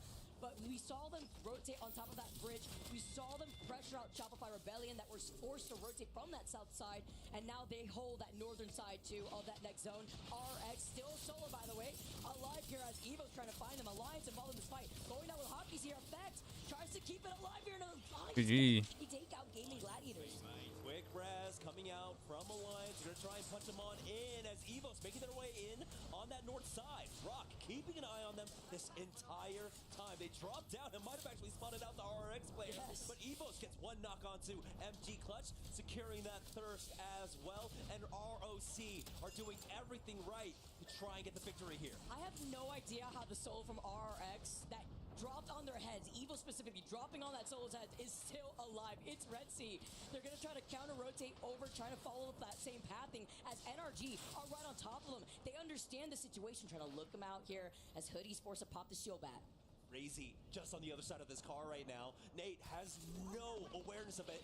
So far, he does get spotted out. Hoodie, the later rifle here, spots him out. So Evos, again, with a huge pickup, a huge kill, knocking out RRX, who are currently 14th place with 39 points. Evos 10 points off from them, catching up to it. But now you can see NRG are looking. Come on, NRG, you gotta get these people. Them, understanding possibly that this is a 2v3, especially never. Oh, he's so weak, dude. Wow. They know it's a 2v3. The clutch res right now, out of the line of sight of NRG, right behind the truck. Talk about bringing some attention here too, while NRG hold this other lip. As other teams start rotating right. Oh, that's hurting. Be careful here from afar. Nice pressure. Oh, now they're pushing. While Rival Esports are also looking down here. Team Liquid neighboring that same building with Alliance right to their south. Timmy was able to find a knock. Baxlon was able to find a knock onto Timmy. This creates a huge window. Wait, Timmy got knocked? For Evos to push up. NRG are able to get that res. But you can see that Evos were able to cover so much ground because of that knock. Throughout all of this, Alliance now are making their way up. They are on the fast side of the zone. They've got to move with it as Team Liquid are looking to keep them backed out right now. Come on, Energy. We need this. Pushing up that left side, guys. Oh, they're pushing up right behind him. I don't even think they know. They should know now. Evos is right on top of them, dude. Nice. Oh, Timmy's about to go down. Holding on for dear life. The Halo comes down. Empty Clutch goes for that peak. Guild gets behind some covering here. Might just be enough to keep him alive for now. And have that opportunity to hit that bat to Sheila Sykes, keeping him at bay with the covering fire. Oh no, dude. Oh my god, nice. I mean, you gotta get out of here, bro. You gotta get those points, dude. Oh my god, Timmy. Throughout all this, though, ROC were able to deal with the threat on top of them. That was JD Gaming taking them out. Rock still holding on to God. Oh, did Timmy just die? Again, Alliance did end up taking that first place spot. Oh, Timmy just died. 126 points. They will be first seed going into our games on a Sunday. Get a little comfy here as Alliance now move up. Full red Evo looking to get the res here too, with Team Liquid right alongside them because they have to get their own res. Also, Hawattis being on that caustic. Talk about some pressure here as they try to pepper it in, but then they take way too much damage. Unlucky effect. Alliance continue on their domination. Bro, they're playing like it's just too easy for them. 32, 33 KP. Now overtook him as Evos with McClutch and the Devo gets that knock onto Hockeys. They're just able to run up instantly 3-2-1 him and take him out. Alliance though still have effect and Unlucky alive. You can't count them out. Oh, there goes Evos. Oh, Effect is the only one alive right now. Unlucky now, forced to back off. Effect is fallen, and now it's left to one member of Alliance. SAUL also just down to Sharky. Meanwhile, Rock once again, as much KP as they want. They know they are on God's spot. They have the high ground. They're looking at the solo of SAUL. They're looking at the solo of Alliance, and it's just a matter of time before Rock comes out on top here if they keep holding these angles. Sharky's got his dancing shoes on. Unlucky. Oh, there goes Alliance. One team, and one guy. And there's the drop down from Rock Esports. They're getting a little bit of the ring around here, but the Pappy will be able to. Oh yeah, you're coast, bro. Good try. Rock Esports secure the dub off of a very well-earned God spot. Remember, they moved initially, Vicky, into Dry Gulch. They ran into SBI, got that knock, and played off Cryo. Got into God spot and held it down the entire game. Dude, I don't know what's going on with NRG. They just can't win a gun when gunfights. You knock one guy, then the whole team just got knocked. Sitting in 8th place overall. Now they can be a little bit more comfortable with one more game to go to already confirm them being in that match point finals lobby. Again, yesterday, day number 1, 58 points was the cutoff for top 7. But today, with the Lions being the only points Got one match in left. the lobby, that does actually bring it up a little bit. So that's a lot of room for them to breathe, and will make it that much easier for them. Yeah, they only had 2 kills. Of course, still have to stay on their toes. Alliance They had can't drop a 17. 0-point game going into game number 10, but that alone, there, that 22 points. Alliance are just playing like this is a pub match. Is a huge sigh of relief. Can we talk about the fact that Alliance just drops like a casual 17 KP? Like, what? The way that we keep seeing them fry, Effect with 9 KP alone, I believe this has now set up Effect to have a total of 38 points throughout the series, being the all-time highest for a series in EWC. Rock, though, finish off first place with 10 KP. Yeah, and for Alliance, again, this is kind of what we see, right? We see the heights of Alliance when they have a lot of these cross-map rotations, and they did have one of the farthest Energy come up rotations 1 from point, Bionomics or one position.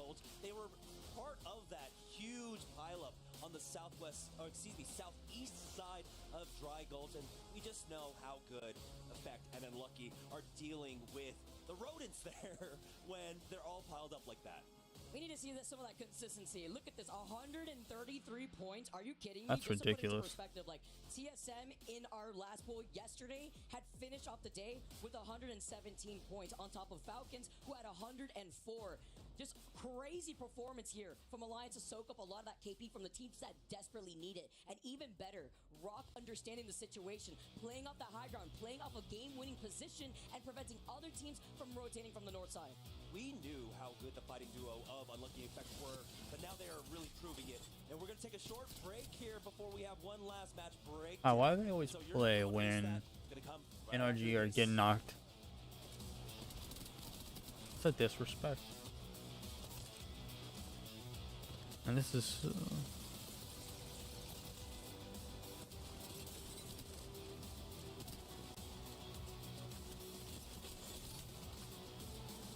I thought Timmy was good. I thought he was in a good position not to get hit or anything. He get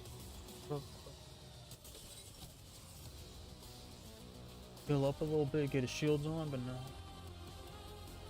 Somehow someone got an angle on Timmy. The human body was built to move, not trapped at a desk in one singular posture for 12 hours a day. It's time your chair evolved. This is Secret Lab Titan Evo. Ergonomically engineered for you, gamers, hybrid workers, artists, backing your every move.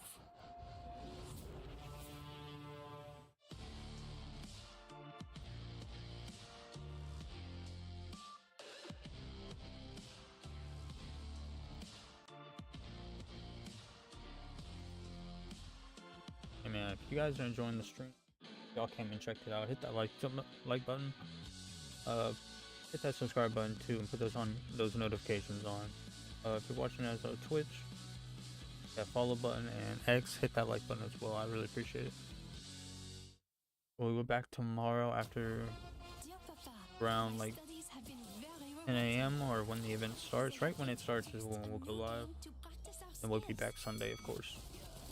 No abilities, no healing, just you against another. Electric. Maybe. I know we got stuff to do on Monday or Tuesday, so.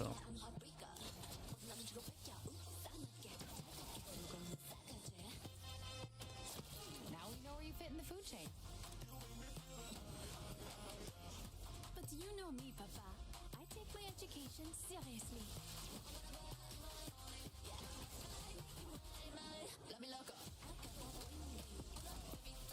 Even the extracurriculars. Miss you lots. Je t'embrasse. Oh gosh. Got an anime character.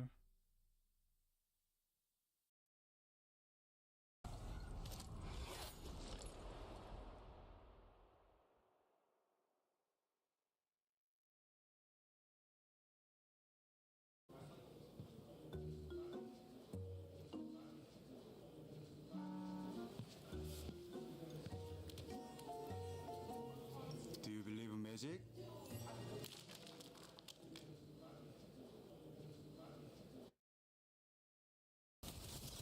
Everyone has to push towards us. I think Deej, you come to me. I'm coming. Actually, you're good. Fighting over, one shot. It's gonna be top 3 real soon. It's gonna be top 2 real soon too, I think. I'm big on whatever. All you backs. Yeah, I'm playing high. Go, 50, 1. Oh, he died. Fuck off. Top up. Nice. Play so. Get defensive. The last one's in the building. Yeah, in the building, down here. I'm big ulted now. I'm big ulted. Who's under raids? Yep, solo fuse.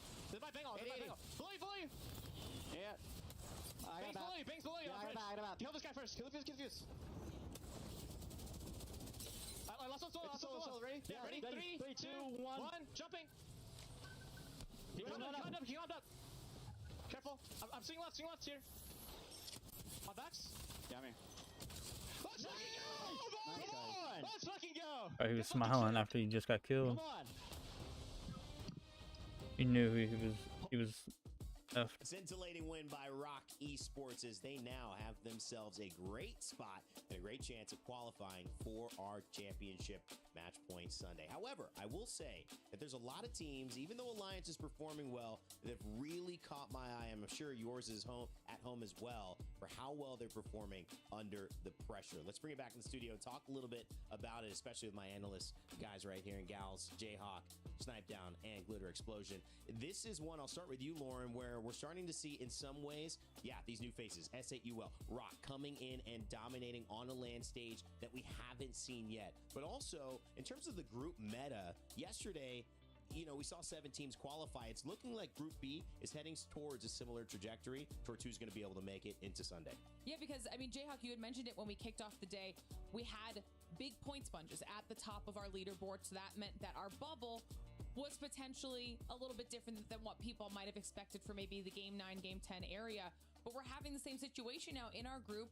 Both of them were at the 50-point cutoff for Game 8. Now we're in Game 9. Group B here is at 54. Yesterday it was 55 for Game 9. So everything is almost tracking identically right now. And when you're seeing these one-off, pop-off performances from the squads that need to push themselves into the safety bubble on the other side of things or get themselves closer to top 7, it's starting to kind of really balance things out. Alliance mirroring almost what TSM did, except the almost is just on TSM side of not competing with Alliance overall. They have blown by the point total, I think 130 points so far, Jayhawk. But one team that just got a win here, we haven't talked too much about. S8UL Esports, Legacy, Jesco, and Sharky. These guys have been there. Sharky, a LAN champion as well.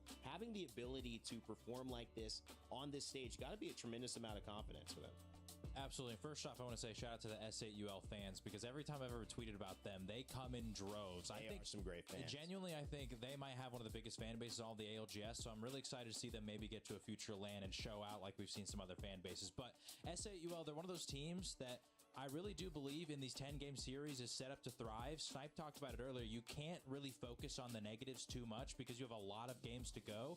And S8, if you know anything about those 3 players, they are a little bit emotionless when it comes to all the sort of negative things. And at the same time with the highs, they don't have these crazy pop-off celebrations even in the most wild of games. And so, sure, at the beginning, maybe they had a little bit of a slower start, but they started to kind of find a rhythm. They got a big win, I think, in match 5 or 6. And then we keep continuing to see them perform because this team, they're just really dang good.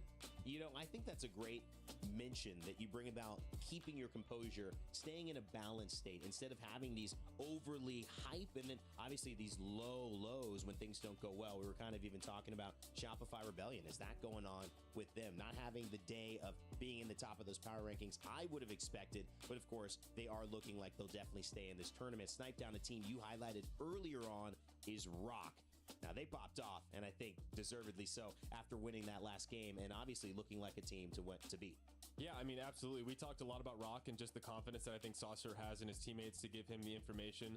This team has honestly been flying under the radar so far in this. They've kind of not had, top frag kills, but they've been in the top 10 almost the entire time, and that one win they got just propelled them all the way into the top 3 to really secure them to move on. And I think that's something about this team that they did develop because communication. I was talking to Raven about this morning with NIP, and I did compare these two teams a little bit. We are so far past the individual skill carrying you through tournaments, and obviously that we see a lot of these top teams have that, but every pro player is individually talented. It comes down to what can you bring on top of that, and communication is so underappreciated, especially at early stages of a game. And now we're not in the early stages. We're in multiple years into the game where communication and the way information you could feed your IGL is going to determine how well in the positions that they can get you into, and consistency over a 10-game series is key.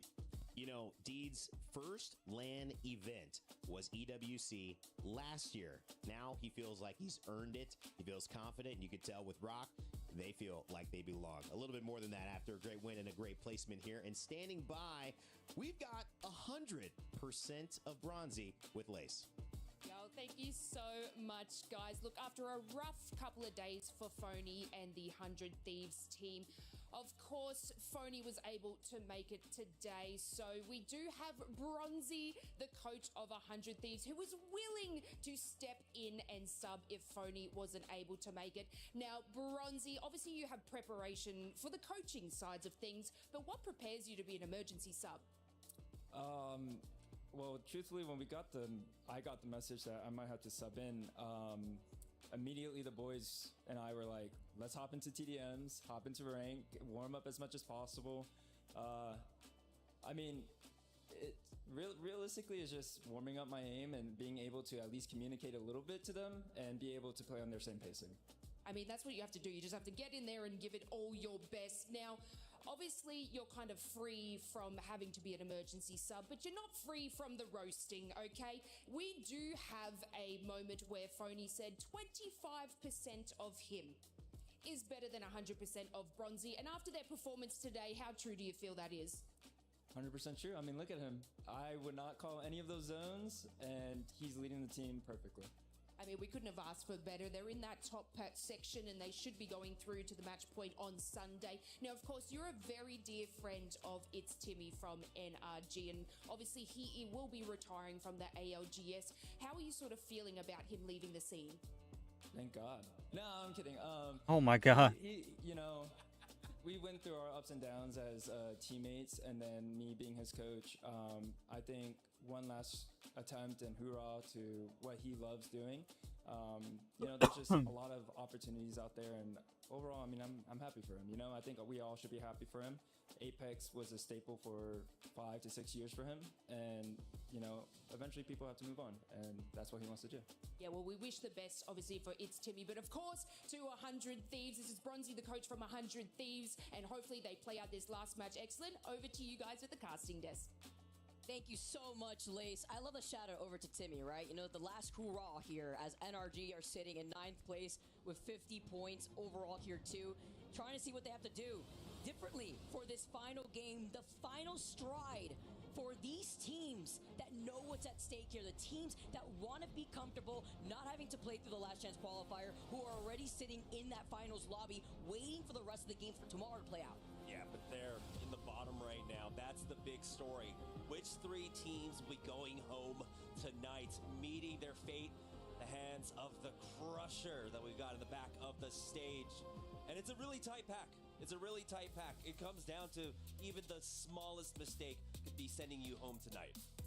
We've gone through 9 matches total, transcended through so many different maps, World's Edge, E-District, Storm Point, and to end the day, Broken Moon. Final game of today, final game of our pools play, and currently where it stands right now, we've had a good diverse spread on our legend bands here, but more importantly, I was wondering, you know, theory crafting, what kind of compositions are we going to see roll out? The Bangalore, the Fusey, the Rape to help rotate out here. It's going to come in clutch for a lot of these teams that know they have to try to get this KP without getting 3P'd, but specifically for the teams at risk right now, Twisted Minds tied together with Unlimit, 27 points each. That's 17th and 18th place. SBI, which that final zone pulled towards their POI before they ran into Rock, lost out on one of their teammates very early in the game, and then having to play that as a solo all the way through before seeing them with 24 total points. Fusion right underneath them in dead last with 22 points. It's still incredibly tight unless Fusion could do something absolutely insane to skyrocket them over Twisted Minds. It is not out of the question whatsoever. A 5-point spread between our bottom 4 teams. And even then, looking at EVOS just above them, that's going to be EVOS at 16th place with 35 points. So, EVOS aren't even sitting pretty right now. If our bottom 4 teams somehow all together have decent games, that can still knock them out. But EVOS have to feel comfortable. You saw them. They were chasing out after a lot of kills in that last game. You saw them aggressing into the zone to chase after kills. They might continue to do that here, or they might actually let go of the gas just a little bit, depending on where this ring ends up pulling. But it's Rock Esports. With that victory in game number 5, that's secured, basically secured themselves here in the top 7. Yeah, because before that, they were sitting in 8th place. They were outside that top 7 last match. here. See if NRG can get a little bit of points here. You have a team like Alliance Move up in the position a little bit. of the points. If Alliance end up going above 140 points, currently they're sitting at 133, they will officially top that of Falcons points of 140 in last year's EWC during groups. Impressive to say the least, to see how that's really moved on across different maps here, legend bands being put into consideration, as Rock already making their next move after getting that ring console.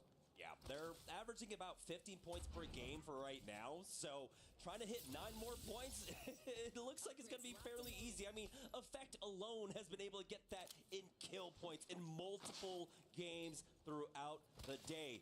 As we have Rival Esports now moving forward. There are teams sitting on that top 7 bubble right now with 61 points, currently in 5th place. They feel relatively safe, but they still have to stay on their toes. I need to highlight a team specifically that we talked about earlier on in the series. Unlimit, sitting in 18th place with 27 points.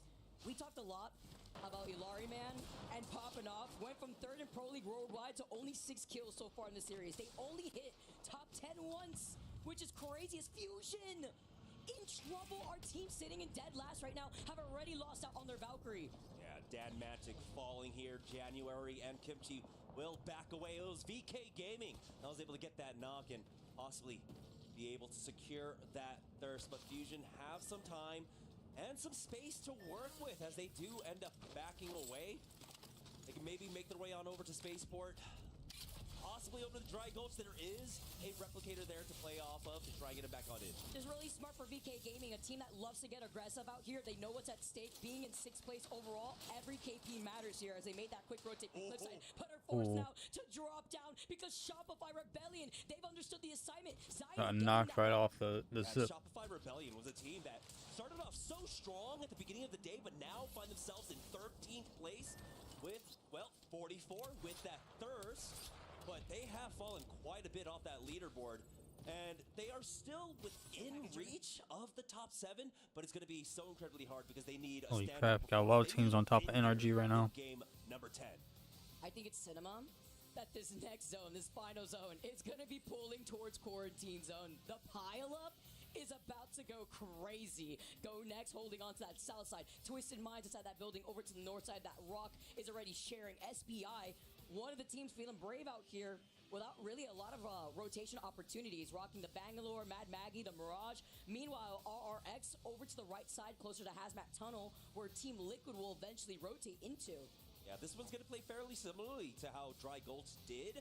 But you see that it's not the strongest of priorities for one squad, right? Rock doesn't get the goddess of spots like they had in the last game. And so they're not going to have the same kind of control over the outskirts of this zone, right? They were playing the absolute slowest side of the ring in game number 9, but now they're smack dab in the middle of it. So they don't have the same control over their destiny like they did in game number 9. That's going to leave a lot more space open for teams like Fusion, Shopify Rebellion, that were both eyeing that kind of rotation earlier on. So coming in from the northern side, they'll have a lot more space to play off of.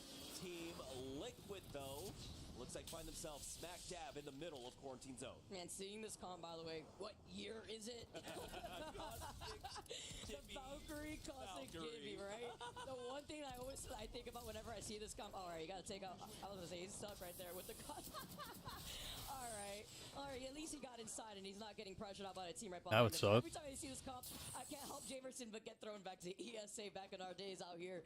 As we take a look at Evo's already finding some space, at least inside this building. They're gonna try to at least get the ring console. That's their priority right now in Alpha Base, as well as at Survey Beacon. No team within the vicinity, but a team that is looking behind them by the next choke that would lead Evos into their rotate is Shopify Rebellion. They get the circle ring first, and now they're gonna be able to see who's within the vicinity here before Evos makes that next plan. Yeah, they also have Unlimit that's going to be possibly shadowing behind them from Breaker Wharf. And Unlimit, currently in 18th place, 27 points. They have some ground to make up here, especially up against Evos, but not too far off from Twisted Minds, well, who they are currently tied with.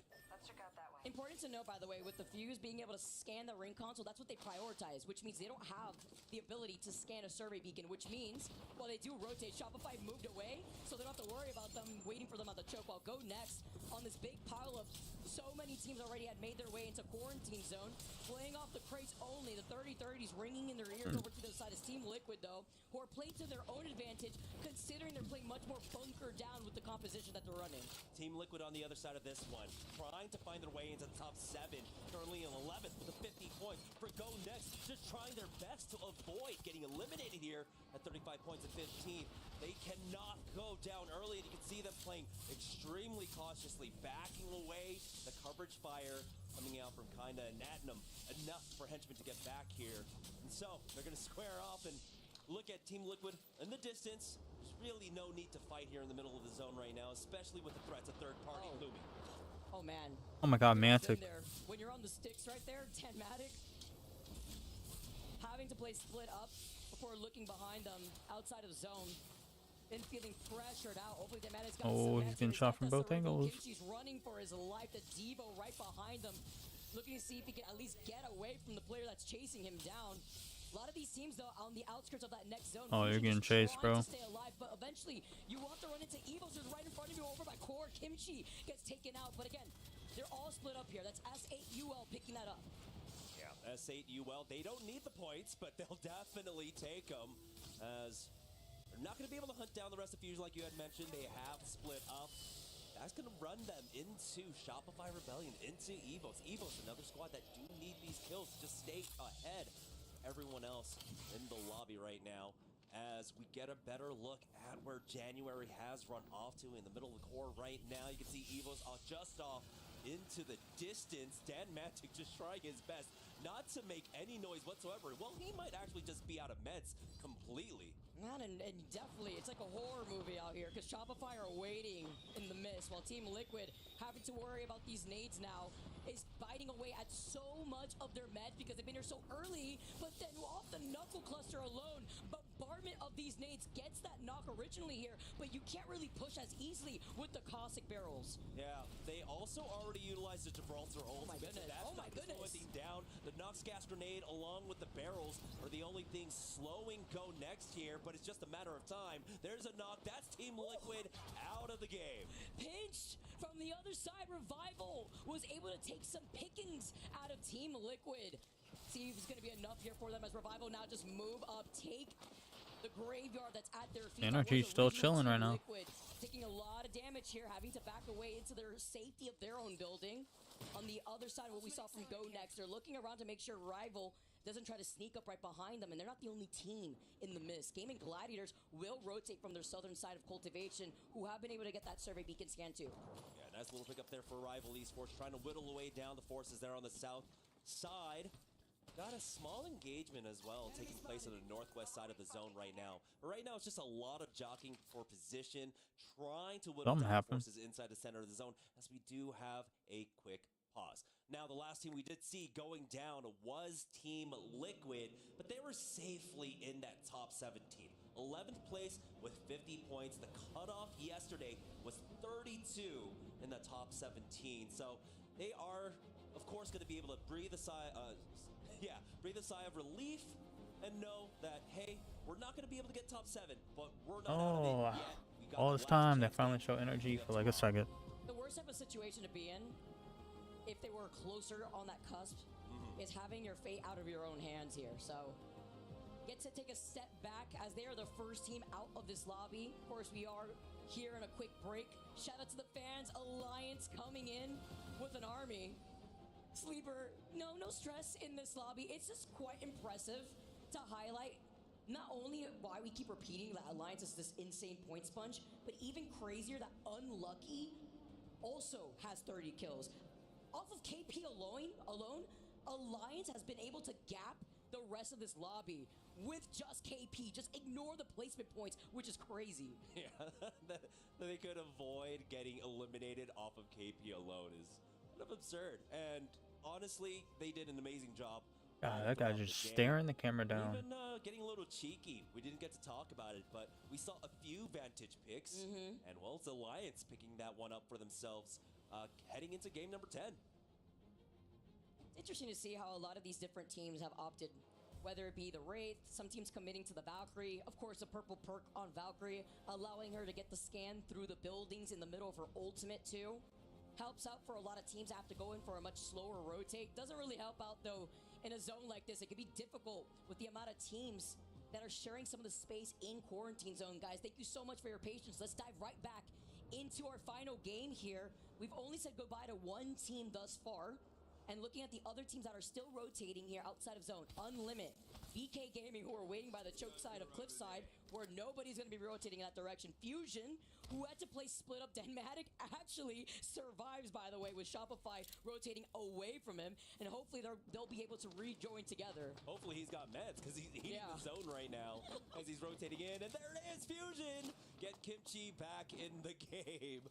So this is one of the toughest struggles a team in the bottom of the leaderboard has had to face just to claw to survive, to have an opportunity again to play in the last chance qualifiers here, but they have the tenacity to do so, and we'll see if they can get in here. But the two rotation paths that they have, both the choke points that they're running towards, well, Unlimit is here on the northern side, and like you had mentioned, BK Gaming also controlling the northeast choke that Fusion might have to run into. So unless they have unlimited heals, I don't know what Fusion can really do here. I mean, they have a Valkyrie, but you know they're definitely on the sticks. Like, having to exist the way that they did, Danmatic, of course, being one of those players, it's going to be tough. They're probably going to have to loot along the way. It is round 2 closing up 2. And once that zone closes, the Mythic Bin will spawn. And guess where it's going to be spawning? Right next to Alliance. Crazy here, as Evo's now right behind Shopify. They see them up ahead. Shopify, though, having to try to prioritize their own rotate off the other side of the accelerated zipline. S8UL will be on the lot that's to the left side of the cliff. So Shopify on the high ground will eventually wait out on Evos. For Shopify, though, they still have some threats to worry about on the other side of this choke. So they can't just keep their eye focused and tunnel vision onto Evos right now. That might actually give them the opportunity to run up. MG Clutch, with that Wraith Portal, will get his team safely into the zone right underneath Shopify Rebellion. As Zainu actually catches him on the other side. The port's been taken. They're going to get knocked. No, they somehow survive and get out alive. That's crazy. Man, the R9 Koiful. I thought that was going to be an insane play where they just all just go through there and just get knocked. Evos, though, are able to at least reset, so do not take that portal here, even if they want to try to cross that distance. GG coming for the third party on the spite up against Alliance. RRX down to solo right now as Alliance try their best to hold the line, but no, the third party is too much for Alliance GG. is out. They do not hit 140 points, by the way, to match That's that good for a lot of progress people. we saw from Falcons last EWC in the group stage, where they secured the most points we've seen here, as RRX now as a solo trying to see what they could do, sitting in 14th place overall, 39 total points, and I've just tried to stay alive. Yeah. Gaming Gladiators currently still hovering on that building right now. He might have an opportunity to get back over there, secure those banners, and get his team back on in, but right now RRX are sitting in a really tough spot. For Evos, they're able to navigate their way around. They did have to basically rotate back around to S8UL's side because of Shopify Rebellion and how strong that they were able to match them on that Wraith Portal. Nate actually takes a shot off at S8UL, so they've given up the ghost. They Given your know position. that someone's behind them, and here's MG Clutch going for another port. This time right behind S8UL, though, closes in that space now. Moves have to be made. They have to fight no matter what. It's going to be difficult. They have to pop that med kit. They hear the portal here at the same time. S8UL have the high ground advantage, though. Going over to the other side of the Motherlode, creating so much space. The Hail Mary Grace, but the circle damage is too much. It's only up to Hoodie being on that lifeline to allow them to get the KP that they may need. Still gets the res here to at least delay the inevitable. But the ring is damaging them this entire time. MG Clutch healing up throughout all of I don't know if you have. Oh, you might have time for it. watching on S8UL. We're Nope. into the safety of the zone. And there it is. Evos knocked out. And now they just have to watch on to see if they will be moving on to tomorrow's game. That's one of the situations where your fate is not in your hands right now. Sitting in 16th place overall with 36. That position right now, I don't know. S8UL, though, a lot more comfy. Sitting in 2nd place, looking at JD Gaming, who are waiting for them inside. You got to go through there. They're taking a lot of damage too, eating up a lot of that ring damage. Sharky is his last. GG's. S8UL Couldn't do will nothing get there. eliminated along with RRX, dropping us now down to 15 squads remaining. JDG now clearing out their backs, can deal with the teams ahead of them, and they're moving forward as SBI are in the middle of a fight. That's going to be SBI eliminated. Go next, need the reset on the other side. And Go Next need this KP2, a team that's sitting in 14th with 40 points overall and some trouble now. Only up to Henchman. Can he clutch it out? JD Gaming, though, There's gets to go Cocoon. and take all the death boxes at their feet. It's Go Next that get eliminated at the hands of Crazy Raccoon. A little bit more comfortable for Go Next, sitting in 14th place with 40 points. Remember, the cutoff yesterday in top 17 was 32. So they're feeling pretty comfortable. Still a little bit iffy, but they should be moving on. We also got to see SBI get eliminated. No opportunity here for SBI to turn things around as they go out in 19th place with 25 points. As we say goodbye to SBI, though, we take a look at Crazy Raccoon and where everything stands here. Unlimit, 28 points, tied together with Twisted Minds, who are sitting right in the They are so close. NRG. Zone here on the backs of GG as Funk is trying to close in that gap. PK in hand. Now for Gaming Gladiators, all about trying to keep Fusion out. Fusion somehow scrambling. I don't know how they made it in, by the way. I wish, well, I'm going to look back at the map feed later on just to see how they were able to rotate in here. JDG doing a great job, biding their time. Did not have to force anything there. They had that power position. Here's Fusion charging forward. They've got 100 Thieves taking a little bit of damage. But again, they're still wary of their back right now as Kimchi ends up going down. Rival on the other side. A lot of those missile swarms right here. Fusion, after starting off in a really rough spot here, Rock served on a silver platter for them to take that KP. 100 Thieves on the other side. 12 squads left here as Fusion, unfortunately, get eliminated. And no opportunity for Fusion as they meet up with SBI. Our second team that won't be making it into the last chance qualifier will Shopify Rebellion light up the feed. 100 Thieves started off the day with a huge Oh win. god, there's energy. Playing all 10 games. Can he bookend this series with another win here on a Broken Moon? Not unless rivals have anything to say about it. Try and put a stop to them right now. A lot of utility thrown out onto 100 Thieves, and they've got Sheila ready to go for this. Boney tries to kidnap. It's not going to quite work. No, it's successful. He gets off of this. What the heck? Oh no! Chronicles of the distance of blue Evo shield here too. Everybody eats here for Everyone's 100 dying. Thieves. Appendix not needed here in this situation with 100 Thieves and their performance thus far. 75 total points as Phony with his momentum. With the tenacity that you have mentioned here, Jamerson, Rival Esports only down to a solo. They got the meds here to work off of these nades. Oh my god. Put a stop to his dreams. As Albert Laley God, Nate just came through. for Twisted Minds. Twisted Minds needed that desperately, finally, to break that gridlock between them and Unlimited, just behind them by 1 point. NRG looking for the gatekeep. VP also going. Oh, he's so weak, dude. Knock onto NRG, but for Twisted Minds, it's all about surviving here. Oh my god, energy's down again. It looks like a lot of the pressure because the fighting between VP and 100 Thieves is alleviating. Now Twisted Minds might have a path forward. NRG had gotten eliminated and all that chaos. Deeds gets that knock with the nade. Yulari Man down to a solo. We highlighted Yulari Man, 18th overall, 29 Oh, there goes the limited. Get eliminated at 18th. 8 squads left as Rock move up. Crazy Raccoon get eliminated. So many teams getting eliminated right now. Of quarantine zone as it stands. Unlimit out. SBI and Fusion meet up together without being able to make it into that LCQ. 100 Thieves though have the slight high ground. Looking down at the team right below it, that's BKG. Oh, a lot of damage coming out there, but Burholz is going to hold the line now with this amp coverage. Well, he doesn't have the amp. They gotta go towards them. As they charge forward, LD getting knocked from VK Gaming. 100 Thieves are basically playing King of the Hill right now with no team really ready to challenge them. Twisted Minds still alive. They have already secured their spot in their top 17, but they just want to finish this last one out. Oh, there goes enemy. They're trying so hard, but Twisted Minds, they get eliminated. A little sigh of relief as this is one of the teams here. 100 Thieves might win this. Scoreboard, 17 to 32 points. They're in a good spot right now. Last 3 squads. Rock get eliminated. eliminated. 100 Thieves versus Shopify Rebellion and VP. VP had their moment in the sun as well earlier on today when we were on Storm Point.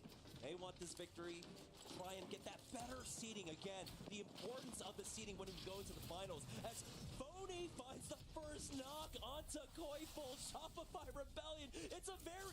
Wait, this is just game number 1 all over again. Getting a little sense of deja vu out here while Phony tries to pelt them with this bow check. The circle, though, is closing right behind his back. They need to start moving over to the other side. That's why Phony is on the race. Get that information repositioned right now as 100 Thieves also look at Shopify, who are pinched in between both of these teams. It's going to be 100 Thieves. That SAR's in a bad spot right now. To finish things all off. Shopify Rebellion trying their best to survive, but the Sheilas are out in play. They have coverage down here for Jen Burn, and they are ready to finish things off with VP. Both of these teams will be able to find themselves in that final lobby as Jen Burn lets Sheila sing before dropping down from Oh no. Verhulst, though, missing out some Getting shots. close, He only dude. has 6 bullets in this Devo on this Oh, he's knocked, dude. Jen gets taken out by Slayer. And now with that next knock on Phony, it's all VP.